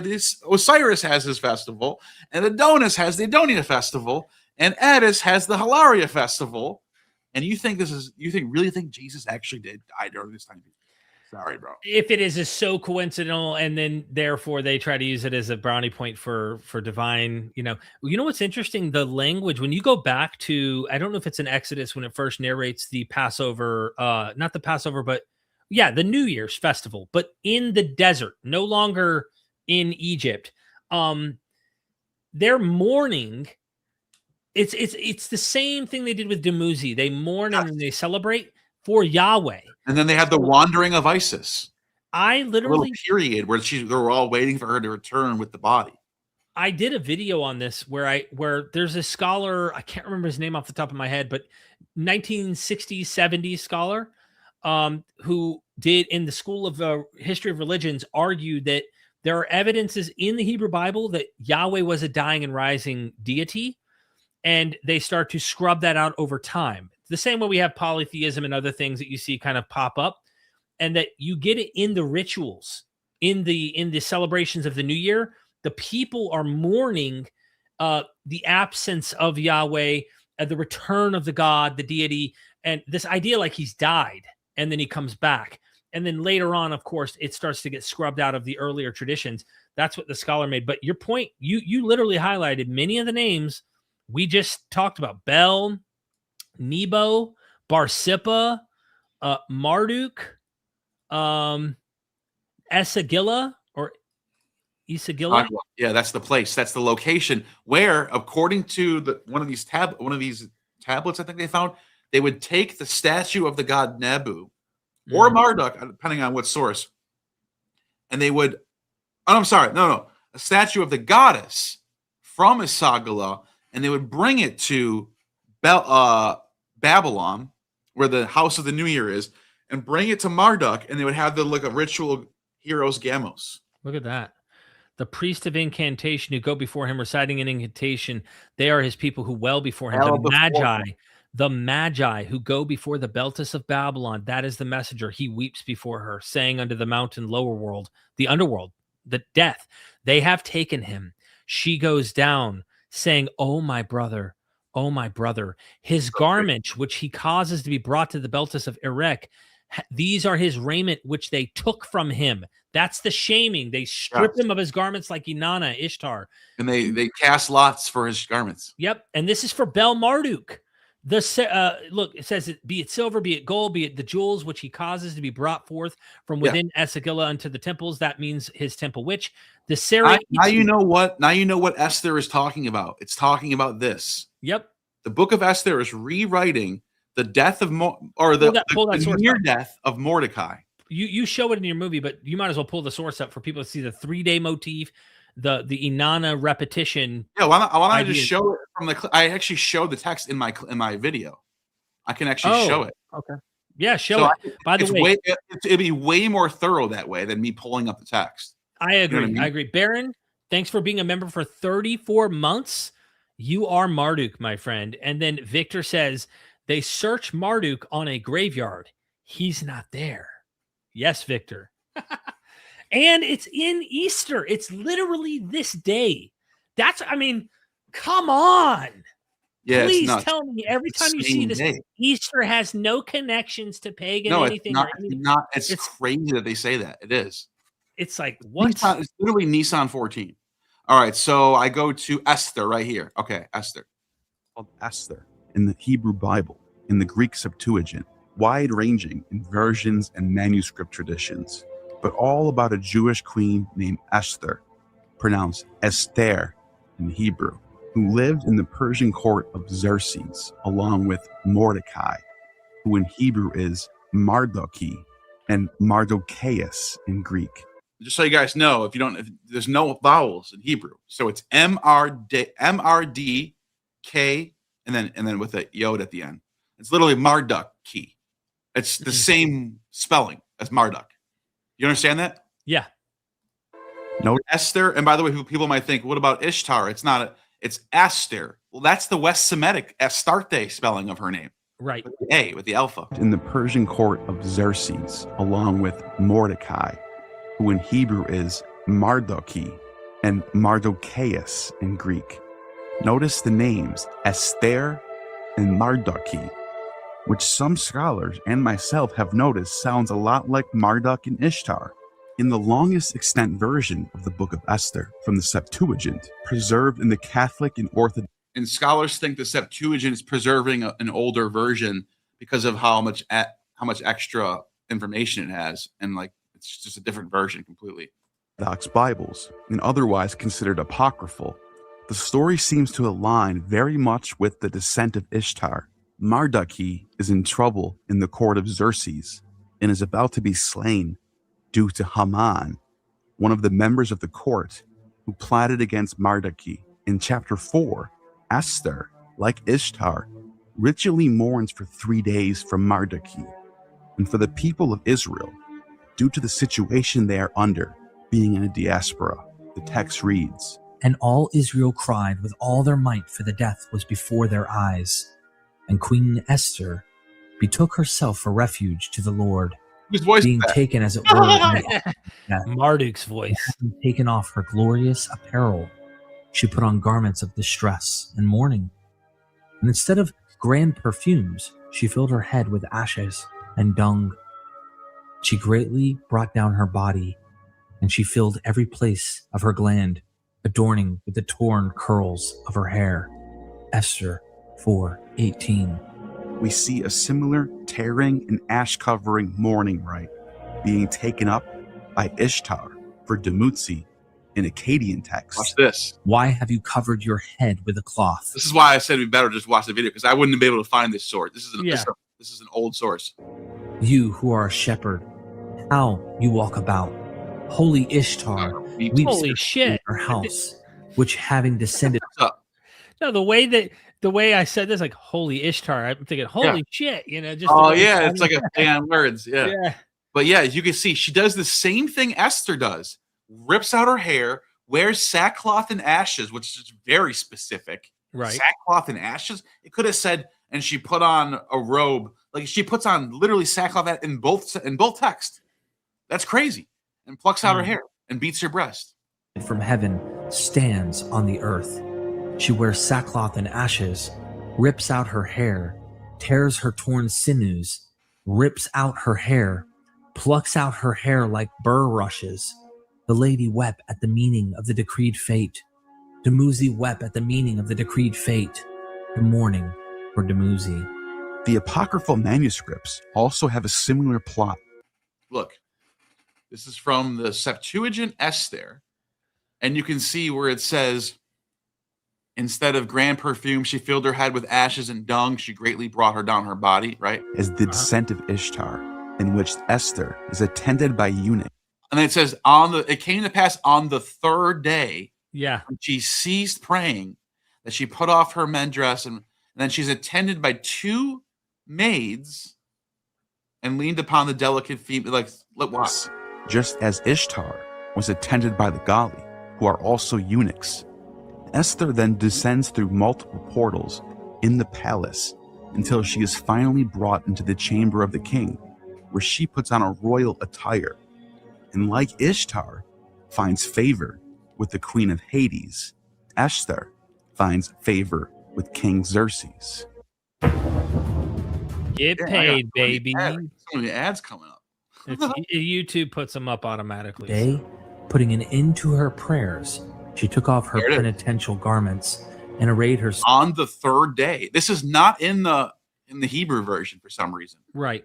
So I just think it's interesting how you have this version that no one knows about the third. It has the third day motif. In royal attire, in making her state appearance after invoking the all-seeing God and Savior. She took her 2 eunuchs. On the one she leaned gently for support, while the other followed her, bearing her train. She glowed with the perfection of her beauty, and her countenance was joyous as it was lovely, though her heart was shrunk with fear. She passed through all the portals till she stood face to face with the king, who was seated on his royal throne, clothed in full robes of state, and covered with gold and precious stones. Esther is able to sway the king to release Mordecai, and she saves all the Israelites from persecution. Mordecai is then given a purple robe and diadem that Haman wore before him, and Haman was then sentenced to die. The descent of Ishtar also has Tammuz robed in purple and sitting on a throne. Did you hear that, dude? Mm-hmm. Both Mordecai and Tammuz, and I don't know if Bel has that in there either. Does Bel get robed in purple at the end? Look I don't that know up. purple. Go look and see at the end of your source. See if Mordecai gets robed in purple. I'm sorry. Bel. Towards the end. After. Also, Yeah. in the epilogue, Mardaki relates that he had a dream about 2 dragons and a spring turning into a river and the light of the sun. He figures out that the river is Esther and the sun is the king, while the 2 dragons represent Mardaki and Haman. It seems obvious to me, and many other scholars in the past have also concluded, that the book of Esther is drawing heavily from the myths of Ishtar's descent to the underworld to save Tammuz, the god who by the Hellenistic era was synced with Marduk, called Bel, and had many temples in Syria, Phoenicia, Temple of and Bel in Levant, Syria. and was known by the names Baal and Adonis. If the names Mardaki and Esther aren't enough to see the relations of Marduk and Ishtar, the story has these elements in common. There's the Both Esther and Ishtar. I use Dennis McDonald's mimesis to make a whole list. They both mourn, 1-1. They both wear sackcloth and ashes, 1-1. Both are attended by eunuchs, 1-1. Seeks deliverance from God, 1-1. Descends through portals, descends through gates, 1-1. Face to face with king and queen, 1-1. Finds favor with the king and queen, 1-1. Saves saves the other character, and then that character is replaced. Like, it's so much. There's so much lining up, dude. You know what I mean? I agree. Yeah, I agree. I'm looking up the royal. I can't see any explicit royal garment material explained other than what was taken off of him. But I'm trying to see if there's any additional. What happens when he comes? What happens when he's triumphant? Like, that's what you have. Yeah. You pull it up. Yeah, you want me to pull up the whole passage? Yeah, let's see what it looks like. Look with me. Just go towards the bottom. Let's just see if there's anything going on that we noticed from Esther. Okay. So here we are. We're going to the bottom. Let's start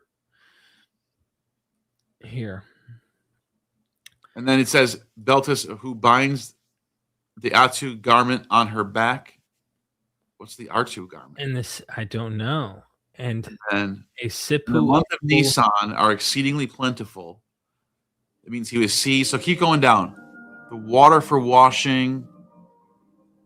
That's baptism or like purification. Oh, of course. Or even like Pontius Pilate washes his hands kind of thing, you know? Yeah. After he has been taken away, that is the misery. Oh, no. Yeah, he hasn't been brought back yet. So keep going. Right. You're way too high up. Well, it's not all in it's not in the perfect chronological order. When I read this, I thought the beginning to the end, it does a weird jumping back and forth thing here.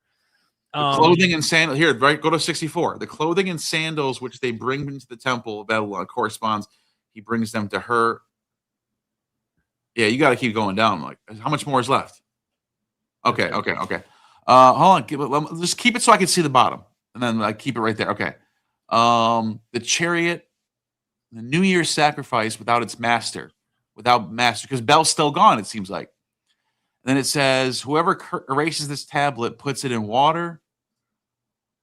Ishtar, the gods of heaven and earth. So in this one, he doesn't. This is just him getting killed. That's it. Right. There is a resurrection mention. So you could tell they're for joy that he's come back. Because it's very. This is very confusing. This like it's very. You can tell it's damaged very much because there's all these dots. Yep. Let's see. The waters answer separated the one who sinned. Water Kadamu, the race with the month of Nisan before Bel, and the sacred places run in frenzy. That means when Aser sent Ninurta to conquer the god Zu, Ninurta, before Aser spoke, saying, Zu is conquered, and Aser spoke to the god Nusku, saying, hasten unto all the gods, announce the tidings. God Zu, is that his antagonist? I don't know. Look at right after that it says, hasten, announce the tidings. He announced the tidings to them, and they rejoiced. Mm-hmm. And it usually has the psalmist recite, and then so that's like that seems to be Nusku who passed by Espa. He is the messenger, sends on Bel's behalf. The clothing and sandals which they bring into the temple, this corresponds to he brings them to her. Mm-hmm. That's what it looks like is going on right there. Him whom they allow not to escape and who cannot come forth. The chariot which goes speeding the house of New Year's sacrifice without its master. That means that without a master Bel, it runs swiftly. And the dumbfounded goddess who from the city goes welling, that is the woman weller who from the city goes welling or weeping. The door with the aperture, as they call it, that means that the gods confined him. He entered into the house, and before him one locked the door. They bored holes into the door, and they waged battle. What the hell is going on? I know, it's like a fucking whoever erases this tablet or puts it in water, and whoever reads it from whom it is not lawful to read it, whom one must not permit to hear it. I don't know what it sounds like to me. I'm being completely honest. It sounds like the translation is not that good. It could be that too, but yeah, it sounds like something doesn't make sense here. Yeah, I know there's a spot where they're shouting that he's like they're celebrating. It's got to be fucking hard to translate. Oh my gosh, dude! That's got to be a nightmare. This text because you're looking at these little cuneiform little markings and trying to figure out, like, you have to know the dialects. Ugaritic is way easier. You know, Ugaritic's very easy, right? Mm-hmm. You can learn Ugaritic in like a month. Let me show you why. Ugaritic is not this. It's way simpler. It's actually like Hebrew. Let me share my screen real quick. Oh yeah, you got me. Sorry. Now look at this. Ugaritic only has 1, 2, 3, 4, 5, 1, 2, 3, 4, 5, 6, 12, 18, 24. It only has 24, and then it's like 30 characters. That's it. And look, it's alphabetic. Well, it's not alphabetic. They call it Abjad script. It's like linear B. So like this they have every has it's like it's alphabetic in a way. It's hard to describe it. But look at A, this is A, that's B, that's G, that's H, that's D, that's H, that's W, that's Z, that's I think K, and then this is you know what I mean? That they have sounds. So in a way it's alphabetic. But you know what's funny about Ugaritic? You can see the Phoenicians are inspired by it. It's like Proto-Phoenician, because look at the alpha faces the same direction. And then look at this. Look at the ones, the dead giveaways are Shin. Look at Shin, how it has the W. It looks like a W. See how it has 3? Mm-hmm. Looks like a Shin. Another one that's a dead giveaway is where was it? Well, this one looks like a just straight up and down. Oh, this one. This is the one. He, which is where the English letter E. You ever notice how it has 3 points? The English letter E. Well, look at this one. 3 points. It's still got it. Yeah, so Still the fossil there. our letter E comes from Ugaritic. The English letter E. I'm not kidding. It goes back all the way to Ugaritic. The 3 dots, the 3 lines. So you can actually you can see Ugaritic is not that difficult to learn. You can learn the alphabet pretty quickly, and then you just got to deal with the vocabulary and the grammar, which is not easy either. I'm just saying it's way, in comparison to learning Akkadian, it's way easier. Yeah. Let me show you real quick. I was trying to find it right here. So the who looks to heaven, that means he prays to sin and Shema, saying, restore me to life. And then there's this it says it also says in that the hymn recited before Bel in the month of Nisan, and they sing it, and that their prayers he prays and their imploration he implores. So there's clearly a liturgical observance in this text. Near the end, the text describes activity in the month of Nisan when people run in frenzy before Bel and the sacred places. And then the announcement that Zu is conquered, he announced the tidings to them and they rejoiced. That sounds like festival celebration. Dude, look at 32. That's when I was at. That's it. We found it right there. We got to find out what is Saritu. Ask ChatGPT, what is a Saritu garment? Tell me that it's a purple. Tell me that it's a purple fucking robe, dude. Why should it be a purple? This will blow my mind forever if that's true. Is it purple? Dude, if it is, this is 700 BCE, ladies and gentlemen. Yeah. This is 700 years in tablet before Jesus. Just saying. It's looking it up. It's thinking. It's doing a little searching. I didn't want to do extended searching. Probably not purple, and the exact meaning is uncertain. In your text, the line is simply the Saritu garment in which he, Marduk, was clothed, and then a gloss that seems to connect it with the coffin Kadamu rather than with color. That matters because in this passage, the garment is functioning in a ritual funerary setting, not a color description. I could not verify a standard Assyriological source. Let me do extended thinking. See if it has any better brain power. Yeah. It said, oh my God, dude, I'm not kidding. I didn't ask it if it was purple. I just typed in. So I'll even show you. I'll even show you what my ChatGPT. I just went to, I'm stopping the share. Gemini. I literally just said, what is a Saritu garment? Did not try to make it. I didn't ask you to say purple. I didn't say yeah. What it says. Material, almost exclusively made of high quality linen, dyed in expensive colors like purple or blue.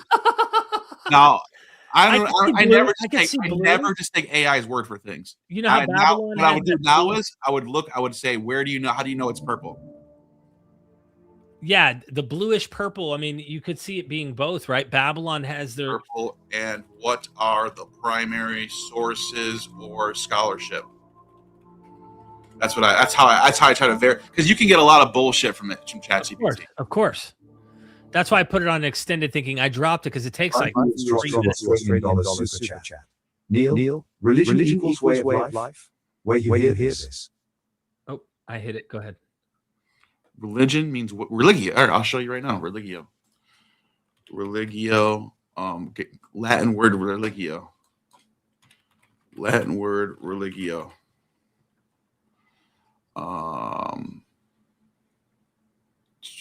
Where's the Are you sharing your screen? Or are you? No, I'm just I'm looking for the what is it called? LSJ. Religio, LSJ. While you do that, I'm digging up some shit. If this is before I move off this, before I forget, let me just bring this up again, and I'll come back to this. I promise I'll come back to this. Hebrew. So the identification. I said, how do you know what's the primary source? Linguistic source. Through their syllogism. What? Hebrew cognates the Akkadian Argamon, who is the direct equivalent of the Hebrew Argamon purple. It literally means purple, dude. What does mean purple? Oh, no, that's the name of the color. So I was gonna say. Oh, it's called Saritu. Okay, so yeah. I don't know. I think I confused it when I copied and pasted it. It's I think I confused it. But it says, we have thousands of mundane administrative tablets, Simpar, the clothing of the gods. These specify the Ishtar and are dressed in Saritu garments made of Taklitu and Aragamu wool. There it is. So that is. So yeah. it is purple. A royal. And so it's either Telet or purple. It's going to be either purple or blue, but that's fine.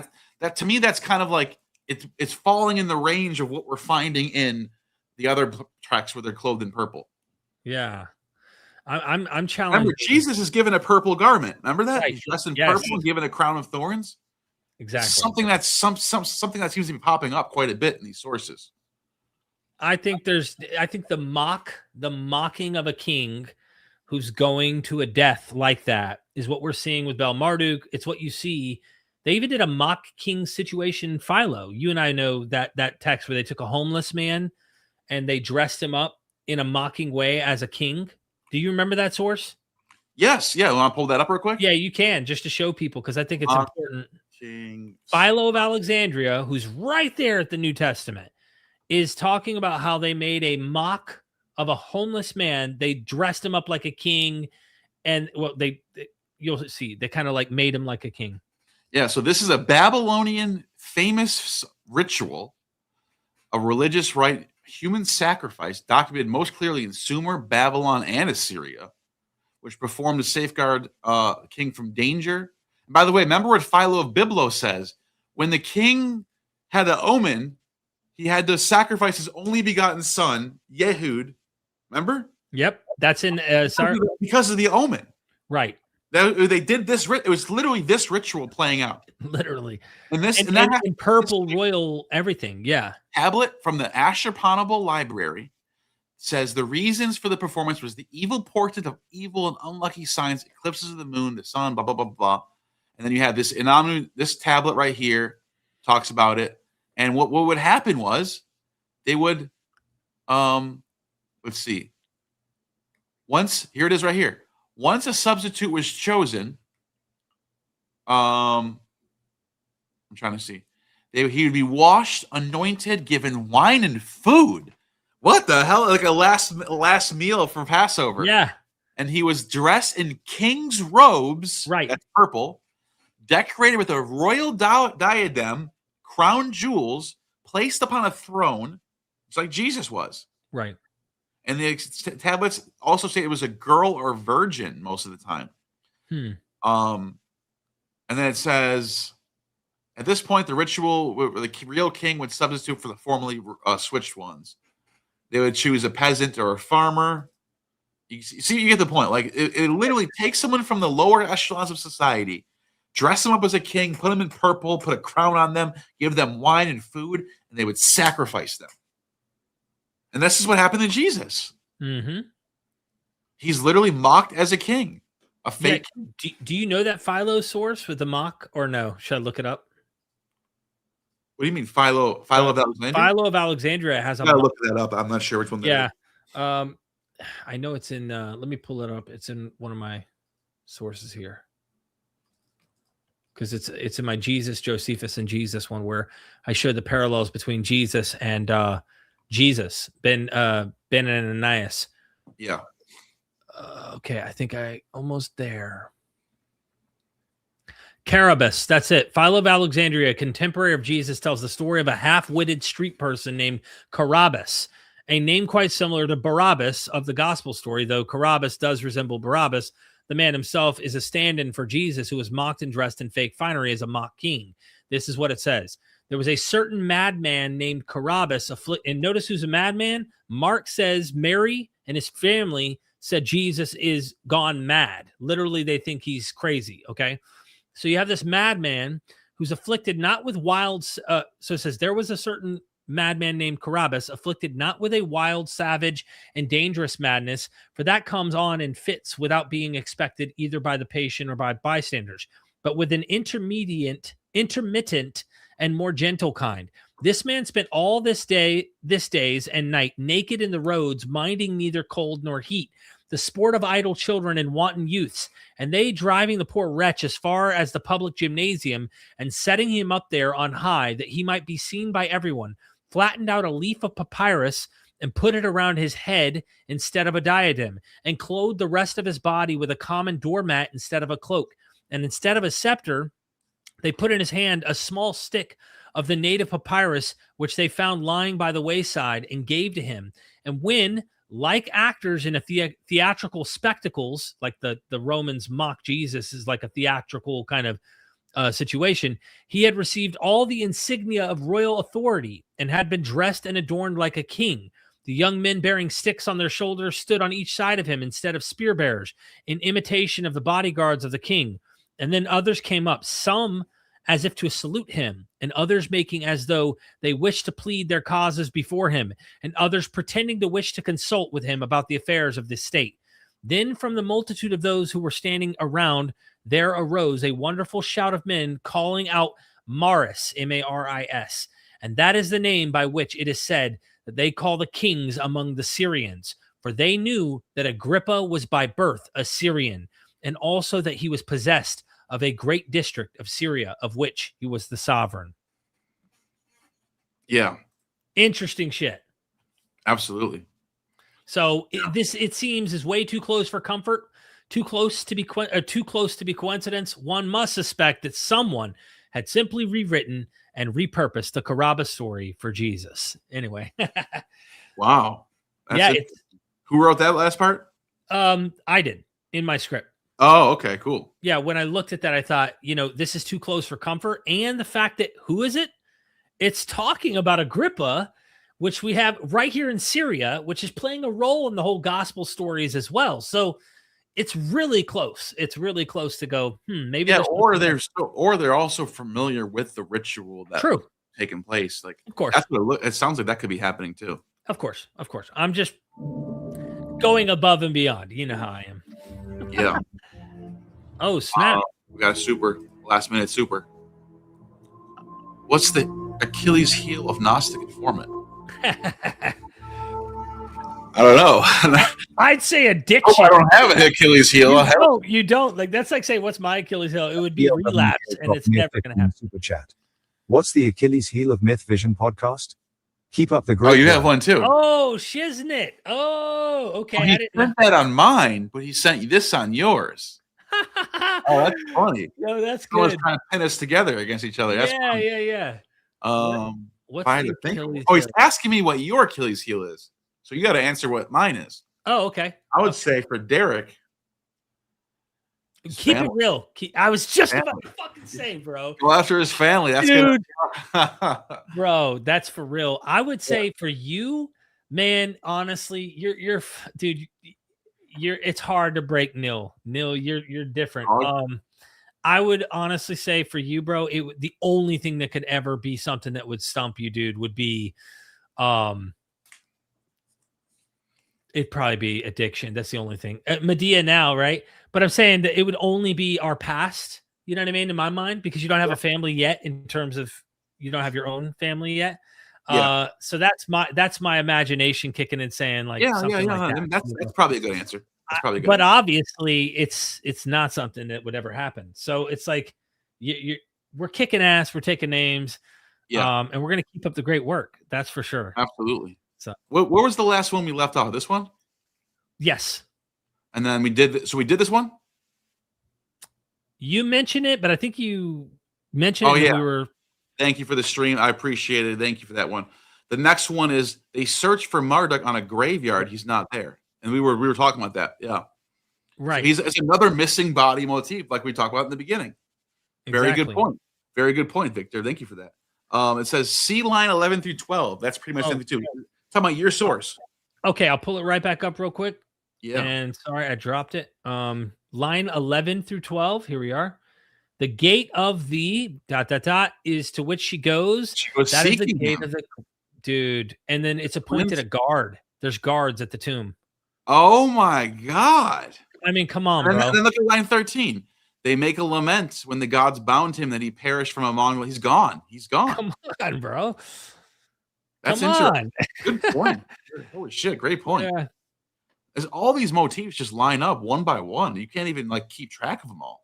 No, this one, you know how the person earlier was saying like the Inanna myth is so similar Like it is for so old, it really is. But this one has my head scratched. I'm not gonna lie, bro. Like I'm sitting here going, like this Bel Marduk myth, 700 years on a tablet. It's in the region, you know. It's not all the way over Mesopotamia. They discovered this like up there near the Euphrates River, west Euphrates side of the river near Syria and all of that stuff. So it's, I don't know, bro. Like this tradition floats all the way down into Jesus. And then you got other people. We didn't even dwell on Dionysus today, but like there's just so much stuff. And when people tell you, oh, there's nothing to it, it's purely this one thing. And it's like, is it though? You know, is it?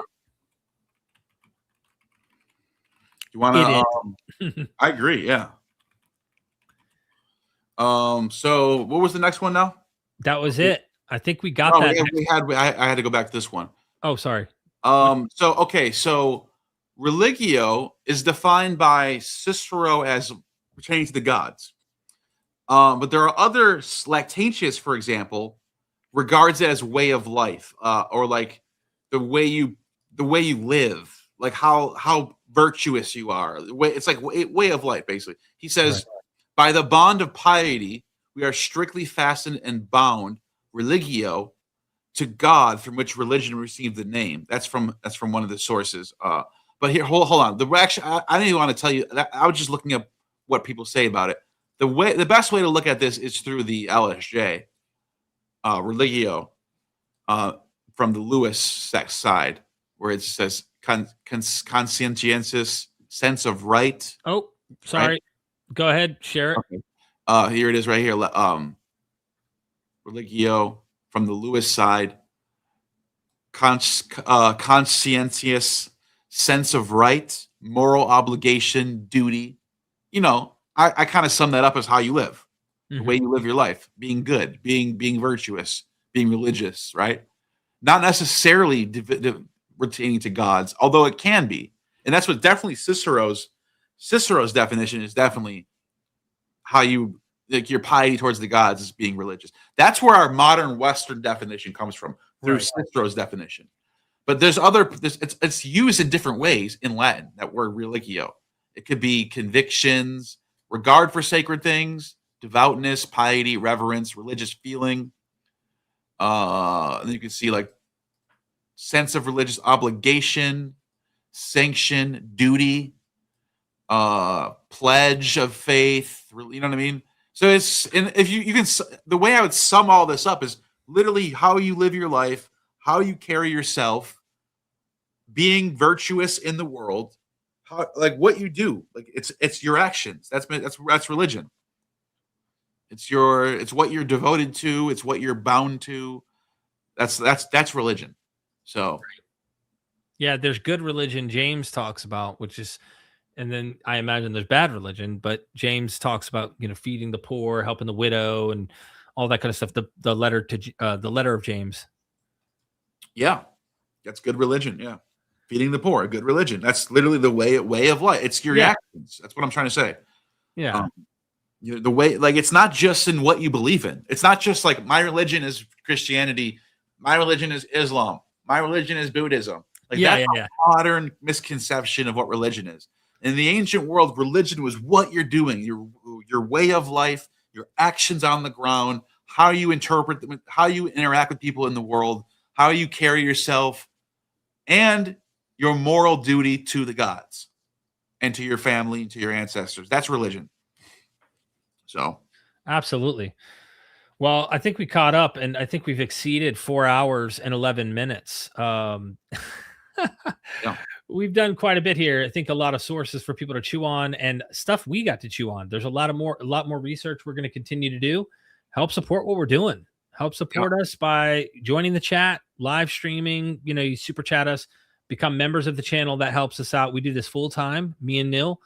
Your support allows Neal, when he throws out ideas, I want to give people kind of a background behind the scenes here, Neal. When people support what you do, whether it be via super chats or becoming Patreon or members, all that adds up. or even super thanks, like during they can comment under a video you do. It allows you the opportunity to say, hey, I'm going to spend a week and a half scripting and editing and trying to produce like a deep researched project. Sometimes they're 2-3 week projects where you're like diving in and creating a masterpiece that's evergreen and it lasts for years to come. You're literally playing videos you did 3-4 years ago that have 500,000, 2 million views. And that's all part of the project. The people who support what you and I do are all, that's their work. They're looking at what they've helped produce. Does that make sense? Yeah. And by the way, I just want to give a shout out to Constellation Pegasus one more time. Bro. You're still watching. It's been 4 hours. If you're still watching, I can't thank you enough for dropping 399s. Yeah. I cannot thank you enough. Like that was huge. That was big. And hopefully next time you can just, I can just see your comments and you can take a break for a couple videos. That was awesome. I appreciate you. I really do. Yeah. That's a game changer. That helps you big time. And again, support what we're doing. If you like what you're hearing, you like where we're headed, you enjoy what we're doing, get behind it. Get behind it. Yeah. Neal. Happy Easter. Happy Easter. Happy Nissan. I had a friend write me, Christian buddy. I'm going to pull up what he said here yesterday. He wrote me. He said, he goes, thanks, brother. No rush, right? We're talking to each other. He says, have a great Easter or whatever it is you heathen celebrate, right? He's a Christian. So I wrote this back, or said this back to him. We heathens celebrate fertility. We'll be raising something, all right. So this is what Good answer. Good answer. Yeah, I'm going to play it slow, though. Here we go. I wrote him this. We heathens celebrate fertility. We'll be raising something, all right. And I'm talking about, You even see this painting that I tried to hang up? You can't even see it because the way my camera is all set up. I have to have high light directly on you because I want to hide. I'm using like a color filter thing. I'm using raw. I'm shooting in raw. That's what it's called, Z-RAW. But you can't see far back. You can see the blue light a little bit. Yeah, I do a little. But let me see if I can try to zoom this. Let me see if I can. Your light turned off in the middle of this anyway. I literally have John the Baptist, a painting of Jesus. I can't see it. Can you, everybody? Oh, okay. This is from Leonardo. That's awesome. 1500. That is awesome. It's called the Madonna and the Child, and that's John the Baptist on this side. That's cool. Wow. I figured I'd show it off before I put it away again because I'm not going to leave that up there. Grandpa, thank you so much for the super chat. Last minute super sticker, huh? Abso-freaking-lutely. Nice. Abso-freaking-lutely. Yeah, that was a cool. I love that art. That art is so good. I love the style. You know. Oh yeah, Renaissance, baby. High Renaissance. look at this guy. MythVision, do something honestly, and you'll probably have more supporters. Look at the name, Orthodox saying. Do something honestly. He's an ortho bro telling me. That's funny. That's fun. mean, yeah, we've got plenty of supporters. Don't worry, but it's helpful to have it continue to grow what we're doing here. And people stand with what we're doing. I really know that we're changing a lot of the way people are thinking because it's easy to go on YouTube and find a million people who say Easter has nothing to do. There's no overlap. There's nothing. And you're like, okay, then Christmas comes around. We hear the same thing every time with Christmas. It's almost every celebration, right? Yeah. And you work overtime to debunk that or at least show that there's something to this material, you know? Oh yeah. Check out my Twitter too. I do a lot of debunking, like, you know, stuff that I think, not even just religion stuff, but like just like, you know, the pyramids are power plant type shit. You know what I mean? Absolutely, man. Absolutely. So, all right. Yeah, let's wrap things up. Happy Easter, everybody. Stay tuned. We're going to continue kicking ass, taking names, and got more stuff coming. What are you working on next, Neal? I got a lot of shit. I don't even want to say which one it is, but a few things. I'll see. I have not decided which one's going to come out next, but there's some stuff. Absolutely. Same here. I'm working on. I've got like 2 or 3 hits on West coming. I've got a William Lane Craig bombshell coming Really? on Bang and Rising. Oh Really? yeah, I've already got wow. 3 scripted already, and they're Oh, all shit. based on shit he's done on popular channels. I didn't realize he already did. A William Lane. I got a William Lane Craig hit coming. I've got a Frank Turek, 2 Frank Turek hits that are coming. Damn. I'm coming after the apologist. You know what I mean? I've got That's what to. you do. That's your Yeah. thing. Yeah, that's my thing, man. That's So good. stay tuned. All right, man. Hit that All right. up. Everybody, opinion. you true gnosis, and we are MythVision. Son, do you want to know what the truth is? After this.